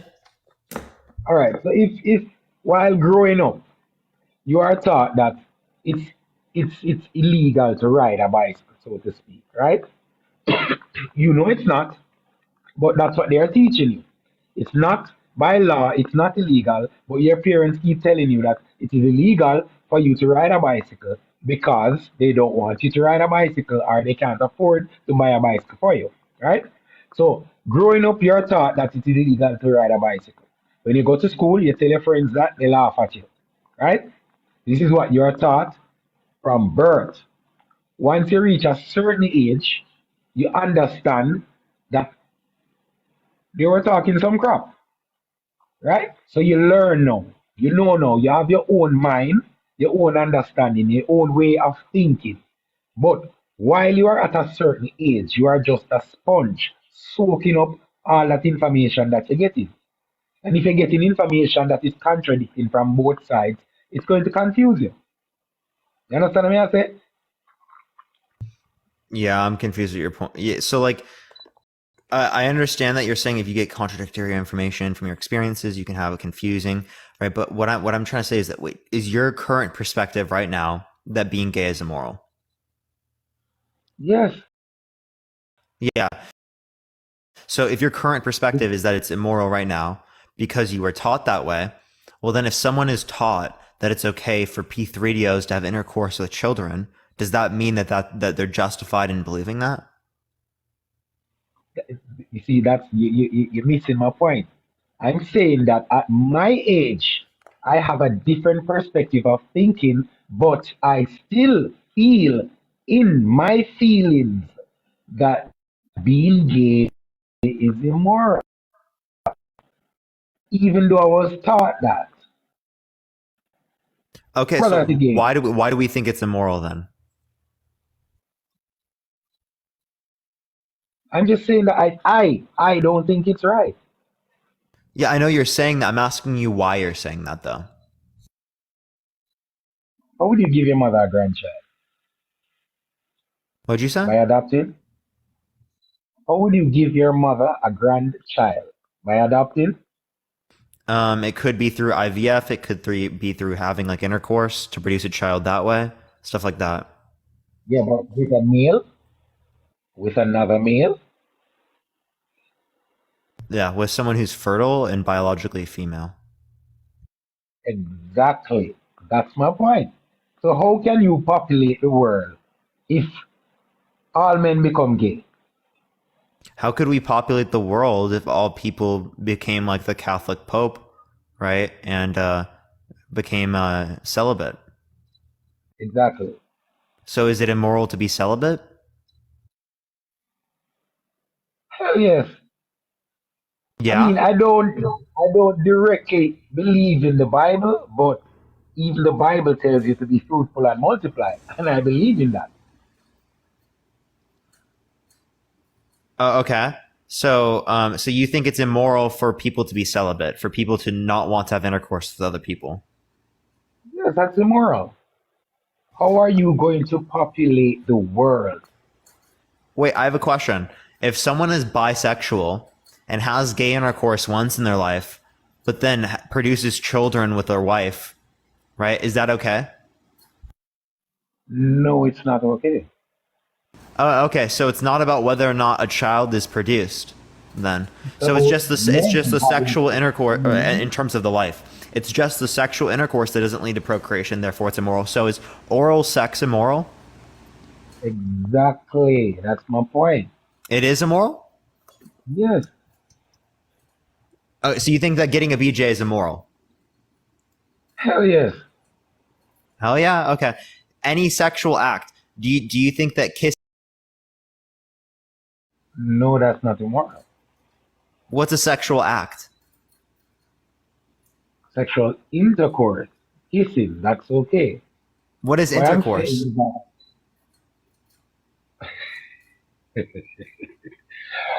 Within a penis in a vagina. Okay, well then oral sex isn't intercourse, therefore it's not immoral. And neither is anal. Why? Okay, all right. Why would you want to have sex with that one? I don't understand. Well, that's what people are attracted to. Why would you be attracted to a man?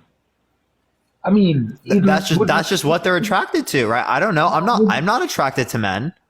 I know that. I'm just saying that. I ask the same question to women all the time. How the hell are you attracted to men? Right? I ask the exact same question. It doesn't make sense to me. Biologically, I mean, I would think that biologically that's how it goes. You understand? She's attracted to a man biologically. But circumstances would bring her to the other side. Yeah, so in the same way that a woman is biologically attracted to men, right? Some men are biologically attracted to men. But why? That's my point. Why? Why? Because that's what their body, their neurobiology has a predisposition towards, the same way that I have a predisposition towards being straight and finding women attractive. This is out of this world. Wait, what? Then this is out of this world. confusing. Why? That's not supposed to be right. How can you feel comfortable as a man loving another man? What's wrong with that? What's wrong with that? Yeah. You're laughing, but I'm not hearing a single thing wrong with it. Yeah, seriously, what's wrong with that? Yeah. I mean, that's the question I just asked. What's wrong with a man kissing another man? Yeah. What's wrong with that? As long as they're consenting adults, what's wrong with that? How do you justify that? Huh? How do you justify that? How do I don't think that there's anything wrong with two consenting adults kissing. Yeah, but it's two men. So? So, it's two men kissing. What? Okay. Hold on. There's a man kissing a woman. You think that's okay? There is a man kissing a woman. That's the natural order of things. Well, it's also wait, hold up. It's also natural for two people to engage in gay intercourse. That exists amongst hundreds of different species within nature. But just because something exists within nature does not mean that it's justified to engage in that action. So you're saying that you have gay dogs and gay cats and gay rats? Yes, they do exist, right? Like, literally, when I grew up, my sister had hamsters that were gay. Like, unironically. Really? Yes. Yes, there are gay penguins that adopt members of their own species and take care of them in family settings within gay relationships. Okay. Someone said they had a gay snake. Okay, this is wow. Hold up. Gay rats, gay cats, gay dogs. I thought I've seen it all. I've heard it all. No, this is new. This is something new. I mean, seriously, I honestly, I do not have anything against my brother because he's like his blood. You understand? But I do not condone his style of living. What's wrong with it? Because he's gay. Yeah, so there's no reason, it's just because he's gay. So what if I said that because you're straight and because I'm straight, there's something wrong with us? What could be wrong with us? You're straight. Okay, I get it. Well, I'm going back to my point before. If we are straight and we only have sex with women, we can populate the world. If you have all men are gay, all women are gay, then how do we populate? Eventually we all die. People who are gay have produced children throughout all of society through intercourse. Plus, we have something called in vitro fertilization, so we don't require engaging in intercourse with people to produce children anymore. Welcome to the modern era. Welcome to the fact that we have technology. We're not cavemen anymore. We can actually produce things with technology. So the times are changing. Like, yeah. Why? Yeah, but this type of change is pointless. Dude, it's not a change. People have been gay throughout all of history, right? They just didn't come out as much because people would discriminate against them, hate them, unalive them. The next thing. I for one did not discriminate. I just do not condone your style of living. My opinion is that you do your thing, I do my thing. Keep it to yourself. I keep it to myself. We're all good. You understand? But how is it that you're going to keep a rally, block the streets for days, and all of this trying to push your things on kids? They have books now in schools teaching young children, 10 years old, about sex, same-sex marriage, being comfortable and being okay in society nowadays. I mean, you cannot do that with a 10-year-old. Thank you for the They should be allowed to make Thank you their very own much. decision. Yeah, so let's address this. So what's being taught in schools is that gay people exist and that they should be accepted, right? Do you have any issue with acknowledging... Hold up, talk up. Do you have any issue with acknowledging the fact within school systems that gay people exist and that they should be accepted? No. All right, then you not don't what they're dispute doing. what's mostly going on in schools, right? That is That's what's not mostly what they're going on in doing. schools. But that's not what they're doing. That's the point. What are you talking about? That is. You are issuing a book that shows two men together, even asking kids to go home and ask their fathers, 10-year-old daughters, your 10-year-old daughter is going to ask you about sex and what it's like to ejaculate. Wait, How can you actually, ask the kids to wait. go Thank you and for the go handout. and I do that? appreciate it. Hold up. You know that when I was in school, that's literally what we learned, right? Like in 5th grade, we literally learned about female and male anatomy. You don't learn about intercourse, but you learn about I know female about and sex male anatomy. education. Yeah, that's sex education. I know that. But you can't ask a 10-year-old girl to go home and ask her father about ejaculation and all that. You can't.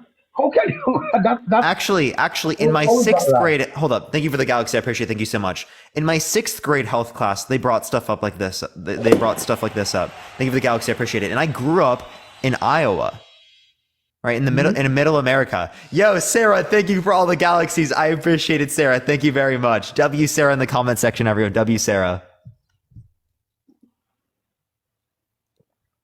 Hello? Yeah, I'm still here. Did you hear what I said? No, you gotta repeat that.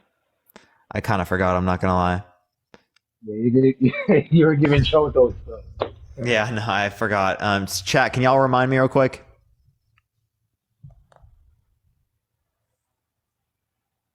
In Iowa? Oh yeah, in Iowa. Yeah, 6th grade. No, you're fine, Sarah. Stop. You're fine. In Iowa, I literally learned about this in 6th grade. In Iowa.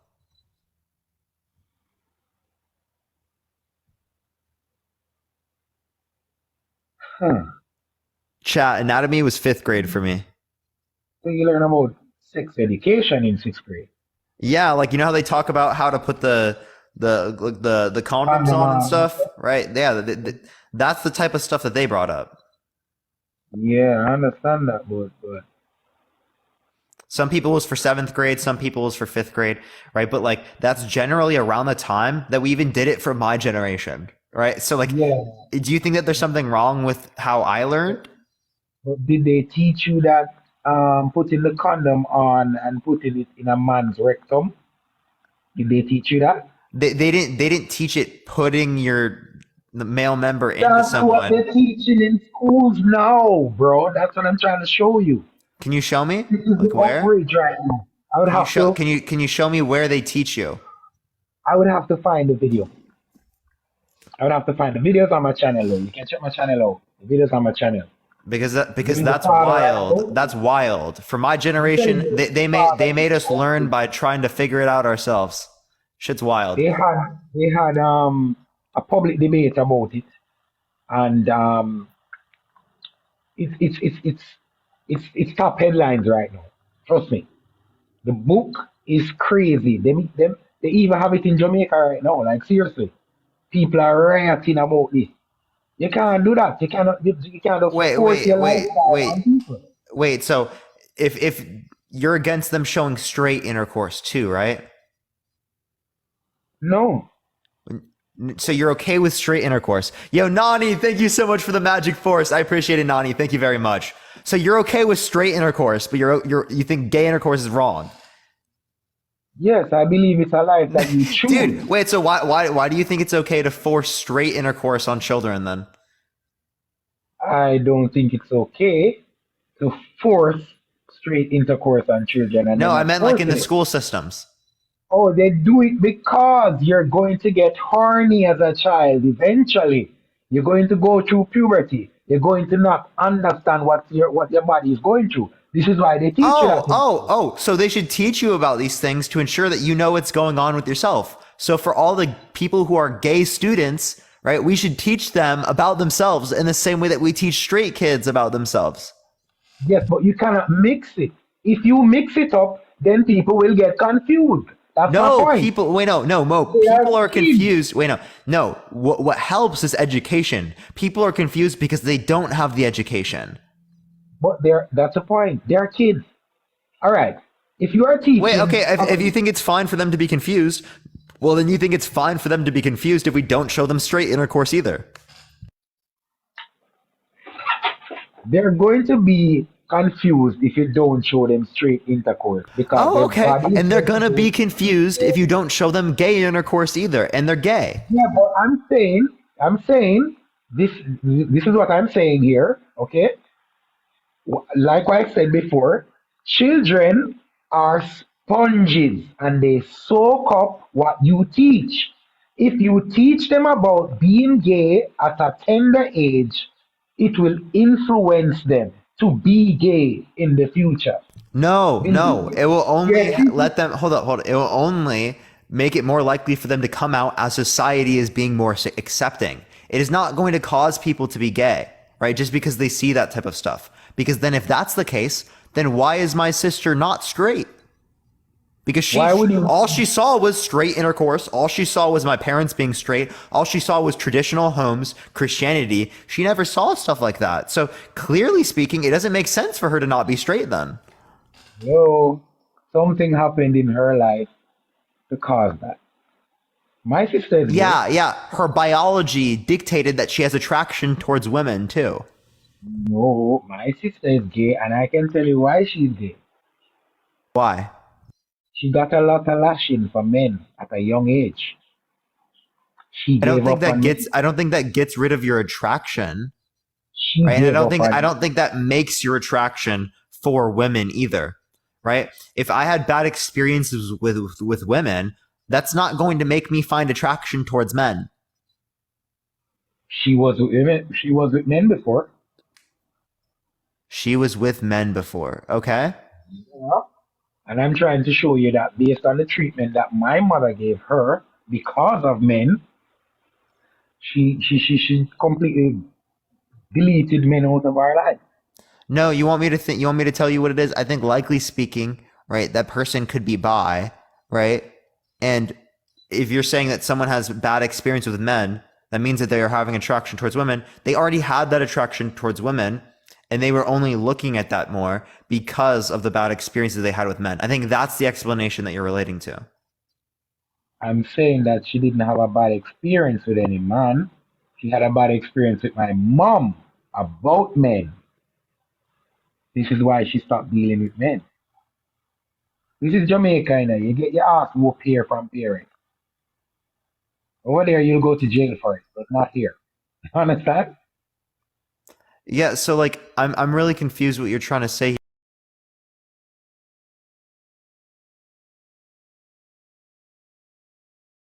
here, because like you're just making a claim that this caused them to be gay, right? It caused her to be gay. This caused her to be gay. How do you know that it caused her to be gay? Because she was interested in men all along. She didn't have an interest in women. None whatsoever. Wait, so how do you know that she had no interest in women? She's my sister. Okay. So? We live together. We grew together. I can tell you. She had no interest in women. You understand? Wait, how do you know that she had no interest? She could have had the interest and never said it. We tell each other everything. We know everything. She doesn't hide anything from me. I don't hide anything from her, even though we still live together. That's impossible to not hide something from your sibling. I'm saying she doesn't hide anything from me. That's false. Why would That's she? Okay, false. why would she? If she why don't, would okay, she? Why, she's definitely not told you everything that's happened in her life. Yeah, but she's gay right now. She's not hiding it. Okay, but that doesn't mean that she wouldn't have hid it before in her life. From the moment she had an interest in women, I was the first one to know. Because I was the first one she came to. Yo, I see that girl and I like that girl, and that's what she said to me. I was the first one to know. I'm telling you, she had no interest in women.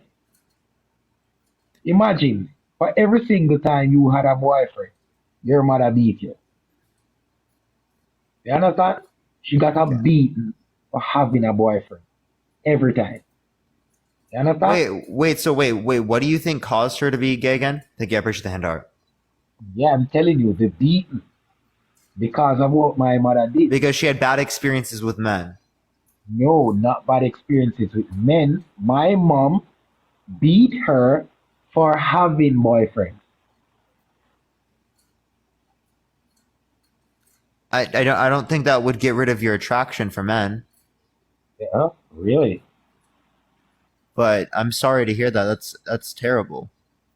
She has nothing to do with men right now. I mean, men still find her attractive though, even though she dresses like a guy. I have no idea. Okay, let's talk about this in general, right? So are you saying that people okay. Well, you're saying that trauma causes people to be gay. Can you give me evidence to Something like indicate can you give me evidence to indicate that trauma causes people to be gay? No, I'm saying that that's what caused my sister to be gay. So it's possible that something caused No. your You sister don't know that, right? I'm asking you, can you give me evidence, scientific evidence to indicate that it can be the case that trauma causes someone to be gay? No, I can't. Scientific evidence, no. So if we don't have any evidence that indicates to us that this can happen, right? What are we gonna say there? I'm saying this is based on my experience. Okay, well you can. My sister. I could say based upon my experience, the opposite claim is true. That this can't cause that or something.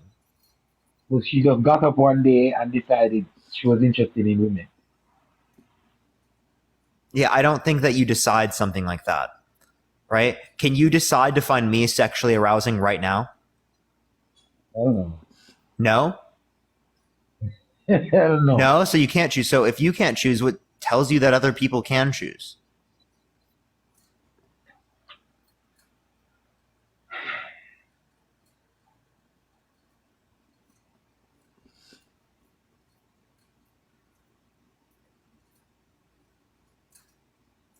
What if people had some form of defect in their brain that caused it?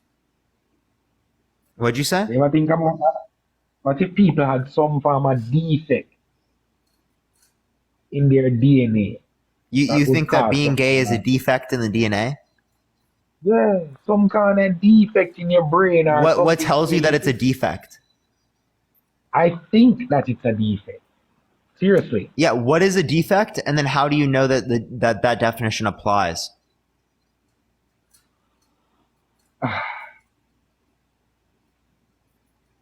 All right, let me ask you this. If you see somebody in trouble, how do you know when to help? No, what is a defect?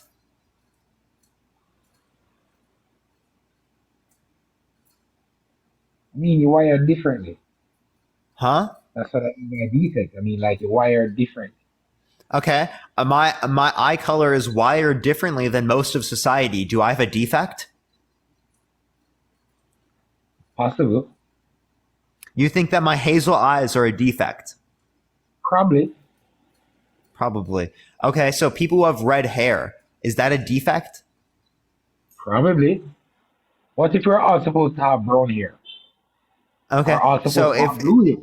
So if I have attraction towards someone that is generally in society considered ugly, do I have a defect? It's possible. If 100 people look at you and say you're ugly, and one person says, "Wow, he's so cute," something's wrong with that person, right? What would you think? Yeah, I don't think that because I have hazel eyes, that means that I have a defect. I'm not saying that. I'm just you saying did. You literally did. I'm saying it's Oh, wait, no. So possible. what is your definition of a defect then? Because under your definition of a defect, that considered my eye color to be a defect. All right. My definition of a defect is 1 out of 100. Is what? 1 out of 100. The difference. I couldn't make out what you said there. Say that again. My definition of defect is the 1 out of 100 that is different. Oh, so it has to be 1% of the population? Yes. Okay, well, good thing to note that gay people make up more than 1% of the population. So there's not a defect there. Because they spread it. What? Because they're spreading it. Because what? Because it is being spread. Everywhere you go, you see the rainbow colors with LGBTQ. Everywhere. No, everywhere. it's not being spread, right? Like even before this idea, right, it was the case. If you actually look at species around the planet, rams, 10% of them are gay. So it's not a defect in rams.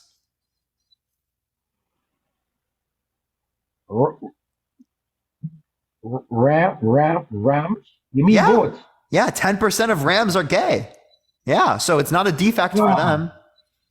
Says who? So do you want me to show you? Do you want me to show you the source? 10% of rams are gay. Yeah. How do you know they're gay? What? How do you know they're gay? Because I know that that's how they estimate. That's what their estimations are. Animals work from pheromones. So what if some farmer female pheromones get on that male ram and they get confused? No, so that's not it. They account for these things. I can send you a study from the NIH about the development of male-oriented behavior in rams. So like it's not a defect in rams, at least. Huh. Animals also fight to the death. Does that make it okay for us to do it too? I would say the same thing. Just because animals do something doesn't mean we should do it, right? But what I was showing you was that it's not considered biologically speaking a defect, as it makes it more than 1% of the population. That's what your definition for defect was.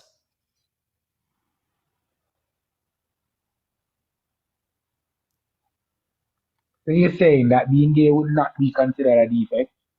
Yeah, under your own definition. Based upon your definition, being gay is not a defect. Why do you think you make up more than 1% of the population? I'm not gay. No. I'm sorry. Why do you think they make up more than 1% of the population? Because we have estimations, right, that show us very clearly that gay people make up way more than 1% of the population, right? In Gen Z, like 15 to 20%. Right, and that's because people in Gen Z are way more accepted in coming out. Thank you for the hand, I appreciate it. So you think people are just coming out like that? Yeah, in the same way that when we accepted people for being left-handed, right, the population of left-handed people in our country significantly increased and then kind of like stopped at one point. Right, but it's not the case that people were just choosing to be left-handed. Thank you for the hand, I appreciate it. Like for you right now, choose to be left-handed. Do it. You can't, right? I can't choose to be left-handed. Exactly, right? It's biologically determined. So, I mean, if you can't choose to be left-handed and the number of left-handed people increase, what determines that the number of left-handed people increase? It's not because it was trendy. It's because people were more accepted in coming out. I don't believe it was biological, because if you were born and grew up using your left hand, then you will learn to use your left hand, even though you're a righty. Right? Yeah, no, but you would still be right-handed. People were literally forced to use their right hand, and they were still left-handed, right? People have been forced to use their right hand throughout almost all of society, especially in the United States.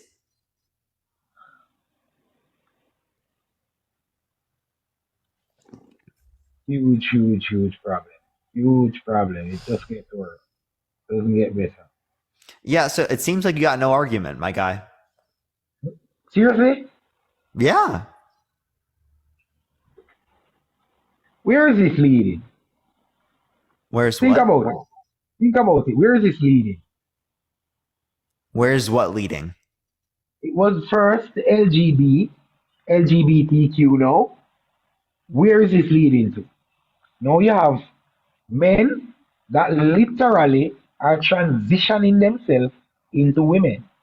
All right. No, so it's not men transitioning into women, right? It's people who are women are coming out, right? Because biologically speaking, they are male, right? But your perceived notion of them biologically speaking male doesn't determine, right, in all circumstances what their commitments are, right? There can be circumstances where someone's commitments, right, about what the social and cultural norms that they perceive themselves to be in accordance with, right, are different, right, from what you perceive to be their biology, right? And in many circumstances, someone who is male, likely speaking, is going to be committed towards like the roles and expectations and whatnot, like that are culturally attributed with men, right? Or males, the male sex, right? But it's not going to be in every scenario.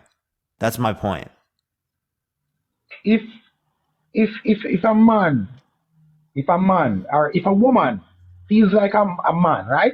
Feels like she was born as a man in a woman's body, and she gets pregnant, should she allow that child to conceive? Should she bring that child into the world?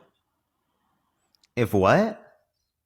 If a woman, right, identifies as a man, thinks she was born in a woman's body and is actually a man, and removes her breast and all of that, right? She's about to put on a penis, but she got pregnant because she's having sex with a gay lover, right? This is a case I saw on Discovery. She's having sex with a gay lover. He's a man. She wants to become a man to become gay, right? She got pregnant and she decides to keep the child. Now, what confuses me is if you feel that you are a man trapped in a woman's body and you got pregnant, why keep the child? That person might want to preserve the life of that entity. Maternal instinct. Maternal instinct kicking in, yeah? Not necessarily. It might be the case that they just value like human life. Just value human life. Is this somehow an You argument? Confused. You are a man. Man, you claim So to that's be just a an assertion man that you've made. trapped in So a woman's body. hold up. So Why would you want to have a baby? That's my point.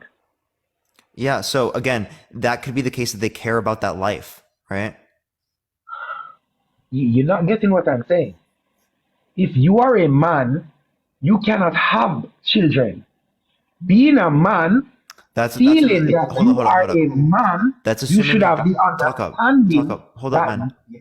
Okay, this is an equivocation, right? So under your definition, a man cannot, right? Under my definition, it can be the cases in very rare circumstances in which that can be the case.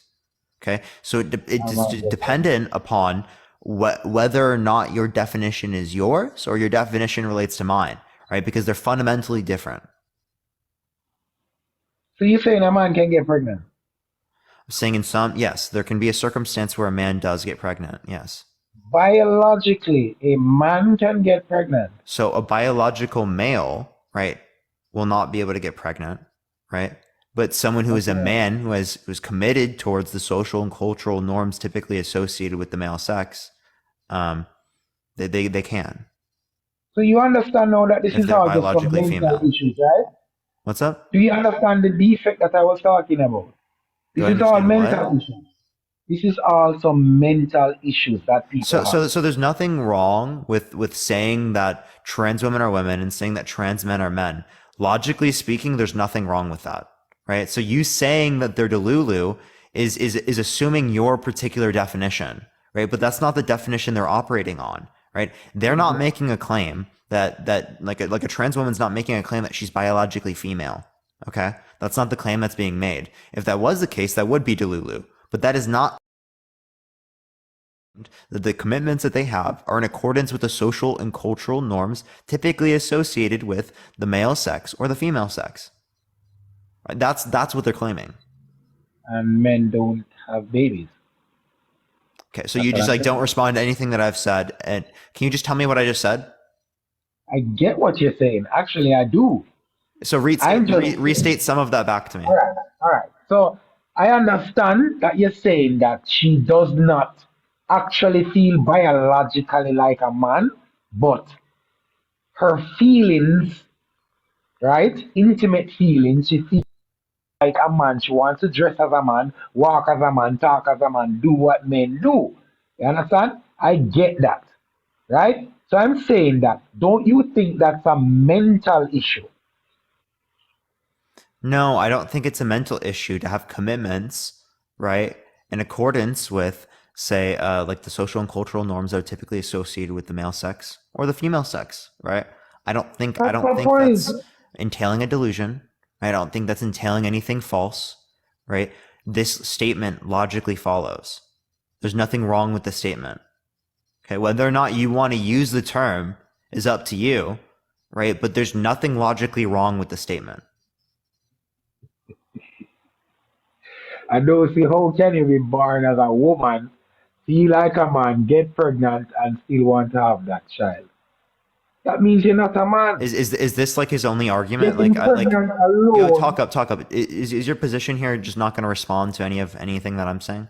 Because I want to engage in good faith, but like it sounds like you don't actually want to, and you just want to imply the exact same thing after I've already responded to that and given you my response. Yeah, I understand what you're saying, right? I get it. Acting with the social norms and conforming and all of that, I get it, right? I'm just saying, do you think it's a psychological thing for them to feel that way? A woman thinking she's a man. Yeah, so it's grounded psychologically the same way that my understanding of who I am as a man is grounded in my psychology as well.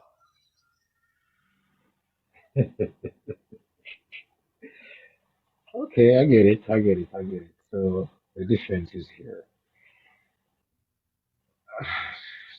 So again, there's nothing logically wrong with these statements that I'm making. There's nothing delulu about what they're saying, right? It logically entails you just don't want to use the terminology. That's the distinction, okay? Yeah, I fully understand.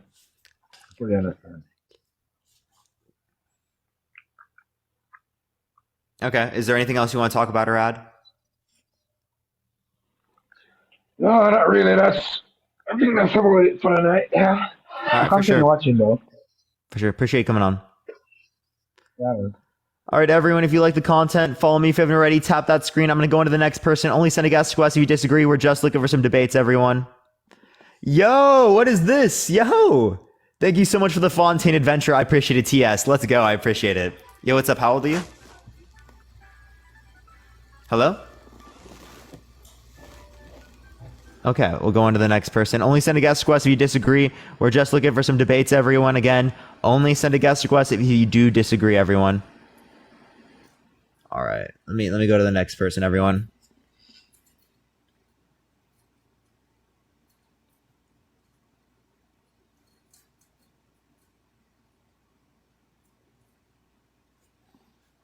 All right. I don't know why it's not accepting people, everyone. I'm trying to get some debates. Give it a second, everyone. Let me go to the next person, everyone.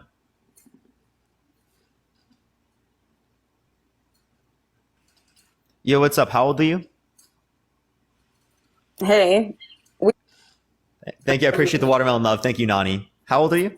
I'm 27. For sure. Do you think that being gay is immoral? Yes, I do. Why so?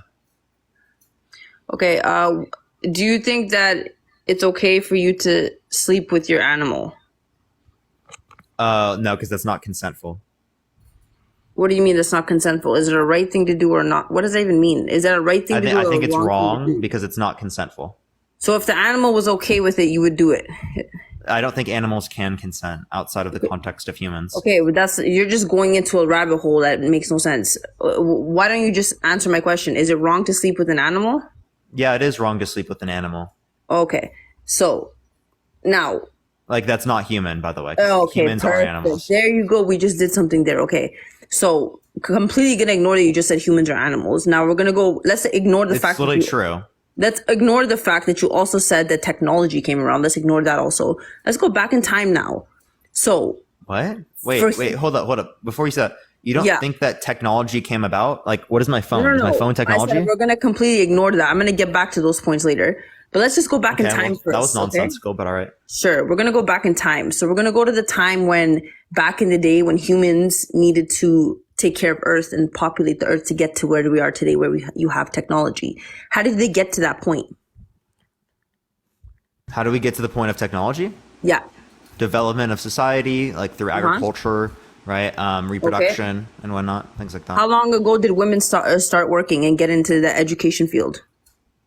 It depends on the society that we're referencing. Okay, let's just give it a reference in the whole world. How long ago? In the United States, or I wouldn't be able to make a claim about the whole world. I can no worries. Give me the United States. What do you know about the United States? United States right to vote happened around 1920, right? And then when it relates to 1920, education began in the early 1900s. Okay.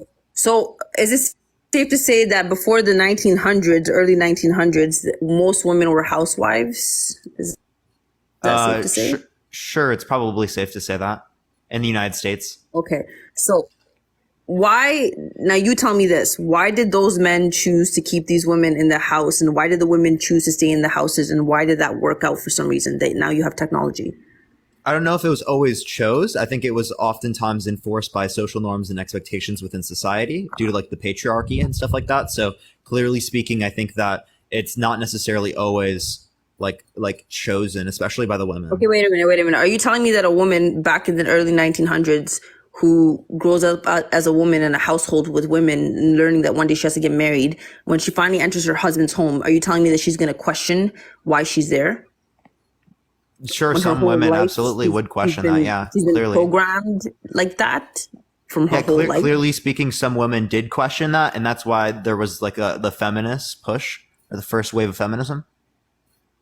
Okay, clearly. but the wave of feminism has nothing to do with anything.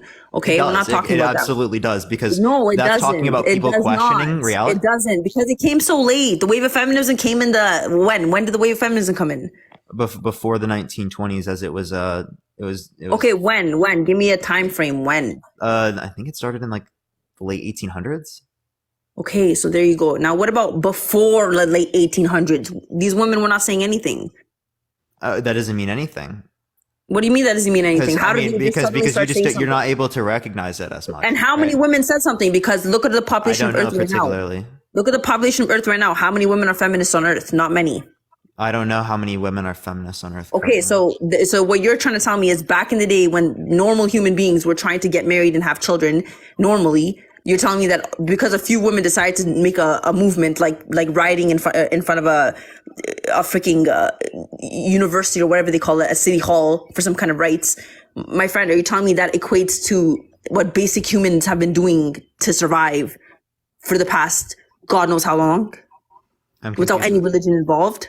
I'm confused what you're asking there. Right? Okay, so my point is that humans have always tried to survive. In order to do so, you need to reproduce and have a baby, and you need to take care of your family. You need to have something worth living for. That's why you guys created depression. Depression is not real. It's only stress. You're in stressful situations. You guys prolonged it and made it into depression. It's not real.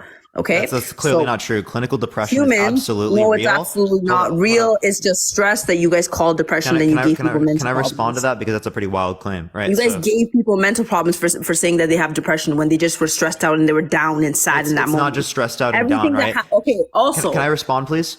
Sure. Yeah, so it's not just stressed out and down, right? It's going to be that's something that's chronic, right? That happens over an extensive period of time in terms of depression, right? In order for it to classify as clinical depression, Nani, I appreciate the gem gun. Thank you very much. You would have to be in a constant state or chronic state of depression for at least 6 months. Okay. Okay. So wait a minute. So if somebody doesn't know what depression is, sadness, would they get affected by it? Thank you for the gem gun. I appreciate it. Yes. Right. Sadness for me and you, right, isn't anywhere near the same as clinical depression, right? Fundamentally different. Okay.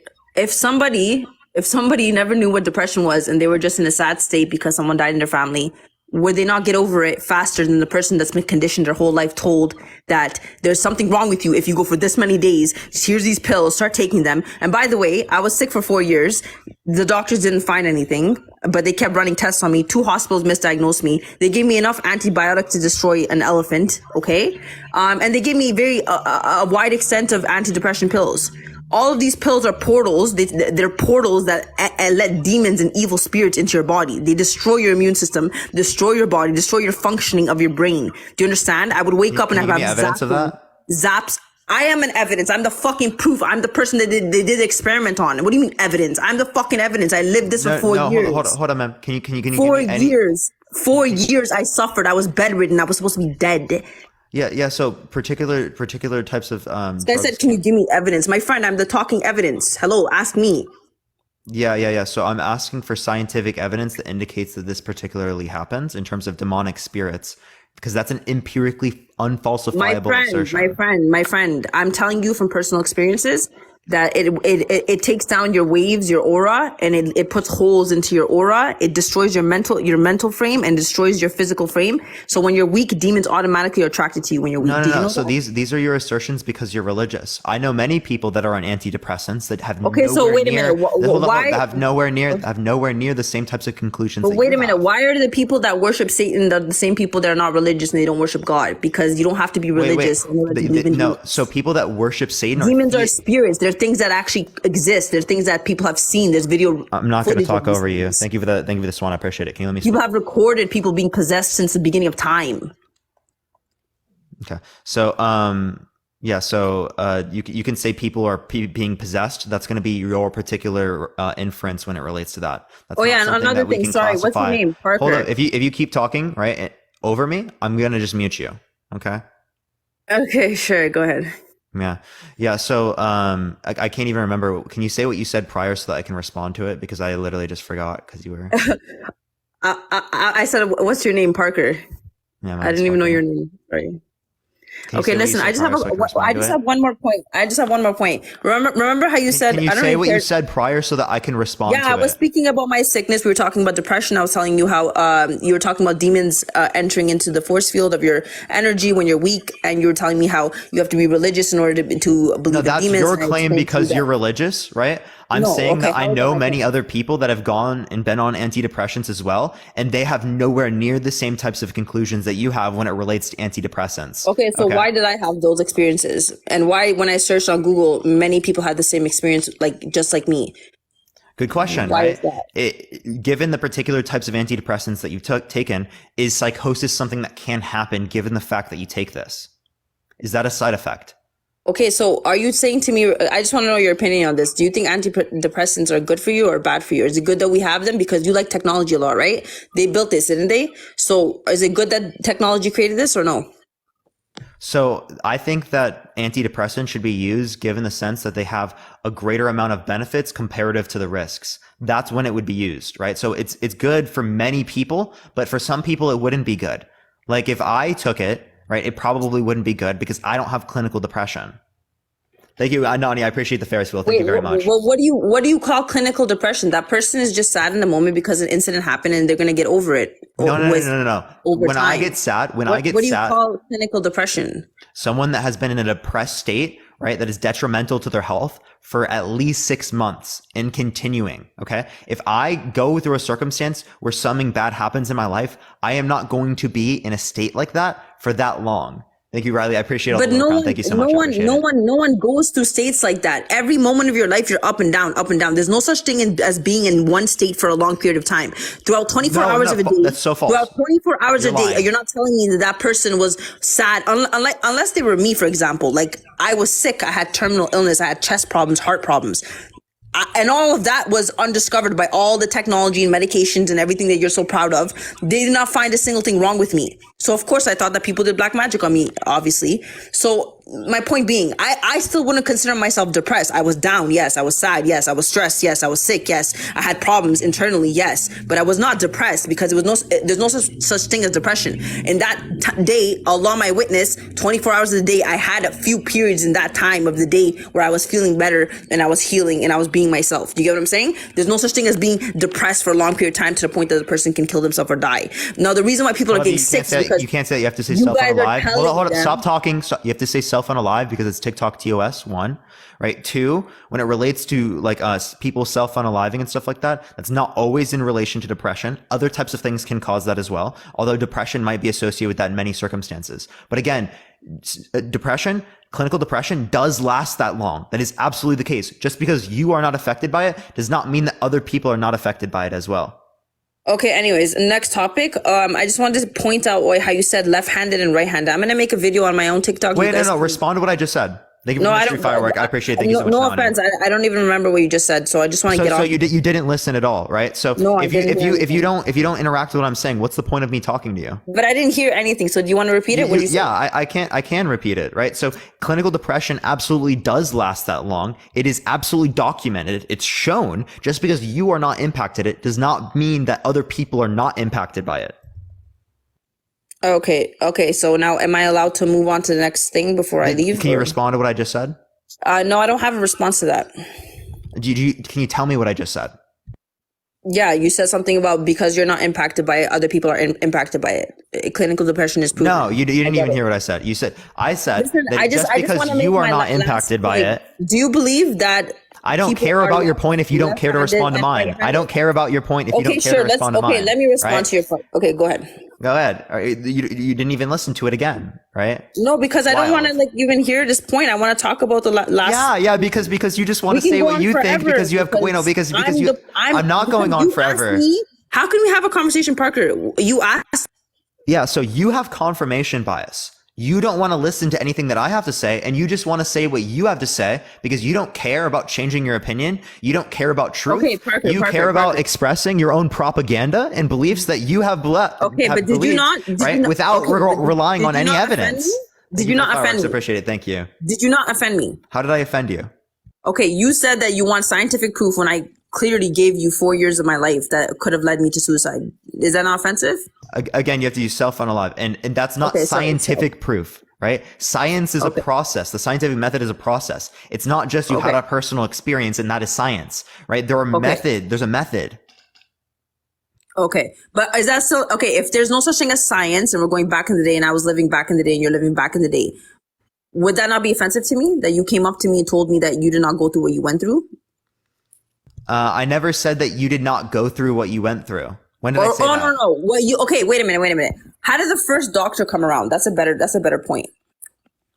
I said that your inference about your experience was not something that I would accept because I don't think that we have good reason to accept that. Okay, no worries. I'm not saying that you didn't go through a experience. Come around? How did the first doctor exist? I don't know. I don't know who the first doctor was. So the first doctor was a man who was probably a loony in his garage probably every day, touching this and playing with this and trying to make this work and trying to make that work until eventually he had patience. And then he decided to go see a patient who had this case. And then this case happened to be something that he could not understand. But she said, based on her account, that she was sick, she was vomiting, she was having seizures, she was having heart pain, she was having chest pain, she broke her teeth in her mouth, she had hyperacusis. She had all these prolonged problems. And then in the end, the doctor made a hypothesis of what could possibly be wrong with her. And then he did studies and then he tried to compare her with other people. So you cannot talk to me about something I experienced and tell me that there's no scientific evidence. I am science. I am what you are believing in right now. Do you understand?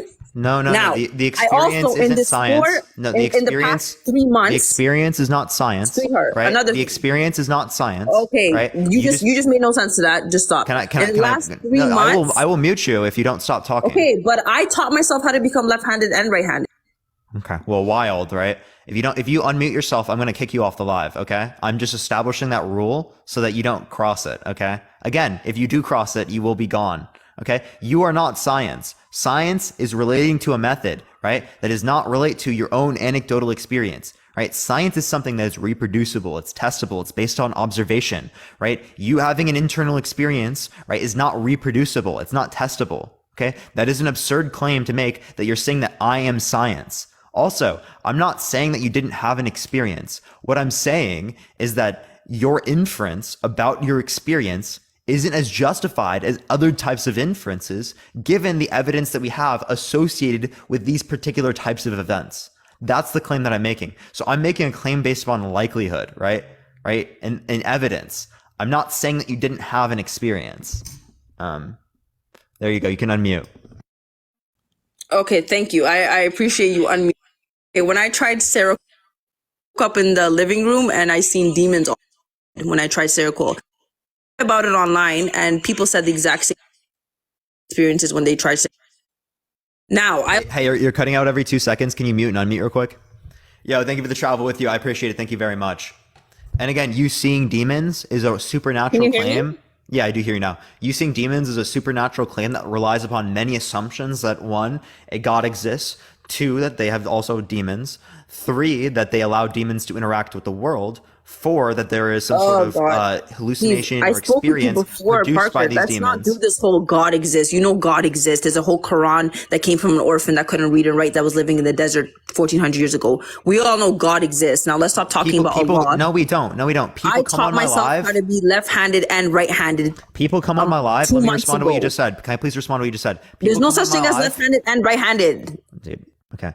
People come on my live every single day and they make claims about the spiritual experiences that they've had with Jesus, right? And when they make inferences about that spiritual experience, that is same as the Prophet Muhammad making inferences about the spiritual experience that Prophet Muhammad had. So there's nothing that indicates the spiritual experience of Prophet Muhammad to be any better than the spiritual experience of any Christian out there, right? Of any religious person that has an experience that would be contradictory to the ideas that are embedded within Islam, okay?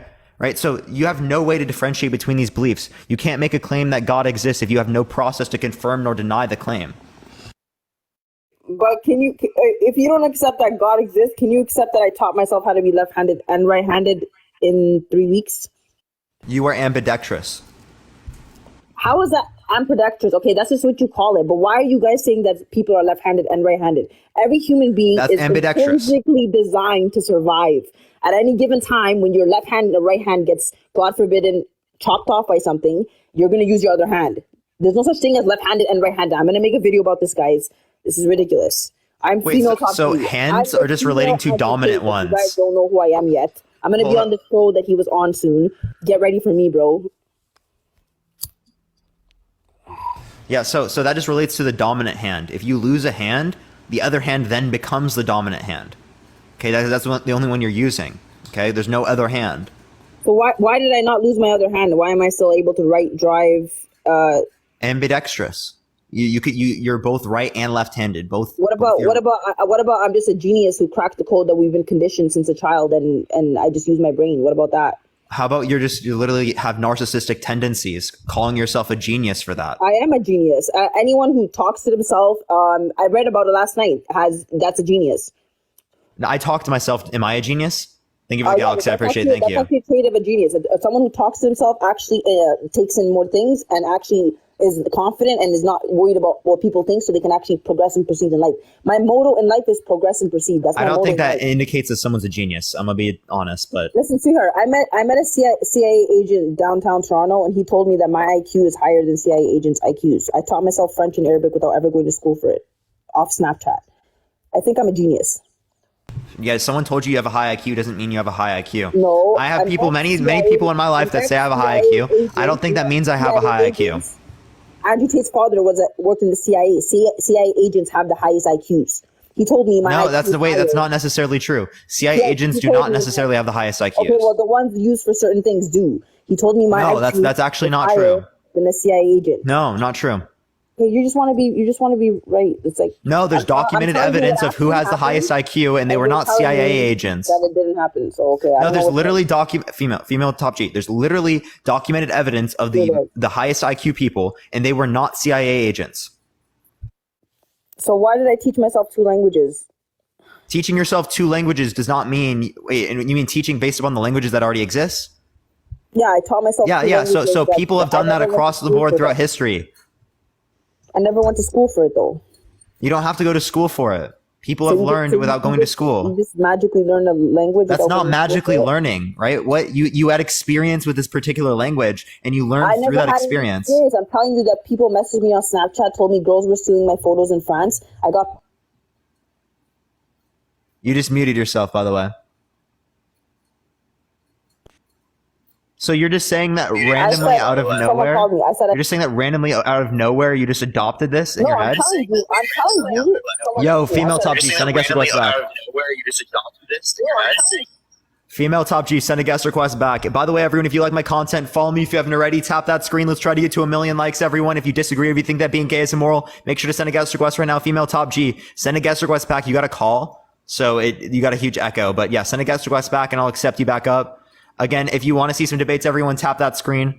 I'm going to get the next person up here real quick. Not the next person, get female top G back up. Amy, thank you for the hat and mustache. I appreciate it. Thank you very much. Yeah. So female top G. I have a friend that also taught himself 2 different languages as well. I taught myself French through Snapchat. Okay. And he taught himself Greek and Hebrew by reading the Bible.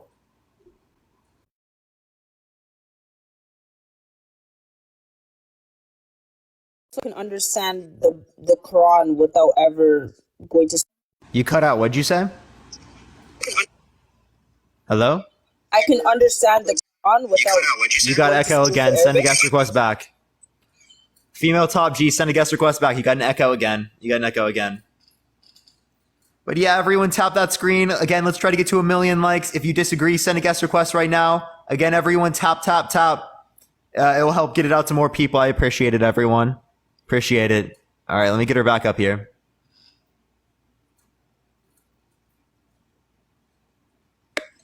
Hey, can you speak French right now, please?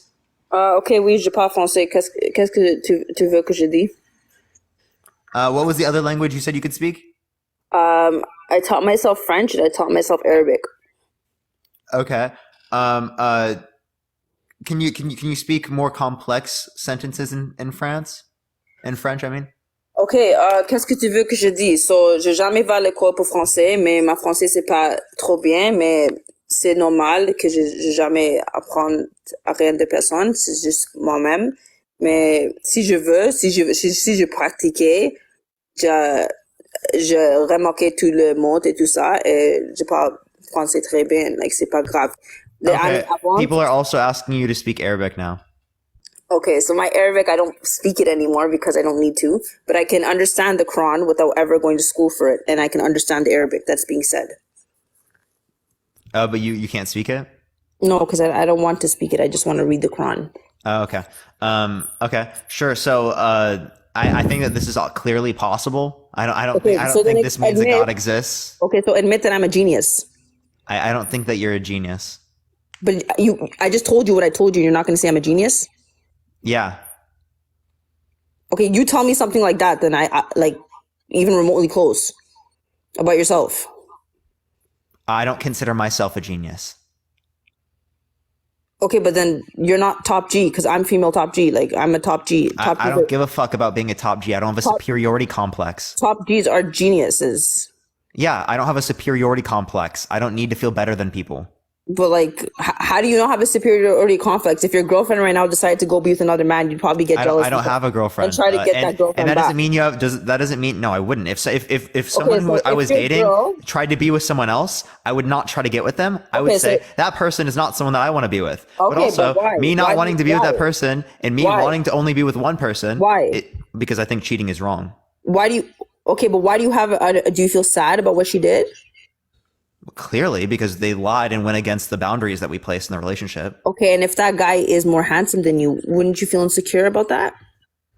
Probably not. Okay, let's be honest. You would feel very insecure because you would even... Okay, let's say she didn't sleep with him. Let's say she was just talking with him on social media in a way that you didn't like. Like flirting? Like flirting. Yeah, that'd be like clearly speaking, if it's like sexual flirting, yeah, I would definitely leave that. You would definitely feel, regardless of leaving, you'd feel sad, disheartened, insecure, and you would lose your trust and whatever. I'd feel sad. Every single human man. I would lose my trust for that person. If you're a man, you are born to want to be superior to other men. That's why you go to school. That's why you put on clothes. That's why you try to get the best job. That's why you're doing this TikTok live. Wait, no. Just because I want things good for me doesn't mean I want to be superior to other people. No, of course it is. That's why in school you're taught that the person who does the most work gets the best job.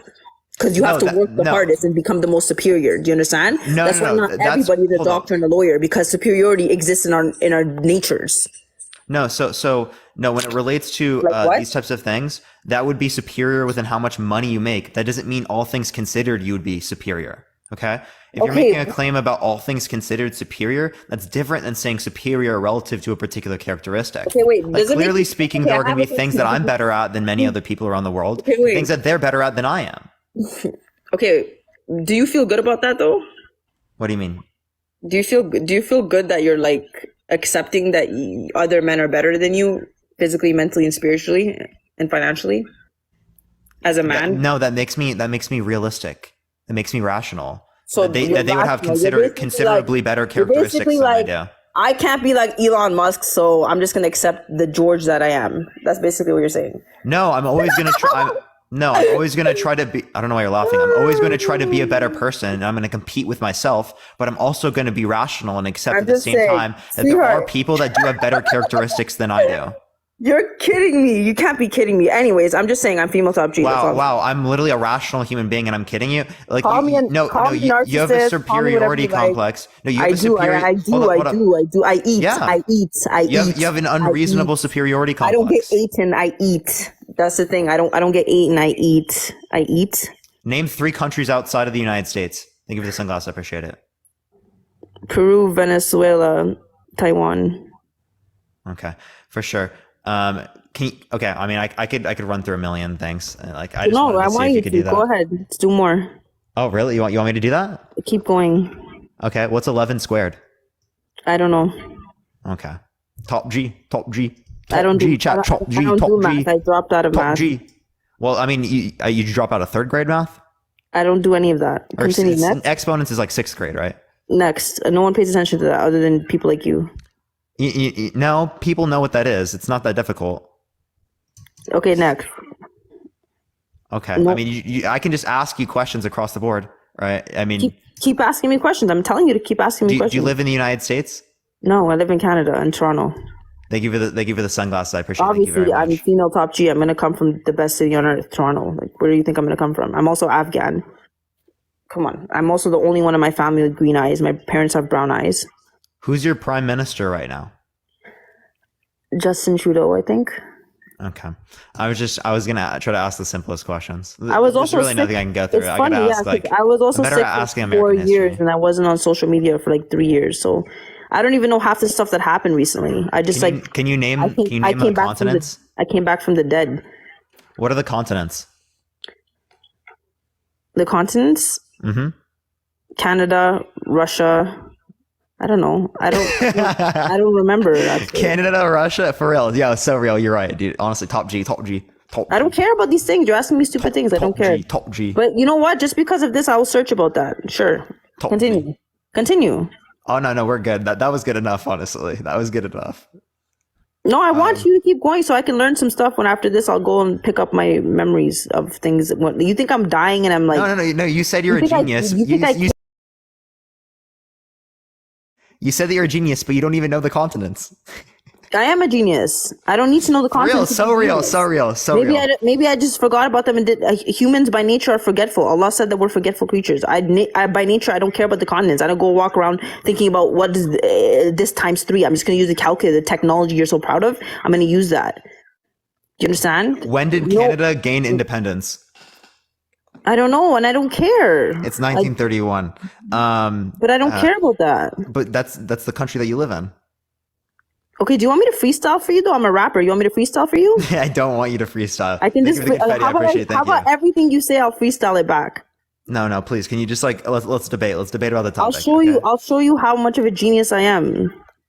No. I actually though, like you there's no way you legitimately believe that you're a genius. Like I am a genius. I just don't believe it. I know I'm a genius. God knows I'm a genius. Like Allah knows I'm a genius. Like Allah strike me down if I'm not a genius. Like, okay, go ahead, freestyle. What do you want me? Okay, give me something to talk about. Say something. Genius.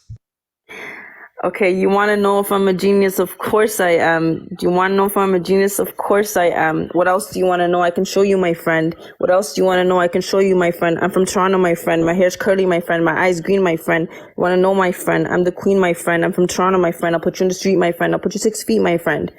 Yo, that rhyming a friend like 10 times, that went hard, for real.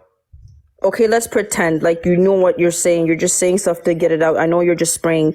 Okay, let's pretend like I really even care. I'm just saying this because I'm female top G and whatever. Let's just pretend I had to do this for money. Let's just pretend I had to do this for clout. No, I'm just joking. I don't do this for nobody. I'm just doing it for fun. This is what I'm about. Pussy. You thought you ate after that. You really thought you ate. No, I'm not, because this is just funny. I'm just smoking and just laughing. Like, it's just so funny for me. Bro, that honestly, I think you're gonna be the next big thing. I know I am the next big thing. That's what I'm saying. Like, it's fun to talk to you. Like, whoever's here, I was here. You know, you guys could say, I was here. You know, we were all here together. Love you guys. Female top G came out the mud, came out back in blood. I'm gonna take it all from you back in blood. This year, female top G came out the mud. They wanted me. Can we do the debate, please? Let's go back. So why do we consider being gay to be immoral again? Oh, okay. What do you consider moral and immoral? I want to know that. Like right and wrong. Like, do you think it's wrong to be gay or to have gay No, intercourse? no. I want to know from your perspective. What is immoral to you? What's immoral? Yeah. Like just an example of something that's immoral? What do you consider immoral? Cheating. What else? Grape, murder. Okay, so you that's what you consider immoral. What about in sexual preferences? What do you consider immoral? P3DOs, right? Bestiality. Okay. So what made you think it was okay to sleep with the same sex? Because I don't see anything wrong with a consenting adult. Okay, wait, I relation. had something to say too. You said your sister was, I don't know, can I say the word gay on this? Like, Yeah, I mean, okay, you said your sister was that, right? yeah. Okay, and you said that she was never, like, her whole life she was raised to be straight and she never had an opportunity to say anything about being gay, right? Yeah, there was nothing, yeah. It was all about like promoting. Okay, does your sister have a phone? Does she have a phone? Not until she was way later. She's older than me, so Like, how old was she when she had her first phone? high school. Thank you for the crown, I appreciate it. So do you think her friends probably had phones too? Yeah, at some point. Okay, so you think that one of her friends and her phones, or anyone on their phone with a phone, did not ever show her pee before? Thank you, I appreciate that mustache. Thank you so much. Pee? Like urine? No, like PORN before. Oh, corn? I don't know. I don't ask her about that. So the I don't only know. way- I don't. I wouldn't. If you showed me like gay corn, I would literally not be gay. That wouldn't happen. Why? Why did you just say that? Because you just said that like, oh, she was probably shown corn and then she just became gay or something. Why did you just say that if you've seen it, why you wouldn't do it? You wouldn't like to do it? No, that doesn't make you gay. So what makes you, how do you find out about it then? You have an attraction, right? Just seeing it doesn't indicate an attraction. I look at men all the time. I don't find them attractive. This is going so bad for you. What was the youngest person that was gay? What was the youngest gay person? What do you mean by that? Like they found out when they were gay? Yeah, who was the youngest? I don't fucking know. So you're having this whole debate conversation and you don't even know the youngest person that was gay? No, why would that be relevant? Thank you for the hearts. I appreciate it. What are you talking about? What was the youngest age that someone said that I knew I was gay? 5 is probably the youngest I've heard. You've heard 5? Yeah, I knew I was straight when I was 5. Okay, I'm just gonna Google this. I'll be back. Sure, go for it. I mean, when I was 5, I had a crush on a girl in my kindergarten class. But yeah, this is also unknowable, right? But yeah, everyone, if you like the content, follow me. If you haven't already, I go live literally every single day. We go live for 6 hours at least. Everyone, tap that screen. Let's try to get to 1 million likes. Again, if you like the content, follow me if you haven't already, everyone. My brain hurts. Same. Yo, thank you for all the corn. I appreciate it, Sarah. Not the corn. Please. I was 5, crush on a boy. Yeah, I think that's the earliest I've seen. I don't think I've seen earlier than 5, to be honest. Because I mean, that's what happened for me. But yeah, thank you for the hand hearts. I appreciate it, Zach. Thank you so much. Everyone, tap that screen again. Let's try to get to 1 million likes. If we get to 1.5 million likes today, everyone, before the end of the live, I am going to be giving away a bunch of free subs. So if you want to have access to a free sub, make sure to do so, everyone. By the way, everyone, tomorrow I should be live at 12 o'clock, maybe earlier than that. I'll be on a little bit earlier tomorrow. Yes, I am. I grew up in Iowa. I moved out to Los Angeles in 2014. So I did grow up in Iowa. I got this when I went back out to Iowa to like see my grandparents, go to like a family reunion and stuff like that. But yeah, everyone make sure to tap that screen again. Let's try to get to 1 million likes. Again, if you like my content, follow me if you haven't already. She'll be back the in a second. youngest person that I found was 16 or 17 years old. People in the chat are gay and they're saying that it's 5. Oh my God. How at the age of 5 do you know? I don't even have memories of myself when I was 5. I do. Wait. I when I was 5 years old, I have a memory of me having a crush on a girl in the classroom. Okay, so you were straight. Yeah, Okay. I'm straight. Okay, so how many memories do you have of yourself when you were 5 in total? Not many. There's only a few. It's like very basic things. Exactly. So, but I remember even before when I was 5. I remember being in preschool. I remember doing shit in preschool. Everyone remembers little things. Like, you're trying to tell me you don't even remember fully what you were doing when you were 5, and you're trying to tell me that you were somehow liking a guy and getting away with it. And I was liking I'm not gay. I'm not talking about you in general. You're telling me that's this. Yeah, this someone person, can figure that out. Yeah. They figured it out, and then they sat down with themselves. Okay, but do you also know that demons, their jobs are to whisper to people? Yeah. I don't believe in demons. And the little kids can get possessed too. You know that, right? Yeah, KLP, I appreciate the galaxy. Most Thank you of very your much. problems that you guys all have is because you're possessed, and people are doing magic on you. And yeah, how do you know that you're not possessed? I'm not possessed because I'm speaking to you perfectly properly, normal. I appreciate it. Thank you I so can much. control every and so single do gay muscle in my people. body. So do gay people.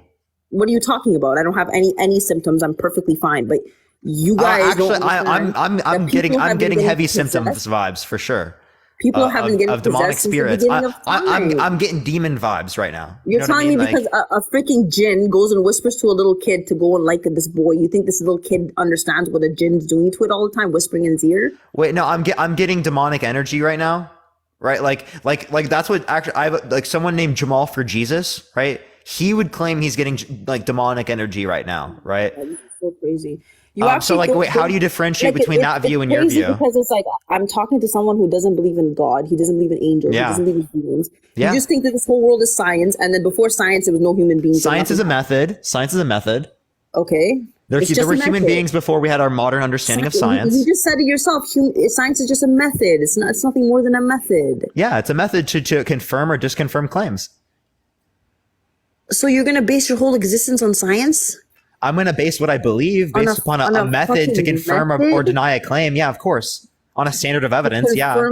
And deny a claim. Okay, but on a standard of evidence, but why are the oceans still undiscovered? There's only 5% of the oceans discovered right now. Because they're highly pressurized. What are you talking about? Yeah, it's highly pressurized. It's extremely hard to get down to those particular areas. It's dark. You can't see. There are limitations to us being able to see that type of stuff where it becomes so costly where it's not even effective anymore. Dear Lord. Oh, it's not effective to learn more science and discover more things. Okay. Bridge the corn. Not within a capitalist economy. I think it should be funded more. I think there should be funding for exploration on the planet. I think there should be funding for exploration in space. Right? But we don't have money for that because we constantly spend money trying to nuke each other, trying to bomb each other, trying to make more missiles, trying to make more airplanes, right? Be superior to each other. You're making, not even my brain, my soul is hurting listening to you. Good. Did you just say, cry about it. I can't. I don't have feelings. Did you just say that we don't have money? I can tell. Thank you for the hand heart. Yeah, I don't have feelings. I don't know if you couldn't tell by now. But yeah, did you just say we don't have money? Do you know money is printed, right? It comes from printers. Who's we? Yeah, no. So money that we use now is actually more or less digital, right? Most of the currency that is shifting around in the economy in the United States is not. In Canada as well is not currency in dollar form. Sorry, chat. Female top G can't have feelings. Thank you so much. I appreciate if I was it. Thank you so susceptible much. to all your bullshit, then I can't be female top G, right? How could I be progressing and proceeding if I'm susceptible to everyone's emotions? And wait, I mean, if you believe in the same stuff as Andrew Tate, I thought women are emotional and men are logical. No, I don't. I don't believe in everything he says. Most of the stuff he says is okay, but I don't believe in his behavior. I don't believe in getting rich and buying a car worth $500,000 when you can buy a car worth $60,000 to $70,000 and donate that money to starving children. I'm actually against that, so I'm going to go on his show soon that he was on. It was wait, you can get a car that costs less, and you can spend more of that money on starving children. Exactly. There you go. You can even do that. So yeah. I'm going to go on his show that he was on, and I'm going to say that publicly in front of the whole world to see, and I don't give a fuck if he likes me after that. How are you going to get on his show? I was already invited 3 times. How'd you get invited? I got in contact with some people that they want me on the show. Can you get me on? Not really, because what would you do there? You're just going to bother everyone's souls. Yeah, no, I'll debate them. Thank you for the hand tower. I appreciate it. That'd be great content. I don't think so, sweetheart. First, you have to win me over. You're not winning me over. Your debates suck because you're just saying stupid stuff. Yeah, I'm honestly, yeah, you're so intellectually superior to me. You're just a genius, for real. I'm just sorry. You're just saying dumb stuff. Like everything you're saying is just so funny. Like No, for real, dude. Honestly. I'm trying to not pay attention half the time because I'm just trying to ignore it. Okay, Yeah. It's so dumb that you didn't even listen to it, right? It's so dumb, even though you didn't listen to it. Something you said bothered my soul. I forgot what it was. Can you remind me? What were we talking about before this Andrew Tate thing? Oh, what did I do that bothered your soul? Yeah. So back to what I was saying. I'm not. I believe in what Andrew Tate says most of the stuff, but I don't believe in most of his behavior, and that's why I'm not like fully after him right now. But I'm just saying, I'm my own person. I'm female top G, and when he first came out and called himself top G, actually he came in my dream before I even knew who he was properly, and he kept coming in my dreams. But like, anyways, I also seen Jesus in my dream. That's so I kind of a weird dream to have. Yeah, he came in my dream. He invited me to a party under the ocean. That's a really weird dream to have about Andrew Tate. I was married, and then I told him like I was with my husband. I told him like I'm not interested because I'm with my husband. You know, like I'm not like that. But then I just wait. You're having those types of dreams about Andrew Tate when you have a husband? Yeah, he came in my dream when I was married. Yeah, I divorced my husband like last week. Oh, okay. But yeah, that's not my point. My point is, did he at least ask for consent? I'm female top G. Like that's what I'm saying. When he first came out, after that I found out about him properly. He became Muslim at that time, and then I got offended that when I heard top G, I was like, huh? Top G? I'm fucking top G. You're top G? Like I didn't even know who this guy was, and I took offense to that because you can't call yourself top G because you were poor and then you started selling some girls on webcams and then you got rich and then you became a boxer. Okay. You can call yourself top G if you were terminally ill for almost 4 years and the doctor left you for dead, told you basically. Okay, come on. You survived. You really don't like Andrew Tate. Exercising and vitamins. You survived. That's a fucking top G. And I'm also a fighter and an athlete. Why don't you talk about the fact that he has like literally like sex trafficking allegations? I appreciate the superpower. I don't know. I actually don't believe in any of those things because I know he's innocent. Like I know he's innocent. Yeah. Thank you for the puppy sleepover. I appreciate it. Thank you so much. Even though he admitted to it on live. All right, thank you for the gold mine. I appreciate it. Thank you so much. What did he? Like I said, he admitted to it on video. He literally gave the entire circumstance of how he did it. Like I said, I'm female top G, and I haven't even watched any of his long interviews from beginning to end till this day. Like I can't. I don't have that much interest in people to like sit down and listen to them. I think what made me lose interest in him was because after he became Muslim, he was still posting himself with girls and partying and drinking alcohol, and I completely disregarded him because I found that disrespectful. Because I became Muslim by myself when I was 15, so I know what it takes when you become Muslim and what you're willing to give up to become Muslim, and that's not what a real Muslim does. But whether or not he repented right now and Allah forgave him or not, like that's between him and Allah. And I forgive him, but I just say that's why I stopped listening to him. So he lost me a long time ago. I don't even know half the stuff he said. Yeah. So, sure. Right. I mean, I didn't need to hear a whole essay paragraph about like why you don't like Andrew Tate. I just wanted to know whether or not you liked him, to be honest. But like, I don't care about him that much though.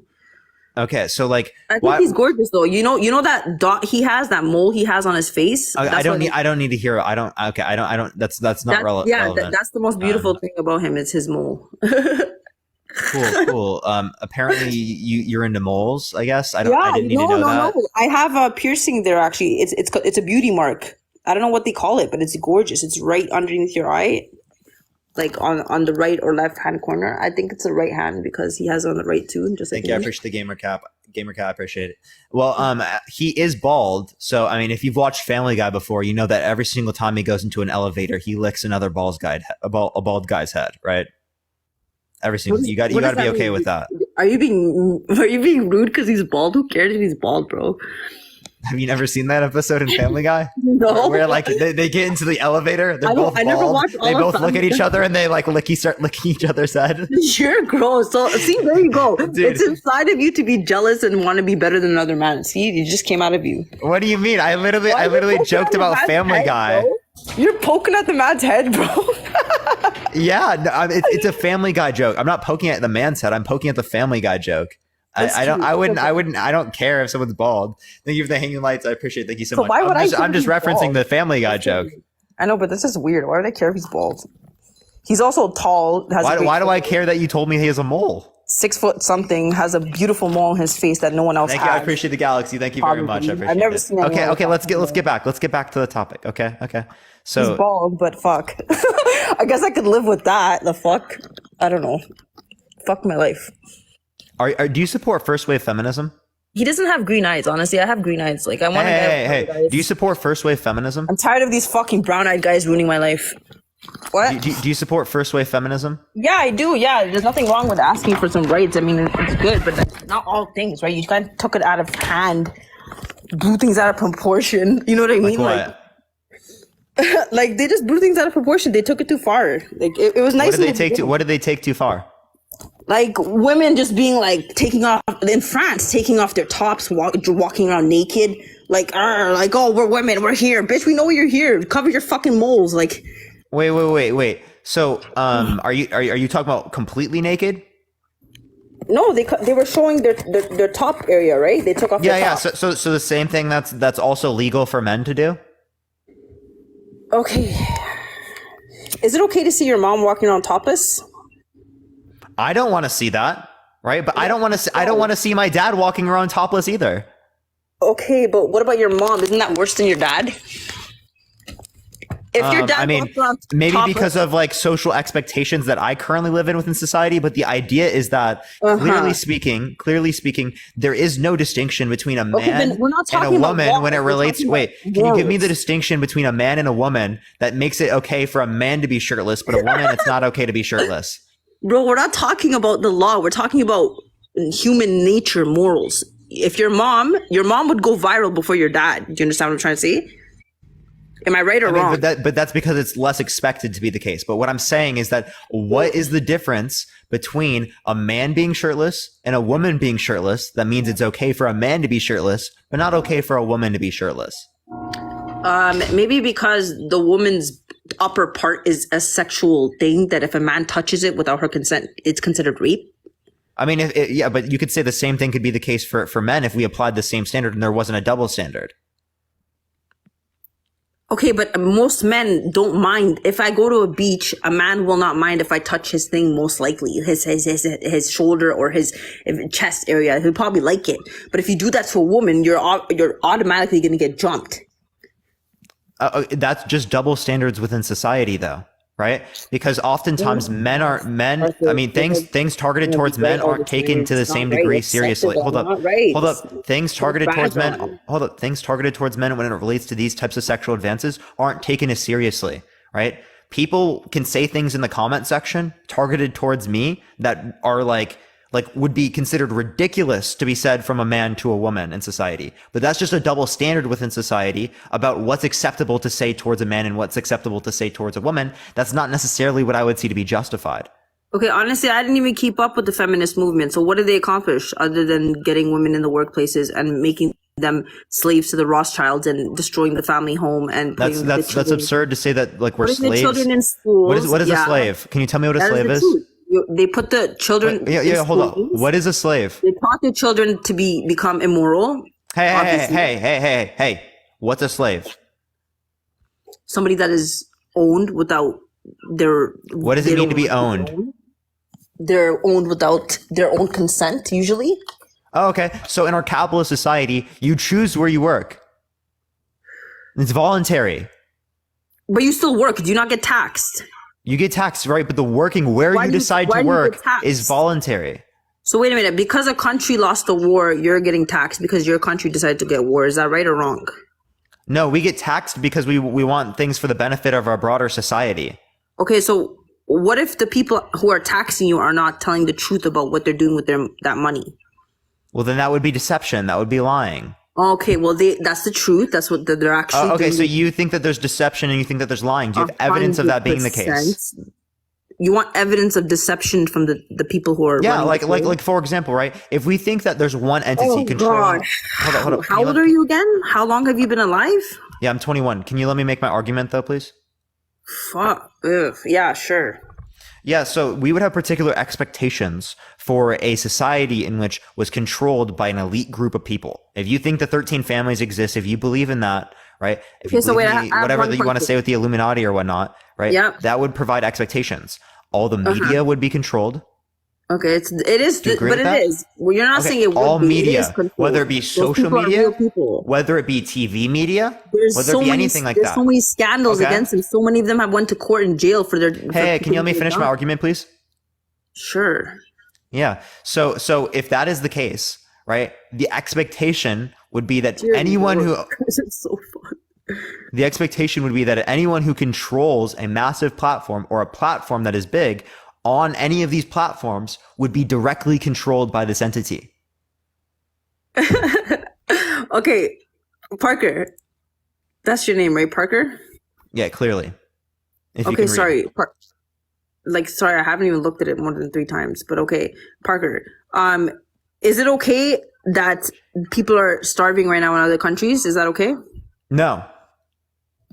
Okay, is that okay that the monetary system has different currencies in different countries that are less than others? Yeah. Thank you for the hand tower. I appreciate it. Why is that okay? Because that's based on global exchange, right? It's based Okay. on how they're dealing with their dollar, right? How different countries deal with their dollar will be different. So the effect that it will have on their monetary value will be different. Okay. So what if I told you that, why are those people starving then? Well, there's a few things. This is actually a common thing to reference. One, there are regulatory agencies that limit these types of goods and services from being able to be sent to these countries at low enough rates for them to be able to buy it. Right. So there's like a kind of like a regulatory burden that exists there. These people don't have the money to be able to pay for these things, as Okay, so there is why- an extreme so- level of income inequality across the globe. Okay. I understand all of that, but why are these people still starving? Is my question. I was answering that. Okay, go ahead. Regulatory burdens, right? The fact that there aren't there aren't like institutions that are providing food for all of those people. They don't have regulatory agencies within those countries to ensure that those people are fed. This is why I came back from the dead. God wants me to talk to you guys. Fuck. Yeah, continue. You don't actually believe that. There's no fucking way. Okay, wait a minute. So We're just gonna walk past the claim that this is why God made me come back from the dead. It's not a claim, it's the truth. I came back So from you the think dead. you're a zombie? No, I survived 3 years of near death. Near death is not death. Okay. So again, do you think it's okay that these countries are, like Yemen, for example, dying from starvation? No, I think it's bad that there's dying from starvation.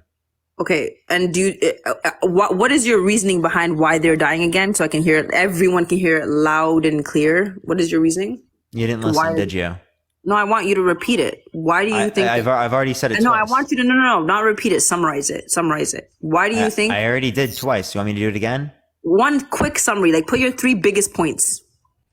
Regulatory burden, income inequality, access to resources, right? Political systems that exist in those countries.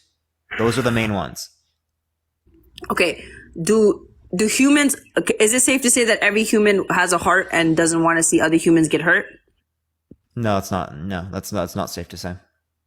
Okay, so that's not safe to say. Okay, Yeah, but there are majority. psychopaths. There are sociopaths. There are No, people I know that don't that give a happens. fuck But about others. okay, but I'm saying majority of people, do they not want the average person to not get hurt? If someone was getting hurt, would Yeah, they not stop? majority of people don't want people in a general sense to get hurt. Exactly. Okay. So you completely acted like you were living in a bubble, and you said that the Rothschilds, the Illuminati, Well, if that was true, then that would be the case. We are being lied against. This is very wrong. No. Can you respond to my argument? You never responded. The expectation would be that people who own big platforms on these particular social media platforms, they would be controlled. Okay, but I'm telling you that they are controlled. Okay, I'm controlled. Okay, not you. You're not that big. There's What do you mean? people that are What do you bigger mean? than If I'm able to go in that front of have hundreds come of out thousands and said that they've been groomed since they were children. Beyonce was groomed since she was a child. Jennifer Lopez is a slave. All of these things are documented. The thing is, they wouldn't let thousands of people every single day, tens of Doja thousands. Cat, exactly. Doja Cat.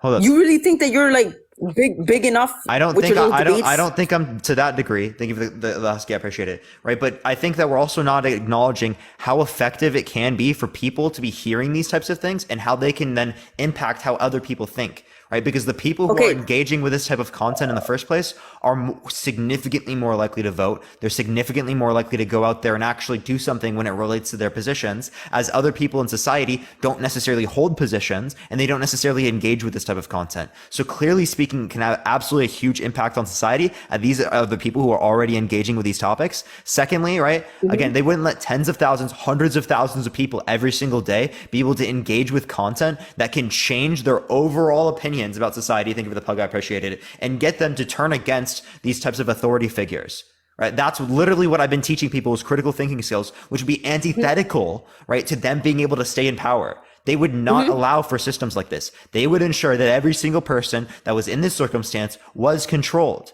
Literally every single one. That's why I don't accept this expectation at all, because then it would indicate people like me or people that I know that I am friends with would be controlled as well.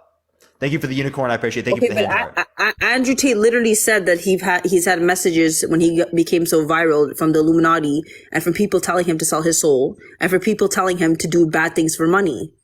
Yeah, you're not on that level. Say things like that all the time. You're not on that. You're not remotely close to that level. I don't think I am necessarily remotely close to millions of people. That's not what I'm arguing. Exactly. What I'm saying is that hold up. What I'm saying is that they wouldn't have room for like leaks to open up. Okay. What I'm saying is that if they controlled every aspect of our society, they would control all of the social media platforms insofar as they wouldn't allow any leaks. They could have algorithms that are set in place to ensure that people that are not promoting their message are taken down.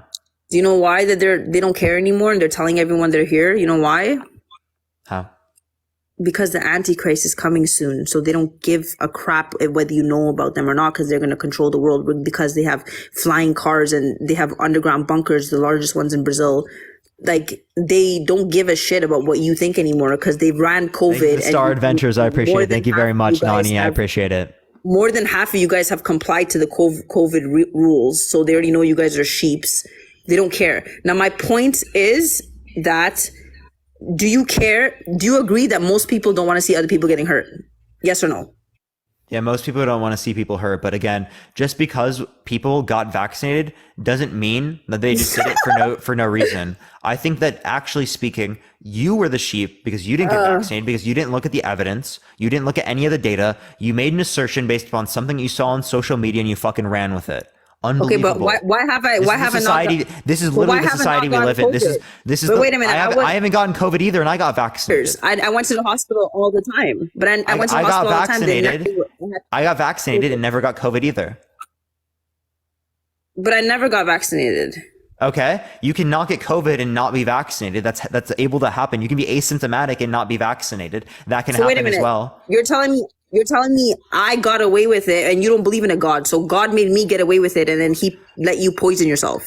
What are you talking about? No, you literally are making a claim that God had any type of involvement with this with absolutely zero evidence to indicate that to be true. That's the same thing as me saying that Stewie Griffin had an involvement in me being safe from COVID. Okay? Stewie Griffin or the Tooth Fairy, they made it so that I didn't get negatively impacted by COVID and so that I continue surviving so that I have a platform here to speak in front of everyone. Thank you for the corner. I appreciate it. You laugh at that, but that's exactly what your voice sounds like. No, I'm not laughing at that. Parker. I appreciate the live pro. Thank you so much. I appreciate it, Nani. Is the world not is more than half the world not in poverty right now? Depends on how you define poverty, but sure, like based upon America standards, yeah, but that's not taking into account housing costs and stuff. Parker, like so the point that I was trying to make, sorry for dragging I appreciate it. Me, I like to drag like every single bit of the person out of them. Hold up. Can I clarify though? Poverty rates are relative to the different countries based upon cost of living and other types of indicators. Okay, so if you're going based upon U.S. standards, yeah, most of the world is going to be in poverty. Okay, right. But if you go based upon standards in those different countries, no, most of the world is not in poverty. Okay, so my point to all poverty. Can you hear me? Yeah, I hear you. Okay, my point is that poverty exists. You agree that it exists. You agree that it's taking over more than half of the world. You agree that most human beings are against. It's a bit less than that, right? So the global poverty rate at $6.85 is about 46.9%. Okay. Do you agree that 46.9% of people right now are dying from poverty? Wait. Hold up. that's the normal poverty rate. What'd you say though? Do you agree that that's a fact? Yeah, it's from the World Bank. Okay, do you agree with it? Do I agree that that's a fact? Yeah. Yeah. What I said, yeah. Okay.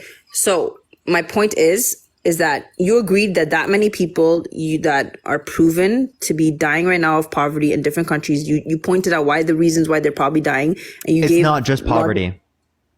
Okay, sure. You give logistics based on their working and trading and things like that, how they spend their money and etc. Now, I'm going to end this very simply. Parker, money is printed. Okay. These people that you are in delusional thoughts about, that you think that for some reason they're not controlling the world, these people print the money that you use right now. And actually now they don't print it. Now they essentially tap a few zeros and they hit enter. And there are still countries all over the world, 49%, like you said, that are dying because of being poor. Do you agree or you don't agree?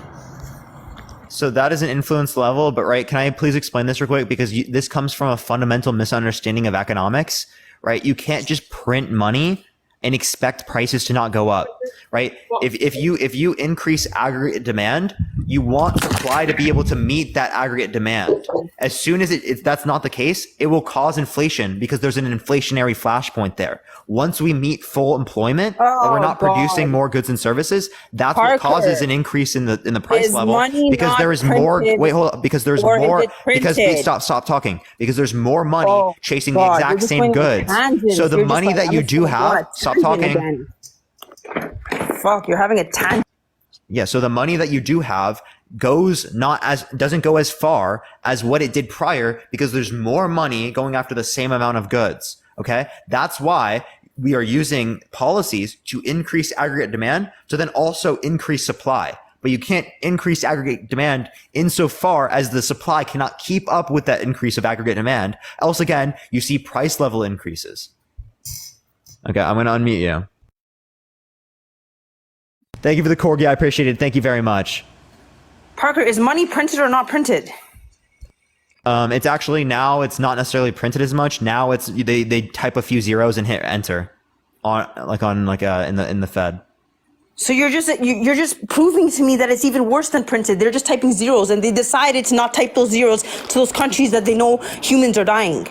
And you're telling me that the people that are running the world are not evil people. They can't just print it like that and do that, because again, that's not increasing the amounts of goods and services that are produced. Thank you for the goggles. I appreciate it. Wait a minute. That's why it would just cause inflation. Hold up, stop talking. Stop talking. That's why it would cause more inflation within those countries and actually create a worse issue. Because if their price levels increase, think of the crown. I appreciate it. That means the basic necessities that they have are less accessible to them. Okay, so what you're saying is they're sacrificing people, and you're okay with it? No, it just means that we don't have a global. Right, we don't have a global system that is meant to ensure that. Hold up, I'm gonna mute you again. We don't have a global system that is set up to ensure that these people do not starve. We don't have global regulations that are set up to ensure that these people have living wages. Okay, that is the fundamental issue. It's because we don't have regulations to the capitalist structures that exist in those countries that we do see in the countries in Western Europe and in the United States and in Canada. Right? Okay, Top G. If I have to keep muting you, that's ridiculous. So you got to be able to chill. Bro, I don't know why you're muting me all the time. Because you're a chronic overtalker. I'm not even over talking. I'm literally saying to you what is facts. I'm telling you what is facts. Those people are sacrificing those people, and you're saying it's okay because you don't want other people to get hurt by this. But if those lives are being saved, they can't just type in that zero and send it directly to those people that need the help. Okay, let's talk about non-inflation. Let's just talk about those people getting out of that situation they're in. Why can't they help those people? I muted her again because she didn't listen. Thank you for the hand. I appreciate it. I'm going to explain the same thing again because you did not listen. Okay. When you just send stuff like that, right, that increases price level. Okay. So that makes goods and services less acceptable to the average person, which decreases their quality of life.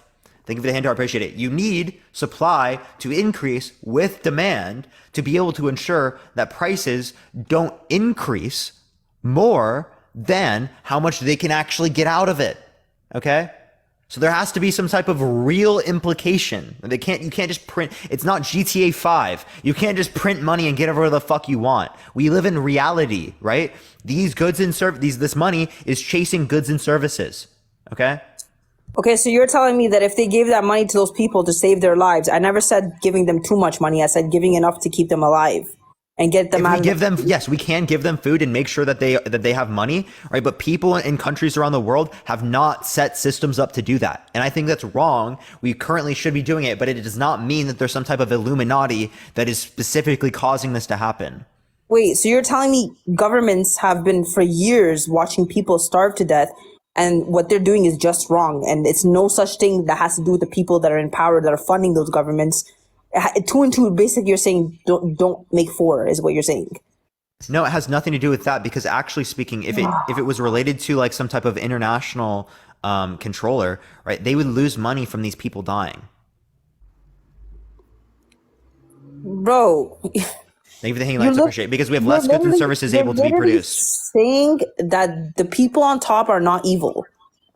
No, I am saying that the people on top are evil, but I'm not saying that the people on top who are evil are fucking an Illuminati that controls the entire planet. They're evil people from different countries in the world that have conflicting interests because they were democratically voted into their countries. Oh, and you're saying they can't just have a party and invite each other to a party and make a little group and do it all together? They can, but clearly speaking, we don't have evidence to believe that that's true. As if that was true, particular expectations that we see within reality. Go search MK Ultra program. Search MK Ultra program on YouTube right now, guys. Yeah. So did you just realize that you overtalked me again? Right? Like I feel like you just don't recognize when you do. Like, but do you realize you can't just search MK Ultra programming? That what was the MK Ultra? So what you're relating to, when it relates to like the CIA documents and stuff like that, these are experiments that they engaged in, not things that are classified as true. You're gonna act like there's fucking conclusive evidence on it, but no, they were just studying it. What about the victims? What victims? Of the MK Ultra? Which ones are you referencing? Any victim. Give me a specific circumstance. I'm seeing if you even know about it. I don't know about it. I haven't read about it. So then why are you asking about it? You don't even know. The person who told me about it was a guy from, the person who actually told me about the Rothschilds was a guy from England who was from England, and that's where the Rothschilds are from, and he was telling me about the Rothschilds. I didn't actually look into it too much. Yeah, but so someone made a claim to you, and you fucking you pressed the trust me bro button, and you believed it. When I studied it, no, you literally stamped that. He stamped it with trust me bro approval, and you just accepted it. Wait. Tachi, you literally were calling people. Hold on. I want to respond to this. You were calling people sheeps. I'm muting you because I want to be able to get this point out. You were calling people sheep, right, for literally getting a vaccine that there's evidence for. But this guy trust me, bro, stamped approval, and you accepted immediately without even questioning it, right? Is that not what a sheep is?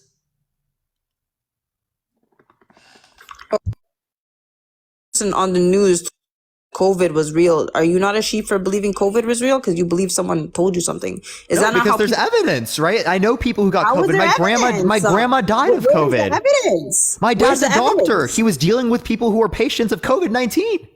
Oh, really? He was dealing with people who had symptoms of the flu. No, who had COVID-19 that they literally test for. He saw every single day. Oh my God! Wait, so you believe that these tests are real? Yes, dude. Yes. What? Oh, they're not just trying to control us and see how we're going to act when they shut the world down? No, we don't have good evidence to believe that. Not at all. Okay, but Parker, what if there is evidence? What are you going to do if there is evidence? Are you going to believe it? If there's good evidence, I'm going to believe it. Absolutely. Okay, But the issue is you don't have any fucking evidence. You have zero. Okay, 1 second. I'll be back. Okay, I'm confused. All right, we'll tap the screen, everyone. Let's try to get to 1 million likes. If you like this type of content, follow me if you haven't already. I go live literally every single day. Keep tapping that screen. We're going to be on live here for a while, everyone. I'm going to stay on here for a bit, y'all. But yeah, keep tapping that screen. Let's try to get to 1 million likes, everyone. Let's try to get to 1 million likes. It is already weekend for me, so I got to stay on as long as I want, chat. I might stay on for a while here tonight, depending on how we do this. How, you haven't heard of MK Ultra? I've heard of some things related to MK Ultra. I don't know a bunch about it. But yeah, tap that screen, everyone. Let's try to get to 1 million likes. Again, if you like my content, follow me if you haven't already. Again, I go live literally every single day, everyone. We're literally, almost at 280,000 followers. So if you want to follow me, I would appreciate it. Thank you so much for the crown. I appreciate it. Thank you so much. Let me see, everyone. What are we almost to 280? We're literally 100 away from 280. If you follow right now, I can get 280,000, everyone. If you follow right now, we can get to 280,000. Absolutely wild, everyone. We're almost at 300K. That's pretty wild. It's pretty wild. Okay, You're so back. I decided. You're the cutting CIA out. Can you mute and unmute real quick? You're cutting out. Can you hear me now? Yeah, I do hear you now. Okay.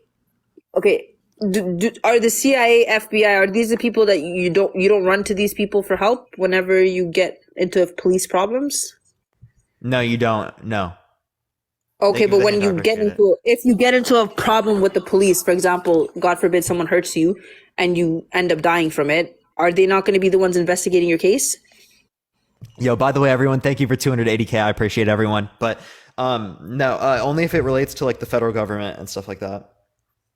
Okay, but we all know in general terms, or like serial unalivers, or like there's like specific terms in which that happens. It's not like in all scenarios. Local police are going to deal with things like in like local communities. Okay, my friend, I'm saying that the big cases, the ones that go to them, are these not the people who are running in and taking care of everything that's supposed to happen from these cases? Yeah, so the FBI does stuff that the FBI does. Yeah, FBI does FBI stuff. Yeah. Exactly, yeah. And CIA does CIA. Yeah, FBI does FBI stuff and CIA does CIA stuff. Yep. Okay, so the CIA were the people who decided that they were going to mind control people by testing drugs upon them. And they did this for years, and they destroyed many lives. This is documented.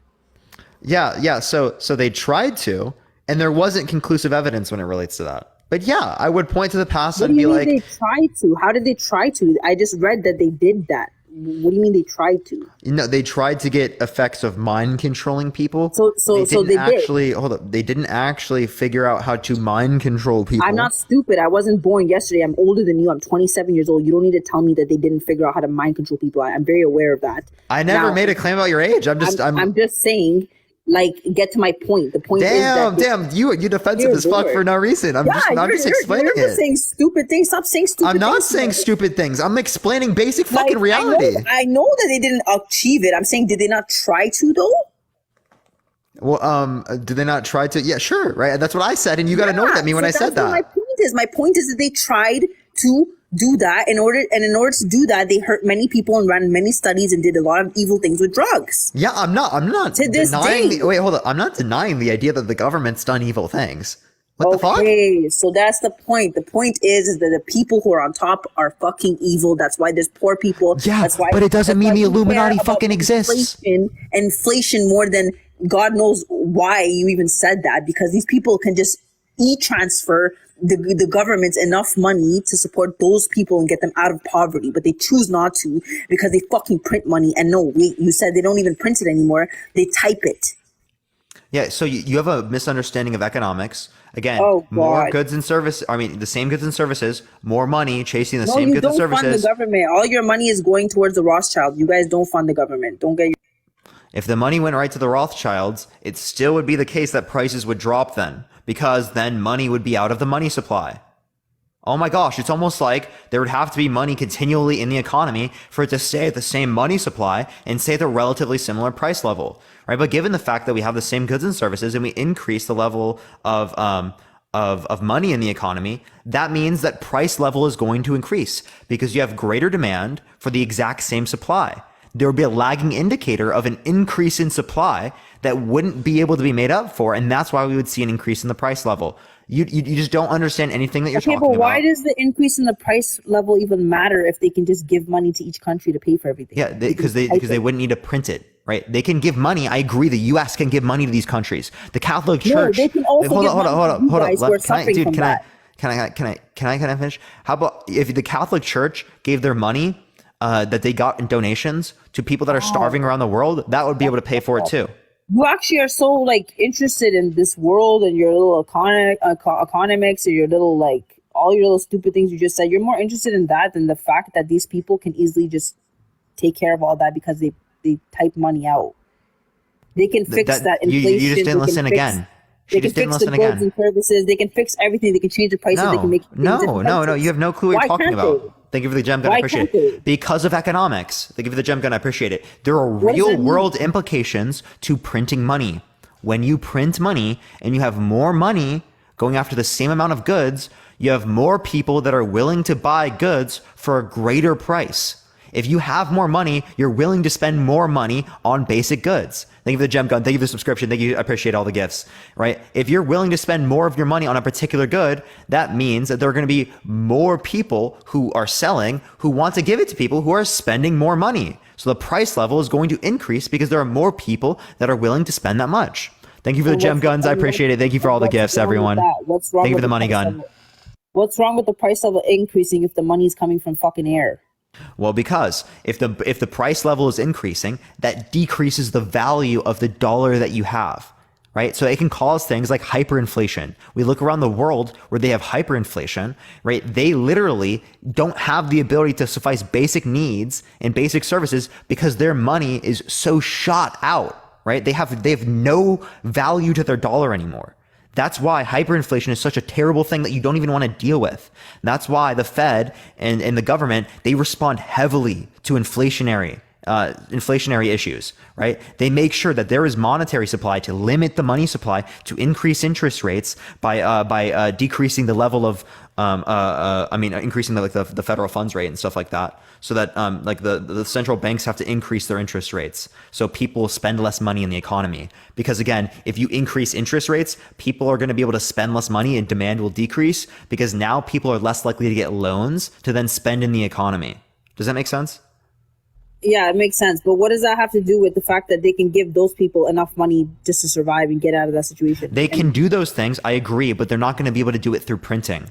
That's the misunderstanding. Okay, so they're not printing. Send it. Yeah, so if you tax people and you give money, right, or you do something like that, tax to offset the inflation, well, then clearly speaking, that can give them access to be able to eat. I think we should do that. The fact that we currently don't do that is probably more or less based upon the idea that people in this country are nationalistic. They care way more about the people living in the country than they care about people around the world. And ultimately speaking, they vote on policies that then demonstrate that. Like, why do you think that people in America have such a big issue with money being sent to Ukraine? Right? Even though it's a loan, thank you for the garland, I appreciate it, thank you so much. They care significantly less about the people dying in that country than people who are in America. If people were dying in America like that, you know how much money they'd be willing to spend? So there you go. You still have a spark of God left in you. Then I don't know what to tell you. Then you still have. That's hope. Not God. That's morality. Yeah, God gave you that moral. Yeah, you can think what you want. That doesn't mean that it's true. So what's the reason of heaven and hell being created if everybody's not good? I don't believe in heaven and hell. Okay, but I do. That's meant to judge people. Bad people, hell. Good people, heaven. So what's wrong with that? If you just prove what's wrong with that? You think that just because I don't know a God exists. From your own country, people don't even care about other people dying. You just proved that these people are fucking sick. And you're saying that? Yeah. I think that people are doing terrible things. Is there something wrong with what God did? Did he do a bad thing here? By punishing these people, is something wrong? You're not. Yeah. So when it relates, I'm the one trying to save up money to build orphanages all over the world, shaking my ass on social media, rapping. You're just sitting here fucking talking about some stupid thing. That's literally a sin under your own religion, by the way. You know that, right? But you know that's the truth, right? You're literally sinning under your own religion when you do that. I just want to know: do you actually think that there's no logic behind why God did what He did and why He? No, there's no logic behind you because you're sinning when you do that. You just said it was justified for you to sin. No, I just told you that is there something illogical about God? He created heaven and hell for the people who chose. There is. I'll explain why. What's logical about Allah? Yeah, you believe God is perfect, right? Yes. Do you believe human beings are perfect? No. Are human beings created by God? Yes. Okay, so do you think that given a perfect creator, you would expect to see a perfect creation? No. No? So do you think given a perfect test taker, you'd expect to see perfect test results? Okay, perfect in what way? Flawless. What do you consider a flaw, Parker? It's dependent upon your religion. Your religion considers sin to be a flaw, right? Humans are sinful. Therefore, they are not perfect. Religion or sins. What do you consider God's creation to be a flaw? You consider it to be a flaw. This is an internal critique of your view. So Parker, wait a minute. You just said that God should have created perfect beings just like himself, right? That would be expected given that God is perfect. Okay, that would be expected given that God was perfect, right? Yes. So he I don't even know. My soul is bugging. Sorry, my soul is twitching. 1 second. Yeah, in the same way that with a perfect test taker, we would expect to see perfect test results. With a perfect creator, we would expect to see a perfect creation. I just remembered. Sorry, my soul just left my body for a second. Okay, wait a minute. Can you create a fly? Can I? No. Why can't you create a fly? Because I don't know how to. But aren't you God? I'm not God, no. So only God could create a fly, right? But you just said his creation is not perfect. I don't believe in a God. But you just said that his creation is not perfect. No, you said it's not perfect. This was your view. You said that human beings are not perfect. No, human beings were created by God. No. You said that there's a flaw. You said there's a flaw in Allah's creations. Is there a flaw in the way the fly was created? It has its task, it has its reason, its purpose, and its duty. The bee has its task, reason, and purpose and duty. What do you consider a flaw? Okay, so you know there are specific types of parasites that are specifically have the function to like literally kill people. So What's wrong with that? Do you think God created those parasites to kill people? Yes, I did. What's wrong with killing people? Wild. You don't think that's bad? Why is there something bad about the population becoming less? Would the world not become overpopulated if we didn't die? No. The world is not on track to hold up. No, the world is not on track to be overpopulated. The world is going to hold up. Let me explain. Can I please explain? The world is on track to actually stagnate when it relates to population around 10 billion, which is how much that we can take care of. And that's because as quality of life increases, the fertility rate decreases because people are choosing to have less children, right? Because it's not as necessary for them to be able to do so. Parker, does God not choose when you die? I don't believe in God. If you believed in God, would God not choose when you die? No, God does not choose when you die. Okay, I'm telling you, God does choose when you die. So if God decides to kill you, whether you jump off a freaking bridge or you get stung by a bee or however he chose to kill you, you're gonna die. Everyone has a time period on this earth. They're not gonna be here forever. That's why you grow old and die. But some people even die in their sleep. Now, is God wrong for taking your soul in your sleep? I would make claims that if there's any level of suffering that is not necessary, that it would be wrong for God to do that. Why is that not necessary? But what about the whole claim of paradise? What's the point in living here and not going to paradise? How are you going to get to paradise if you're still here? No, you can just go directly to paradise, right? There's no contradiction with that. So you don't have to experience death? No, you don't have to do that. But people who are going to end up in hell will keep dying and they'll never die. They just want to feel like they're dying, but they're never going to die. Why do they want to feel like they can die?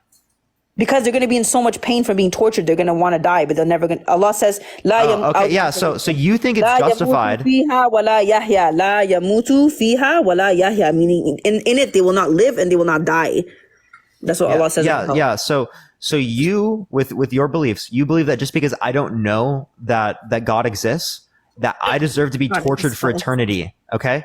You believe, under your view, that I deserve to be tortured, right, and suffer for eternity just because I don't fucking know that your belief is real. That's it. No, that's literally the only fucking reason, dude. Like, no, I never said that. You know how fucking absurd that is? Actually, if you were ignorant of knowing what I know, you would be forgiven because the pens are lifted. The angels don't write down on your shoulders. There's 2 angels. They don't write down what you're doing when you're ignorant. But you're not ignorant. You know every fucking thing. You know the Quran. You know about Prophet Muhammad. We even spoke before about this. You're not fucking ignorant. You're trying to. You know when you cuss, that's literally sinning too, right? Like you're literally like. Forgive me. There you go. My sin just got away. Dude, that's not how it works. Sweetheart, that is how it works. I'm sorry. This is reality. No, it's literally not how it works. This is the real world. I'm sorry. You're just like so. Yeah, I'm sorry. This is the real world, and you're being a hypocrite. Okay, so wait a minute. So you're saying there's something wrong with death? Yeah, I'm saying there's something wrong with unnecessary suffering. Okay, But what if these people deserve to experience what they're going to experience after death? Why would God not kill them? I don't believe that a lot of these people do. But you just explained that people from your own country won't even feed outside people, even if No, there's let's a talk war. about myself right now. You believe that I never believe in God, right? And you've told me that this God exists, right? So I am held accountable, right? You believe that if I don't believe when I die and I don't repent and turn to Allah, or like, it's not repent, it's there's a different notion, right? Other types of works you can engage in, right? Yeah. If that's the case, if I don't do that, I deserve to be tortured for eternity. Thank you, Solar, for your description. Thank you. If I don't deserve, I'm not trying to get banned on TikTok. I don't deserve anyone deserves to be tortured. Period. But no, you do believe that. You I don't. do. I don't deserve humans being tortured. But God does what He wants. Period. Wait, and you believe that that humans deserve that? Parker, do you think you have a right to talk about what should and shouldn't happen? Where does your opinion even come from? Like, you can't even create a fucking fly. It's empathy and rationality, but like, That's no, no. I like how you're trying to change the topic. You're just trying to talk to Elon Musk about creating the Tesla, but you can't even fucking create a Tesla. Like, what the fuck are you, like, you're talking shit about Elon. Go fucking do it yourself if you're so great. You can't. So yeah, me saying that they're, hold up. Just like you follow the law of your country, someone when they're an authority of you, they can do whatever the fuck they want. Unfortunately, Parker, That God shouldn't can happen do what then. He wants. Yeah, so you can, okay, so how about this? Okay, if God can do Like, whatever He wants. your mom didn't teach you that. Like, Hey, can I explain? Fuck, I don't have kids, but I feel like I'm raising you. Dear Lord. Yeah, go ahead. Are you serious? Like, I think that is the most ironic statement ever, because the level of patience that I'm showing you is fucking I'm sorry, unmatched. I don't want kids. It's fucking unmatched, my guy. Kids. God protect me from children. I don't fucking want to deal with you kids. Wait, I'm the kid here. That's the funny part. How That's old the are fucking you? funny part. I'm How 21. old are you? Yeah, you're a fucking 21. kid. I'm 27. I'm younger than you, and who's acting more mature right now? I'm sorry. I'm having a top G moment. Like, I don't want kids because I don't want to deal with this fucking shit. Like, I'm sorry. So again, right? I don't think I'm acting like the child here, right? I think you're older and you're still acting like a child. No, because I want to have kids in paradise, Parker. I can't. I don't want to bring them into a world like this. Like, not right now. Yeah, so you don't want to believe them. You don't want to bring them into a bad world that your God created. No, it's the bad world that you guys have created with your technology and all your bullshit that you're worshiping now, that you should have been worshiping Allah that gave you the brain to use those things. You know how ugly I have no fucking reason to believe that. Do you know how ugly human beings were when they were in the womb of the mother, before, when they were a clot, when they were the fetus, becoming the fetus? You know how ugly Wait. Can you tell me when they were a clot? Tell me what stage of embryonic development they were a clot. I don't know. I'm not a liar. I don't know because I haven't researched it because I don't really care that much. I just read it in the Quran a few times. I've seen it on the TV a few times. I don't really care that much. Maybe eventually, because now I just divorced my husband, I have more free time. I can study these things in depth, but I don't really care that much. But my point being is that I seen a picture the other day of the human being when they were like in that stage, in the embryonic stage, very tiny, before they were even a fetus. They were fucking ugly as shit. So you like literally an embryo? Yeah, like an embryonic stage. You were so ugly and so useless. You're just a piece of sperm and bodily fluids mixed together in a sack. Not when you're an embryo. Not when you're in a fucking whatever, in a sack. I'm saying in general. That's what you were. Close. You literally. Wow. You came. You know what? Female top G. You're a genius. Honestly, I think you're such a genius. You came from a sperm cell and a freaking sack. And I agree with you. When you said that you were a genius earlier, about science. Wait, when you said that you were a genius earlier, I agree with you. Honestly, you are intellectually superior to everyone on the planet. You're talking that much. You can't even create a fucking fly. You can't even create a maggot. And you're talking about God. Yeah, so I don't have to be able to create things to then critique. For example, right? I don't know how to build a car, but if a car, I don't know how to build a car, but if a car doesn't work, I can still critique it. You came from a fucking sperm cell and you're talking so much. You can't even fucking create yourself. Is this like actually like an argument in your head? Parker, create yourself right now. That's an incoherent statement. Create yourself. Make another human being right now. Out of sperm, without using technology. Just make it right now. A man and a woman, go and tell them to get pregnant. I don't see how this is relevant at all. Parker, you can't even choose who gets pregnant and doesn't get pregnant.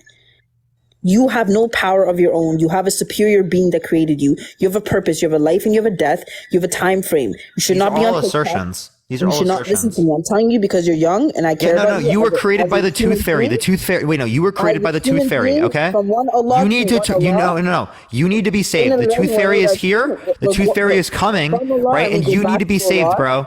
I'm telling you. I'm telling you. You got to be saved. The tooth fairy really wants you to be with them. Okay. Parker, you're in big trouble. Like you're in big trouble. Like I don't know what to tell you. May Allah protect you. I don't know. From what? From what? From himself. May Allah protect you from himself. I seen a dream of Allah 2 times. You know how scary Allah you can is? see dreams of lots of things, right? How do you see dreams of something you've never seen before? No, I said you do. Yeah, I do. I seen Prophet Muhammad 4 times. I seen Jesus. I seen Moses. Wait, hold up. I seen Andrew Tate many times. God forbid. God help me. And then I seen Allah. Can we have a conversation, please? Yeah, it's like anytime I try to respond, it's like immediately just like talks over, right? Go ahead, man. Go ahead. Allah is terrifying, bro. I would not fuck with Allah. You're crazy. Don't fuck with Allah, bro. What's the difference between you not caring about the hell that Christians believe in and me not caring about the hell that you believe in? Okay, before I answer that question, do you want to know what God was doing in my dream? I don't really care. Can you just tell me? Okay, so he was sitting on his throne and there was a man in front of him and he was on his knees with prostrating his head, crying. And Allah was so angry at this man. I didn't see his face. He was pure white sitting on a throne. And he was so fucking angry at this person. Like he was just so uninterested that he just literally like turned his head a little bit to the left and the hellfire is black in color. It's not red. So it's sitting on the left hand side. And I'm just there watching the whole thing. And this man's about to go to hell. And Allah did not care at all. Allah was just going to throw him in hell and move on to the next person. So I seen judgment happening on the day of judgment. And it's not a joke. Allah is terrifying. I would not want you to be in front of Allah talking like this.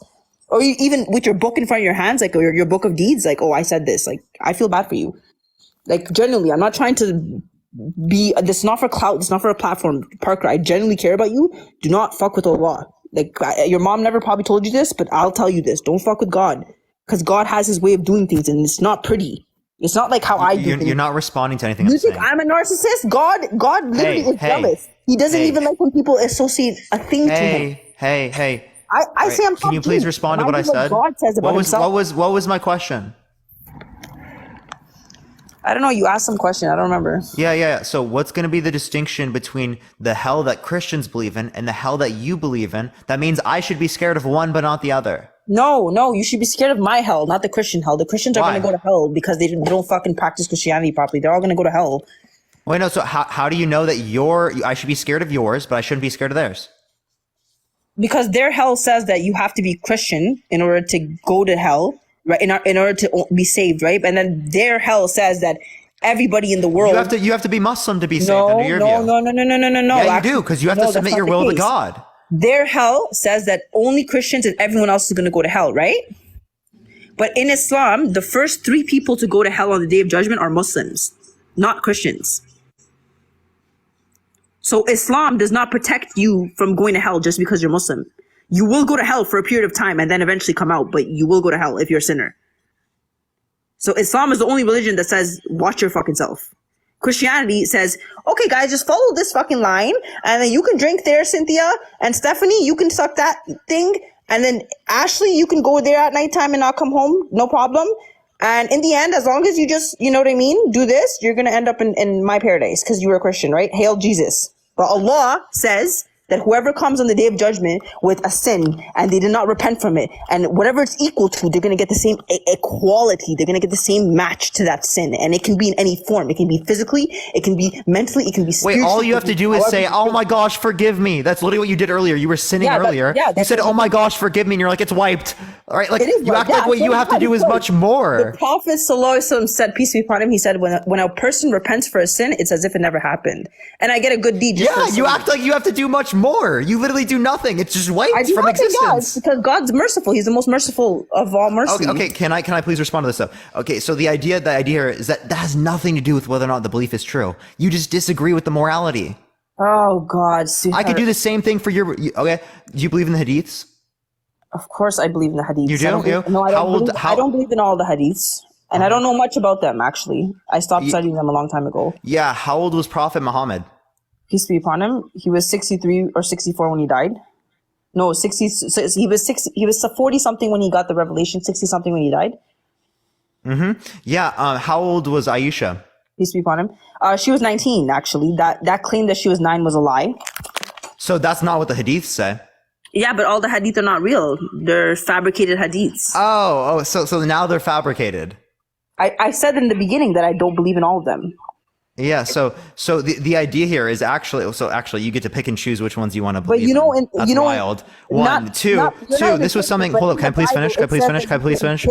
Little K's. Okay. So secondly, I'm gonna finish my point. Right. Secondly, right. This is not something that was disputed, like at all, for like 1,000+ years. Right. This was not disputed that she was 6 when they got married.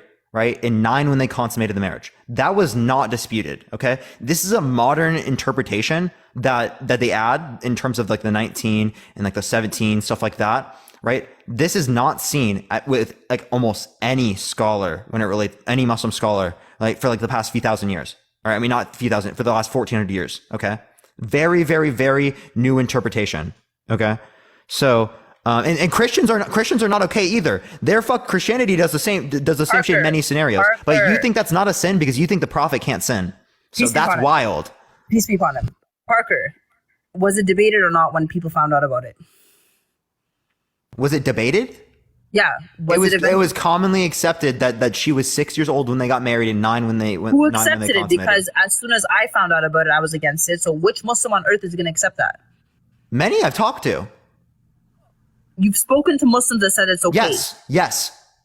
Literally, yes. Okay, but yes. Wait a minute. But we spoke about this last time too. But back in that time period that women used to get married at a young age and have children at a young age. Yeah, and that's wrong. Okay, but that's still what used to happen. So those Muslims, even if they accepted that being a fact, not that it was right or wrong, that could still happen, and the Prophet would still not be wrong about it because the people at his time were all doing it. The world was doing that. That doesn't mean it's not bad.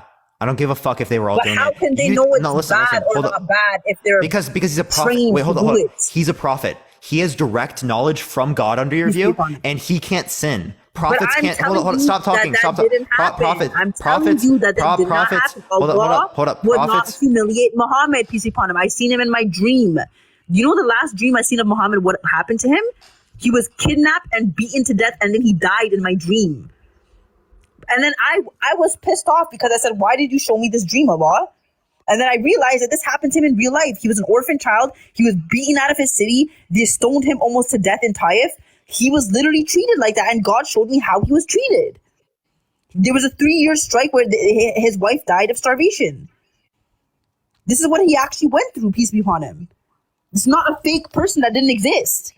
I never said he was fake, right? What I'm saying is that it is clear within the evidence, right? That most of the people who were around, like the Muslim scholars, the early Muslim scholars, all accepted this. No, and anyone who does, they're wrong to do that. But even if they that's were to your interpretation, and that's actually. Even if they were to accept can I finish that, any point, dude? It's like I let you speak, and I hope that you let me speak, okay? Because I want to be able to go through these points. All right.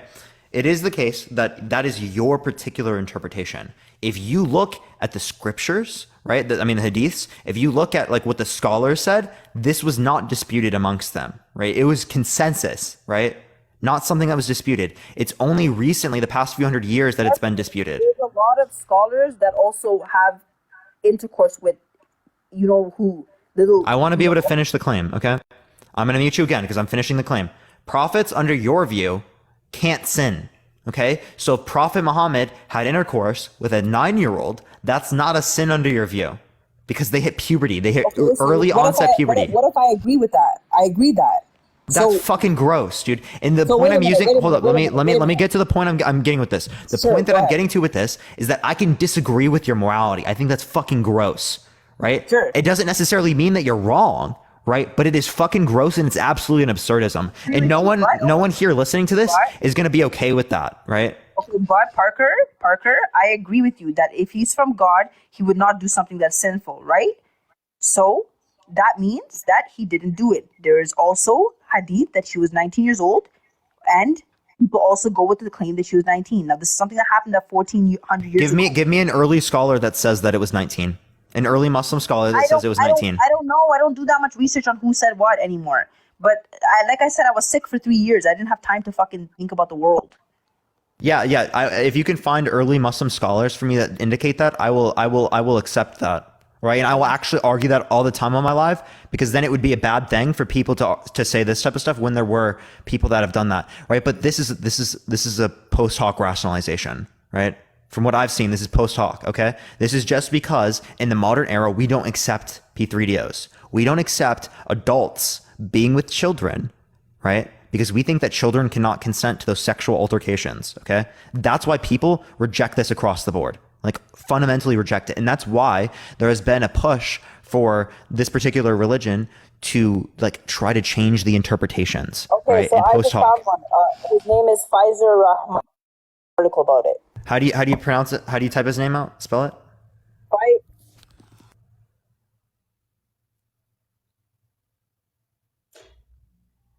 In the meantime, everyone tap that screen. Let's try to get to 1.5 million likes, everyone. The first article I seen, that was the first one I clicked. What is it? I can't hear you when you're paused, by the way. IUR space RAHMAN.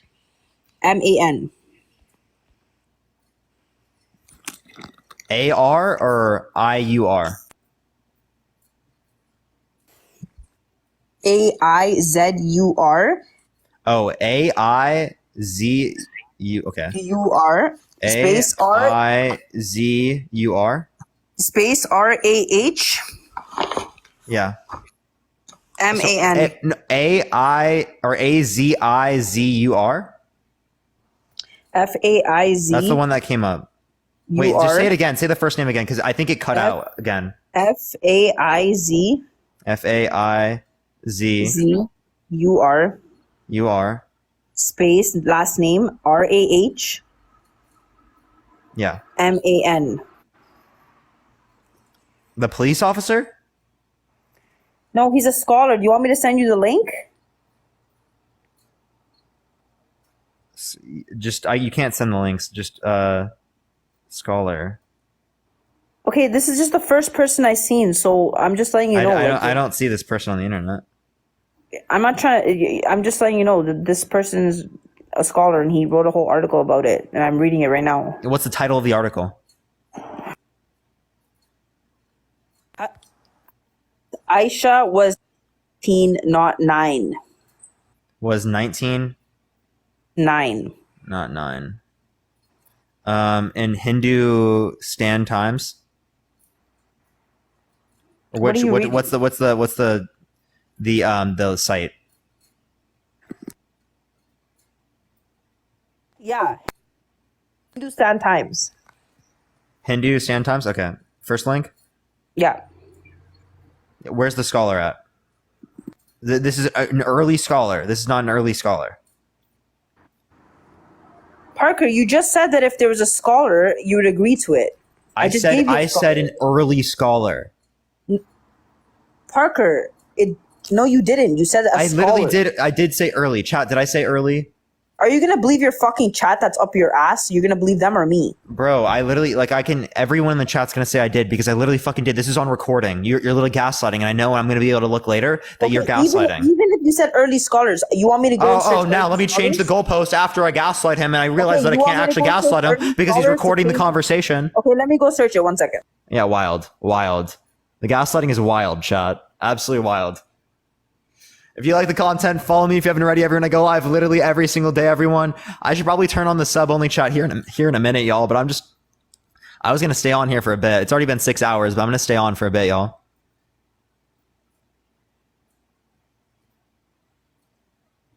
Parker, no. Yeah, Goop chat. Well, because I do sub-only chat for the last hour of the lives. Every single day. Last hour of my live. So if you want to have access to the sub-only chat, subscribe to me if you haven't already. You get access to all the exclusive emotes, plus you get access to the sub-only chats that I have on for my last hour of my live. I'm going to be turning that on here in a minute. Thank you for the golden. I appreciate it, Candy. Thank you very much. Please, I can't afford a sub. If you can't afford, DM me. I help some people. I've given some people free subs who can't. Thank you for the little crown. I appreciate it. I only have 18 I can give away, but I will give away some if you can't afford it. I'm serious, y'all. Don't tell me to do it unless you really can't, right? Because then there are other people that won't be able to get access to it that actually can't. But yeah. My DMs are open. Anyone can send me a DM. Easiest way to message me is through Instagram. I can't find it because there's too many articles here. But I can find you a hadith. You want to see the hadith that says that she hit puberty when she got married? Yeah, puberty was early onset for her.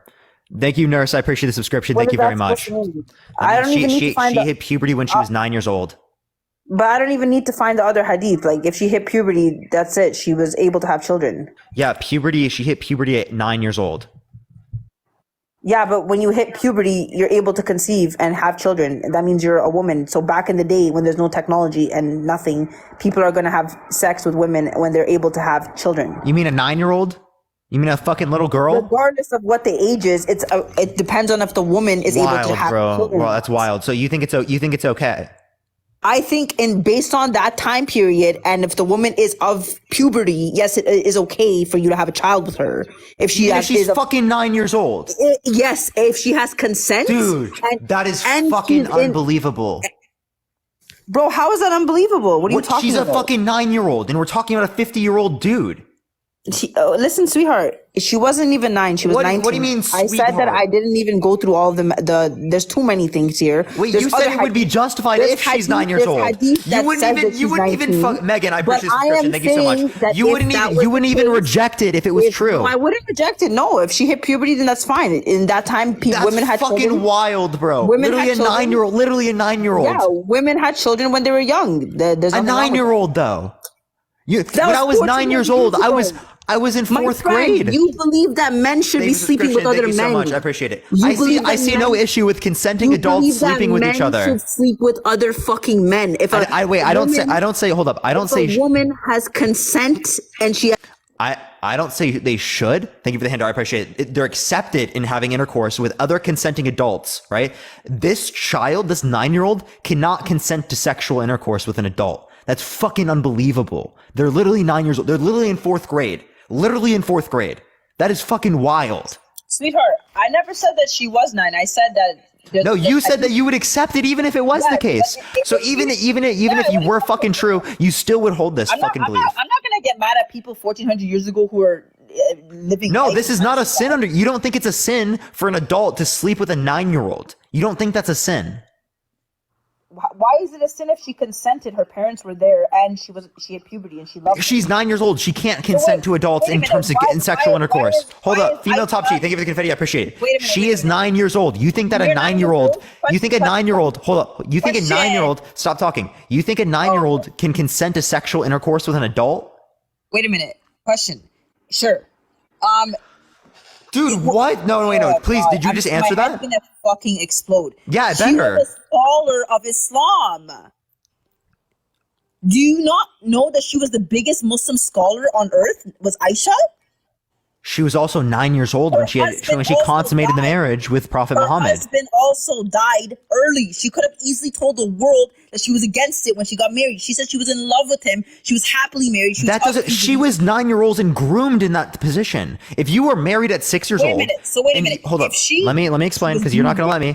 If you are married at 6 years old and you consummate the marriage at 9, you were groomed into that position. Just because she said that it was okay after does not indicate that it was. Thank you for the money gun. I appreciate it. She was literally indoctrinated to believe that this was okay and to believe that this was subject to literally God and to a guy that was not sinful because he was the prophet. You not understand that? That's unbelievable. That's unbelievable. You can unmute yourself. Everyone tap that screen. Your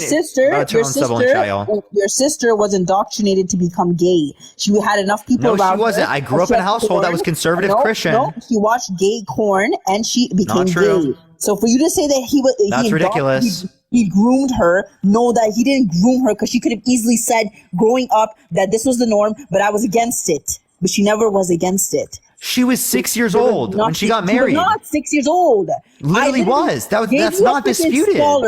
Give me an early scholar that says that. Then I gave you a scholar. Then I told you there's too no, much you people. didn't. I'm No, not you gonna didn't. look to it. Again, I'm gonna ask you the same question. Thank you for the confetti. I appreciate it because you gave me something different than what I asked. Give me an early scholar that indicated this, because the explanation is that this is post hoc. This was not disputed by early scholars within Islam for literally over 1,000 years. Okay, literally over 1,000 years. It wasn't disputed. Not until the modern era did that happen. Unbelievable. You agree that the women just recently got rights too? It wasn't disputed either. Yeah, that was not disputed early on, and that's a bad thing. Yeah, right, but so this is how you just because quantify. something Hold up, wasn't female top G. disputed Let me explain. doesn't mean that it was fucking Oh my not god, it's like, okay. oh my god. Like, Do you want me to bro. respond? Thank you for the hands up. No, So- because your response is stupid. Just because something wasn't. Okay, so the idea that scholars are what determine the interpretation of these scriptures and of these hadiths is literally what's been used by your own understanding in by Islam. Thank you for the superpower. I appreciate it. It's not just determined by any average person what the interpretations of the scriptures are, right? They're literally determined by scholars, okay? The same thing is true for other types of religions. You're literally not acknowledging that. It's ridiculous. People have been debating this since the beginning. You're saying that it happened. You're cutting out. Can you mute and unmute again real quick? I said that people have been disputing about this since the beginning of the freaking hadith being known to man, and you're saying that it recently came out because you recently heard about it from this many people at this one time. You think the Muslims didn't know about the hadith? You think Muslims didn't dispute and ask what this was about? You think Muslims didn't come down to the bottom of it? Muslims are the best scientists on earth. Do you understand? Muslims are the reason why women have rights right now. Islam brought women's rights. There was no woman right before Islam. So for you to talk about Muslims and put them down so much and make There literally wasn't women having rights after either. What the fuck are you talking about? how do women not have rights in Islam? What the fuck are you talking about? No, there wasn't rights after Islam became a thing. man's Thank you for the money is goggles. I your appreciate money, it. and your money is Hold your up. Those are ideal circumstances when it relates to your own belief system. Thank you for the subscription. I appreciate it. Thank you so much. I'm saying that after Islam came about and was mainstream, right, that didn't make it so women have rights. Thank you, Kai. I appreciate the subscription. Thank you so much. Women didn't have rights for like 1,000+ years after this happened. Okay, because that's the problems based on the So it wasn't Islam that brought rights to women. No, Islam did bring. It was the first thing on earth to say that women had rights. Women have rights inheritance. Inheritance of money did not come before Islam. You can Google that. Like, what the fuck? Thank you for the garden law. I appreciate the subscription. Thank you so much. The Quran Well, you said could that the also say woman the same has thing a for right to Christianity. inheritance. Hold up. You could also say the same thing for Christianity, as Christianity brought about Bro, particular things that in which change. Every Thank you, Emma. I Christian appreciate can subscription. Thank you agree- so much. Every Christian can agree that there's Yeah, a it's like I can't finish. there's a different version of the Bible in every hotel you go in. The Bible says it's okay to murder little in the state of war. So Christians can agree that their own Bible is contradictory and evil and has fucking evil things in it. Whereas Yeah, the so Quran, can you there's let me nothing speak? evil. There's nothing evil in the Quran. The Quran tells you if you save one human being, Dude, it's you like save- I have to you every save single all- time I speak, I have to mute them. Right? It's like actually unbelievable. Thank you for the butterfly. I appreciate the subscription. Thank you so much. Okay. So from now on, every single time I speak, I'm gonna mute you because you can't figure out how to let people respond to claims, right? That's why I have to immediately cut you off every single time and mute you. I literally don't have to treat people like this at all in my lives. I never mute people. Thank you, Chase. I appreciate the subscription. Thank you so much. Literally never mute people in my life. So the fact that you're getting muted every single time when you speak is definitely not representative of me here. I just want to clarify that, right? Okay. So I actually don't even fucking remember what it was here. I'm gonna try to remind myself. I'm not gonna unmute you. Give me 1 second. 1 second, everyone. By the way, in the meantime, everyone tap that screen. Let's try to get to 1.5 million likes, everyone.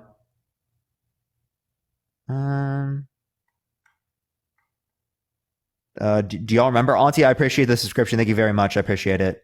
Oh, the amount of rights change. So the same thing can be said for secularism, right? In the United States, rights changing. Same thing can be said for Christianity around the world, in which, again, rights after the fact that the Christianity was there, right, did get a little bit better, right? And there was a little bit of a change, not how much it should have been, still haven't gotten how much it should be in general, right? But it is the case that it changed the same way that you're invoking that it changed there. So it's just really not important for you to make that type of claim. Thank you for the hint. I appreciate it, as it would be the case for everyone else.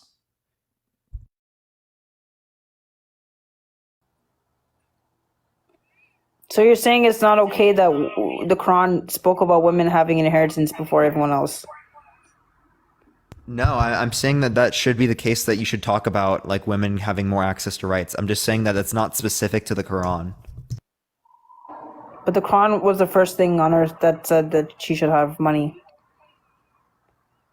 Do you want me to? I'm gonna look that up, and I'll hold you to that. We'll see if that's true.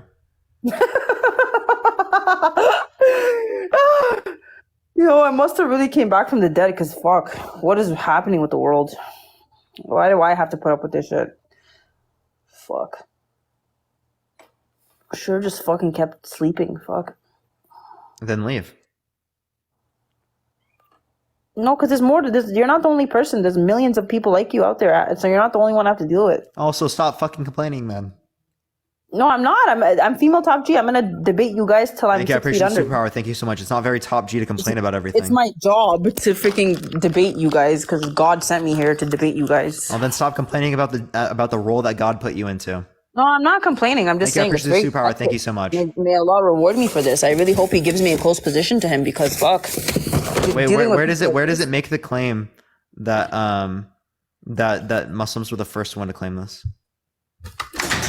I don't know. Find it. I haven't searched it in recently. Like I said, I was sick for 3 years, so I don't even care about half the stuff that we're talking about, because I was sick. You don't care about your own religion? Thank you for the hand. I appreciate it. No, I do care about that part, but most of it, the gay stuff, like everyone knows being gay is wrong. Like, Thank I don't you need for the hand. to No, say it's that. clearly not. It's fucking inside of your body to not want to. Clearly not. So why is it that whenever I get an encounter with a woman that wants to sleep with me, I always feel very cringe and bad in my soul about it? Because you were socialized to believe that there's something wrong with it? What are you talking about? Your What are you religion talking states about? that? I don't think there's anything wrong. I've had friends in high school that were freaking homosexuals. I've seen gay porn before. I've seen all that. I could just like it and just choose to do it. And this was before I became Muslim. Wait, you can choose to like it? Yeah, I became Muslim when I was 16. So you're bisexual, okay?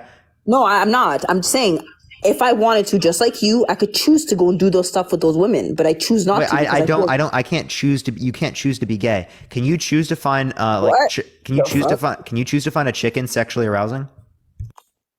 Of course you can. It's called bestiality.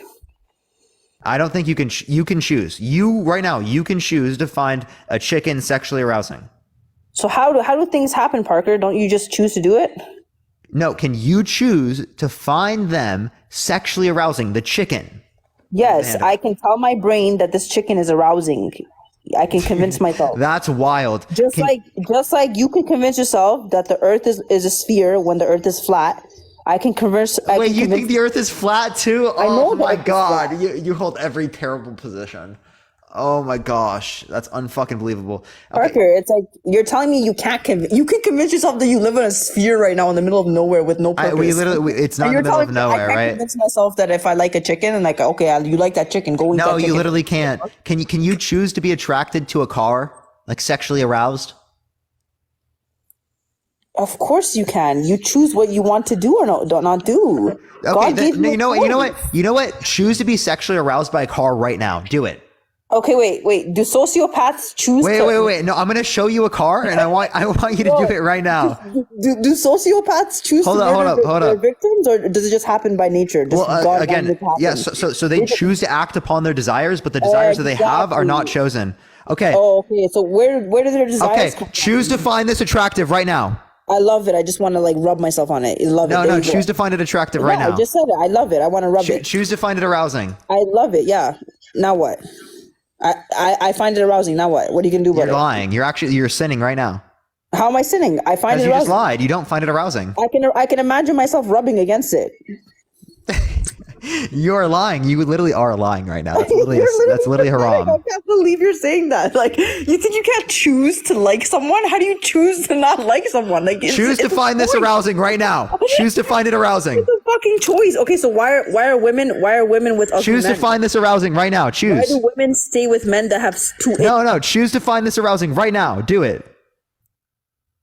They chose to be with that man because they female top G. Choose to find this arousing right now. Stay with him. The fuck. Choose to find this arousing right now. I find it arousing. I just imagine myself just rolling around in it naked.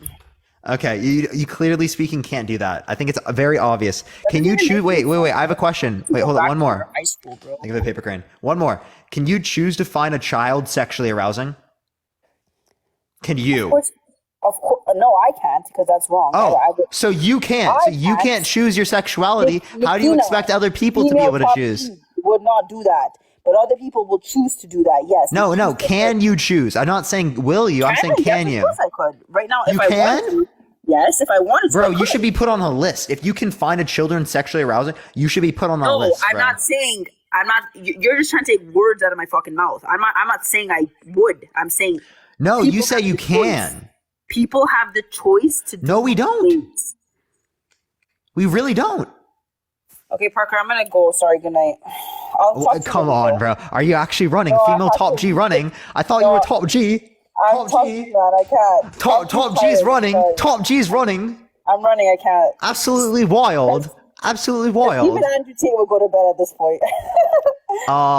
So the top G's run. The top G's just run. I'm sorry, my love. I'm sorry. I'll come back next time. It was fun. Top G. Okay, bye. No, it was not fun. That was gross. I know it was gross. Yeah. Bye. Unfucking believable, chat. Can you figure? Wait, can she figure out how to leave herself? It's not letting me leave. Oh, here. Right. Yeah. I guess you're stuck here. No, God, no. Allah, please take my soul if I stay here with this kid any longer. Please guide him. Amen. Bye. Yo, Steph, I appreciate the subscription. Thank you very much. I appreciate it. By the way, everyone, again, if you like the content, follow me if you haven't already. Tap that screen. Let's try to get to 1.5 million likes. Again, if you like this content, again, follow me. If you do want to see some debates, again, make sure to do so. If you disagree, send a guest request right now. Again, I'm only accepting people who disagree, y'all. Let me go into the next person, though. Thank you for the hand, Tar. I appreciate it, Camden. Thank you so much. Or Caden, thank you. Yo, what's up? How old are you? 42. For sure. Do you think that being gay is immoral? Say that again? Do you think that being gay is immoral? Yes. Yeah, do you think that gay intercourse... So why do you think that being gay is immoral? Wait.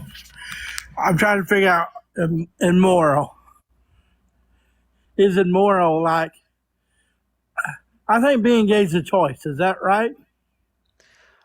Well, can you choose to find me sexually arousing right now? No. Okay, so if you can't choose it, how come you expect other people to be able to choose it? So is it... My question is, so say female is taking care of a male, and there's no male in the little boy's life. All he knows is the traits of the mother. So then he raises up. That's my belief, that he'll raise up to be gay. Is that... So people with single moms are gay? No, not necessarily. But it's like, I guess, can you be born with it? So we're born with the predispositions towards being straight and towards being gay, like the biological underpinnings. And then what happens is it takes a bit for these types of things to develop, right? So we have the characteristics, they just need to develop in the same way that we have the characteristics to be rational. They just have to develop at a particular point. It doesn't develop until you're way older in your life. Yet you still have the characteristics to be rational. So if you were forced, not necessarily liking it, would that make you gay? Ishal, I appreciate the subscription. Thank you so much. If you were forced and you didn't like it, would you be gay? No. Because being gay is built upon the attraction. Okay, so no. Now, if you liked it, but you didn't tell nobody, are you still gay? Yeah. I understand. Yeah, there are people who are closeted and they're gay. Right. I'm trying to come in on your live, and I did.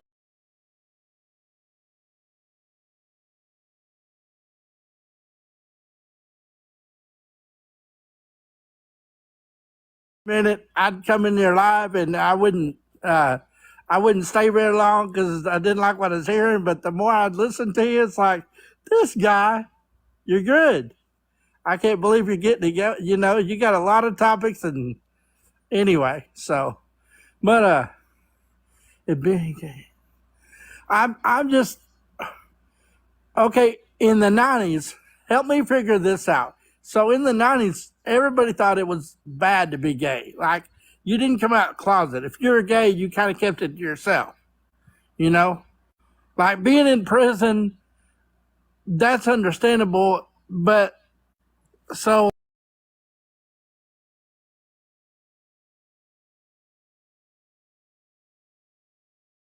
like I don't mean to get off your topic, but like gays were off in one corner, rednecks were off in one corner, and the thugs were off in a different corner. Like in school. Does this make sense? Like in the '90s? And now it's like there's so many in the world now, you know?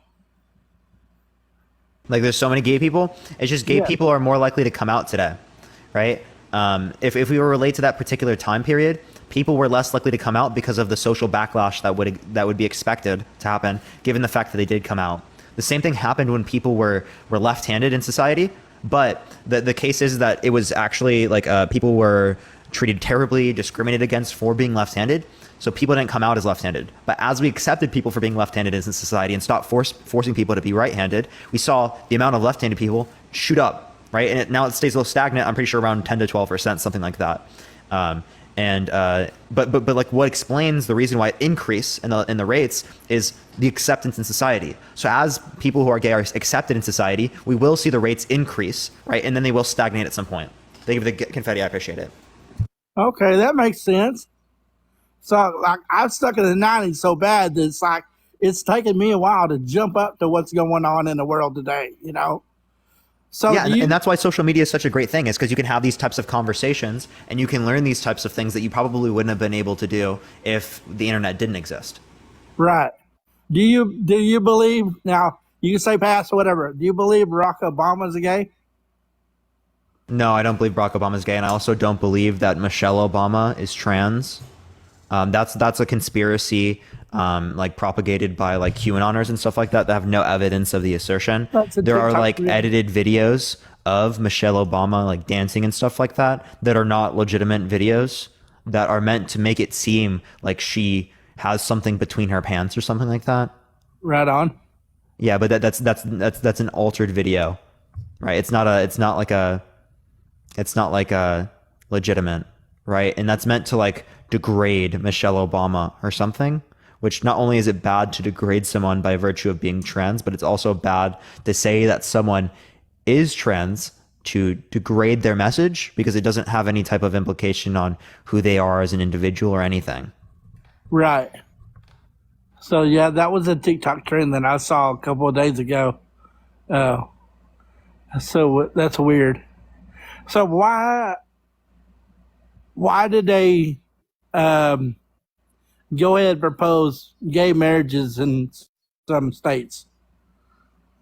Why did they propose? They allow it, right? No, I didn't mean to say propose, but they allow it. Why do they allow gay marriage in states? Yeah, I mean, why did that come up through the? I mean, I guess because there's so many coming out that, you know, because the way I was raised growing up was all the, you know, two couples was man and wife, or husband and wife, whatever, man and female, whatever, right?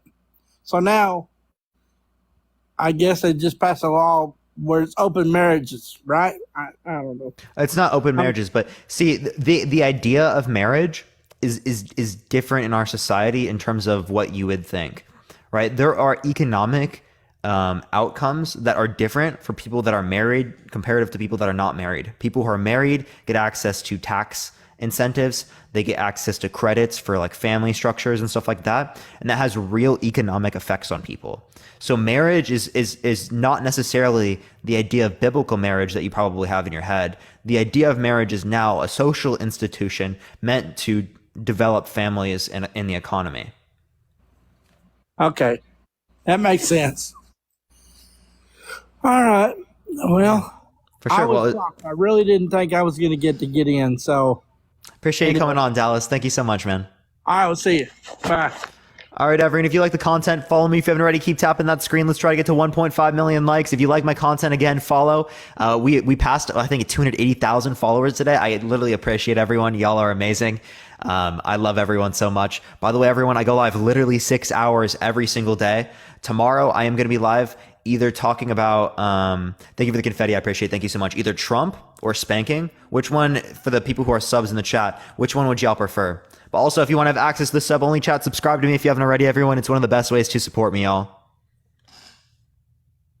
Does your head hurt? Not really. Most people are saying Trump. Yeah, we'll probably do Trump. Yeah, what's up? Hey, How what's old up, are you? dude? I'm 28. For sure. Do you think that being gay is immoral? Define your definition of immoral. Like, do you think it's wrong to be gay or to have gay intercourse? No, not necessarily. Oh, okay. I'm a Christian. I'm just looking for people who disagree, but I appreciate you coming on. So I believe it's a sin. Sins are immoralities, but I feel like there's worse things that could get on that docket when you stand before God. You know what I mean? Are sins wrong to do? Oh yeah, of course. But so you think it is wrong to engage in gay intercourse? Okay. So how do we know that the Bible is accurate in prescribing to us what's right and what's wrong about morality? For me, this is my belief, and it kind of states in the Bible also. Understanding and knowing God is kind of a personal thing.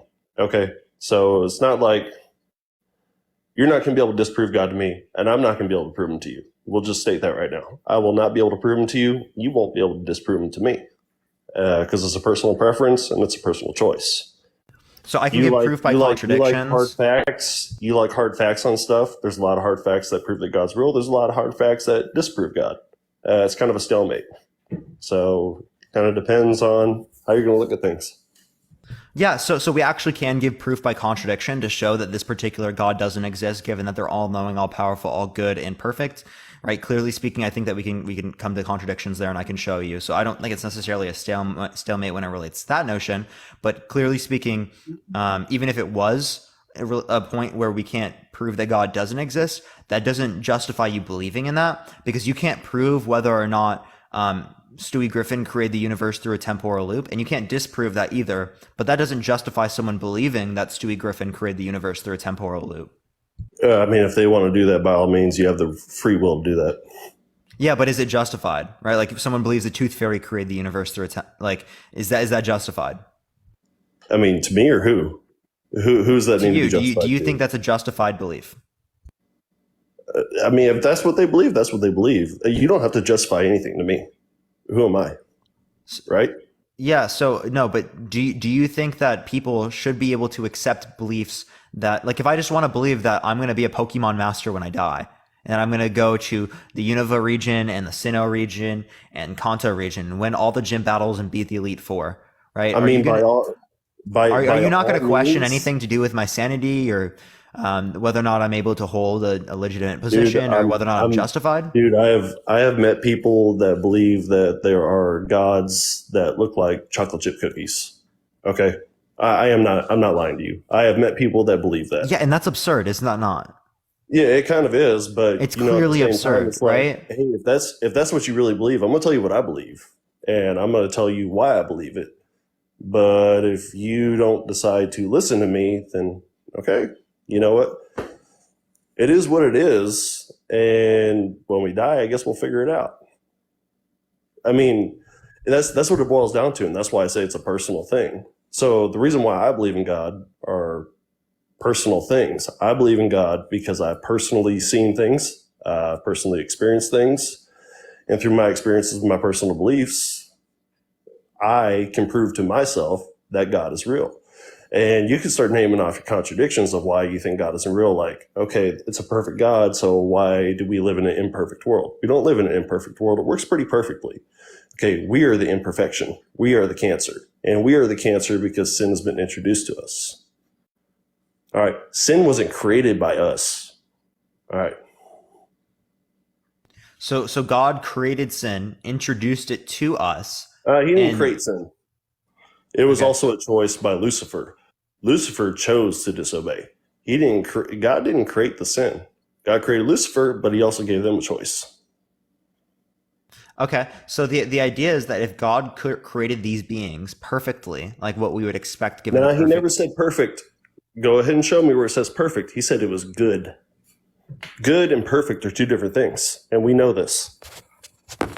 Yeah, so if you've heard me before, or if you let me speak now, I'll be able to tell you that it's not just things written in the Bible in which you can believe given your view. Else, you're not going to have any perspective when it relates to a lot of these characteristics. Right? I'm sorry, I didn't hear the very first thing you said after if I've heard you before.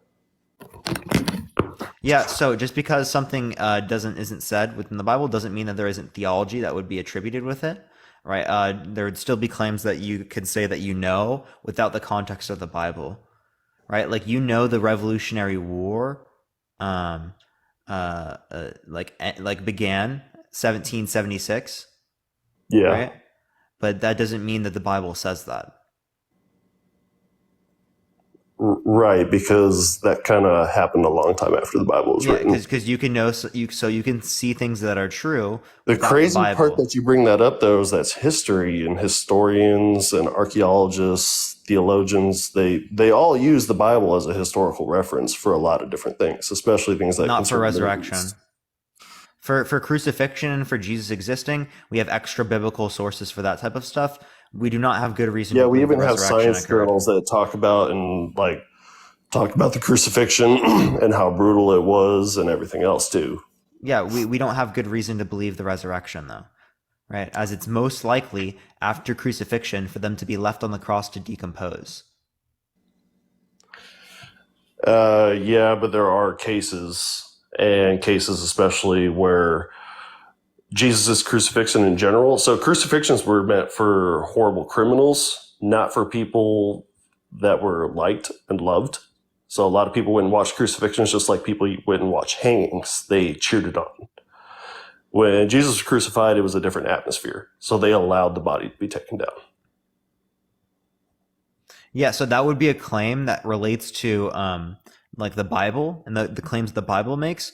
Right, but if we look at the evidence, if we look at what's most probable given these circumstances, we know that it was most likely for someone to be left on the cross to decompose rather than. And we also know that it was most likely if Jesus was crucified on the cross that they would allow the body to be taken down and put into a tomb. That's actually not true. That's exactly the opposite of what I just said. If you actually look it up, it's most likely that they would be left on the cross to decompose, not that they would be put in a tomb.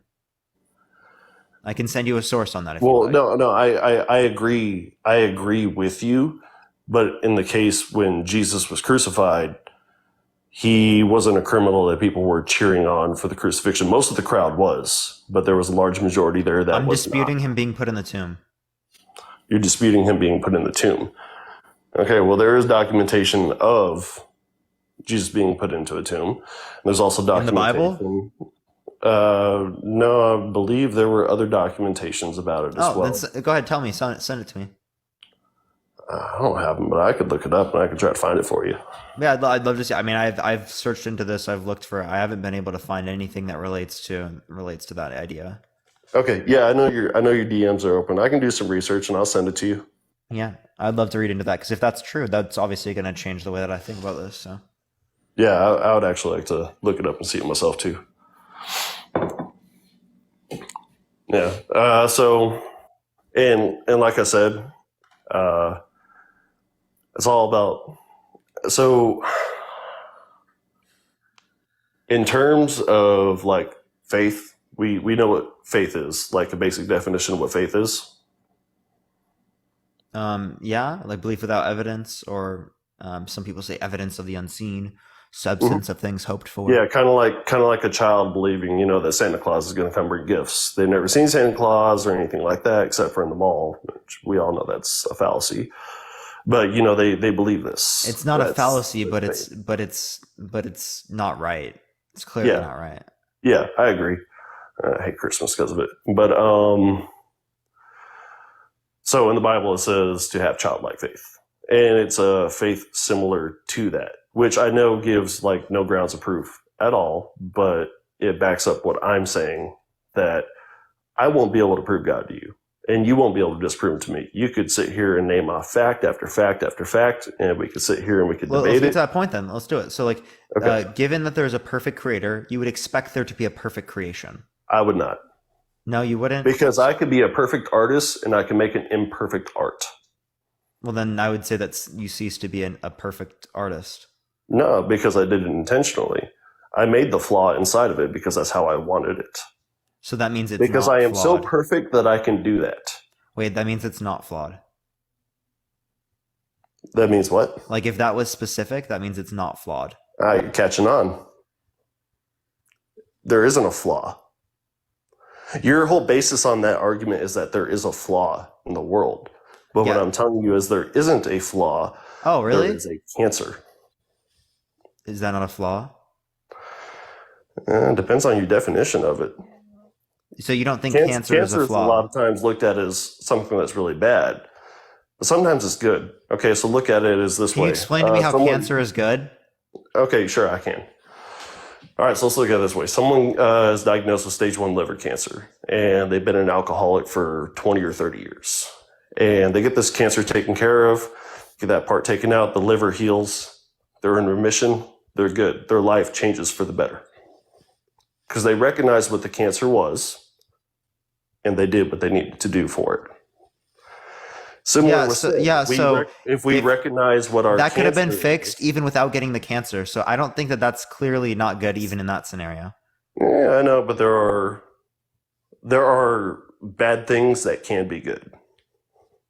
I'm not okay. So like when we get vaccines, there's a little bit of prick on the arm that is not good because it causes pain, but it produces like a broader immunity, right? So that less people are negatively hurt by a virus that reduces pain. So like in that sense, yes, I agree with you. Bad things can be used for a greater good. Yeah, like that would be a better.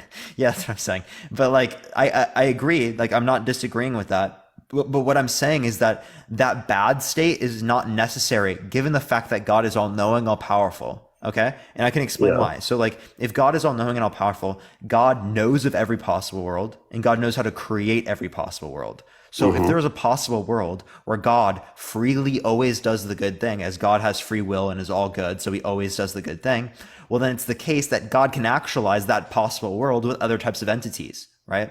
So there would be no contradiction in that. So if God can actualize a world where every single person has free will and never does the bad thing because they're freely perfect, right? In that sense, that contradicts the entire purpose behind free will, though. Free will is just like driving down a road. Okay, you see the speed limit, you can choose to go the speed limit, or you can choose to go above it.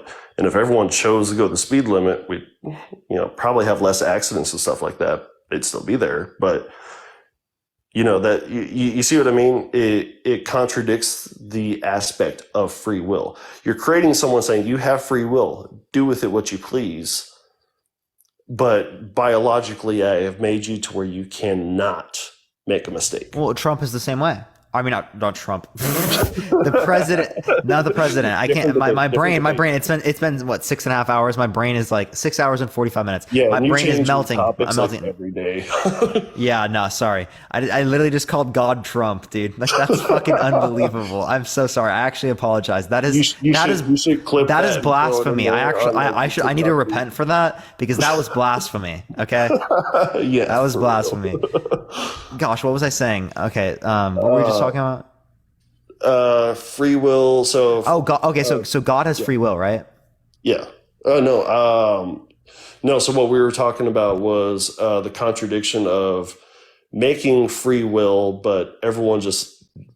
Oh no! I know that. That's why I'm asking you this question. Biologically dispositioned to never go against it. That negates what free will actually is. Free will is the ability to do whatever the fuck you want. I agree. And they can do whatever they want. They just always will do the good thing in the exact same sense that God has free will and always will do the good thing. Okay. Yeah. So let me pose this to you. So with our limited knowledge, I agree with you that if God was completely good and all knowing and everything like that he would have made this perfect world and we were always perfect. We were always on point. We always did exactly what he wanted. But we have a limited knowledge. So now we're talking about a being that knows absolutely everything and can do absolutely anything. And we're living in the world we're in right now. What that tells me is statistically something that knows absolutely everything and is always good created the thing that statistically is going to work the best. So you're saying that this reality is with sin is better than the reality without sin. I'm telling you the reality without sin probably wouldn't have worked out the way that was intended, and that's why it didn't happen. Yeah, but what is the intention? It goes into what the other girl you had Top G on here was talking about. You guys kind of hit on it a little bit, and I understood kind of where both points were coming from. Okay, so sin allows for the possibility of death. And you talked about how our planet's going to plateau at about 10 billion. You know, just hold up before we do, right? Why does sin beget death?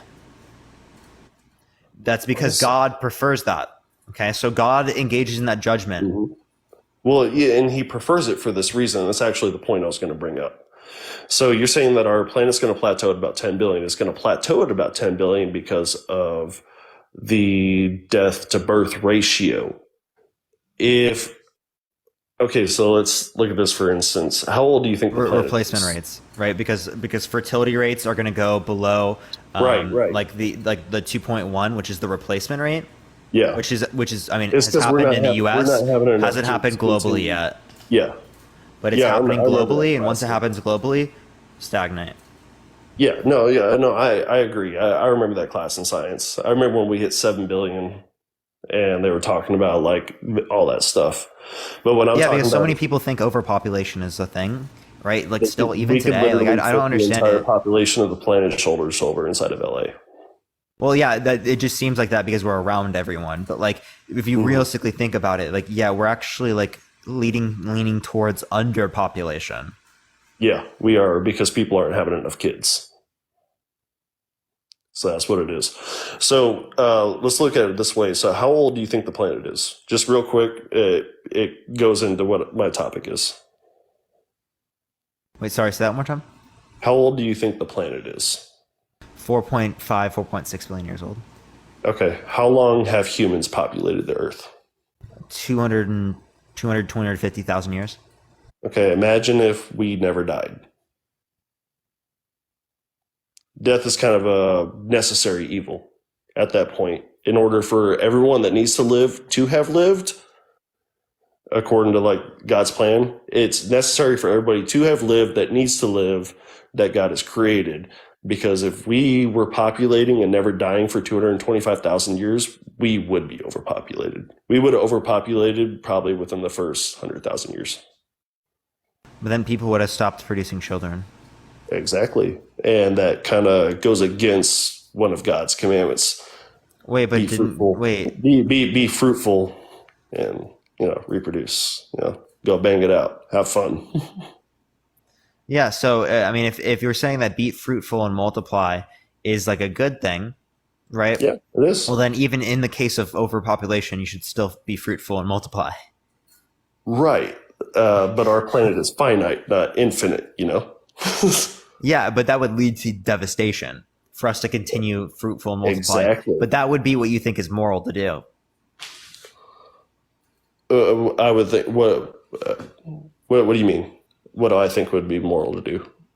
Is to stop populating? You think that you should be fruitful and multiply even when we are in overpopulation?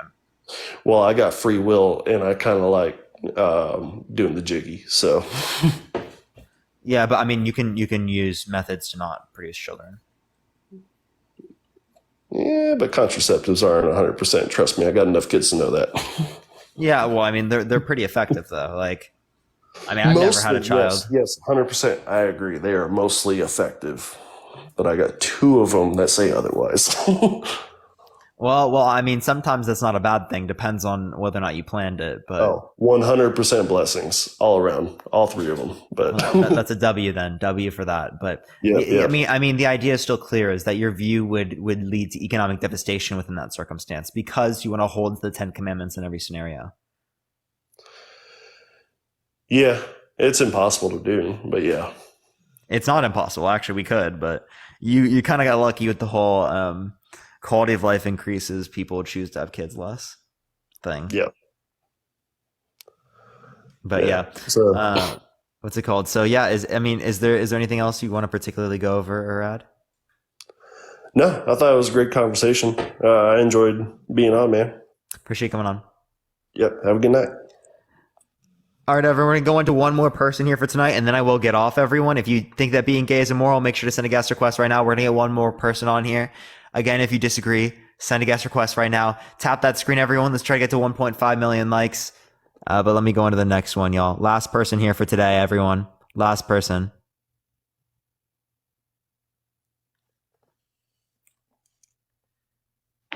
Yo, what's up? Oh, I got to come back. Hey, I'm 22. You don't have to bring me. It was actually on earlier if you want to grab somebody else. Oh, yeah. Did you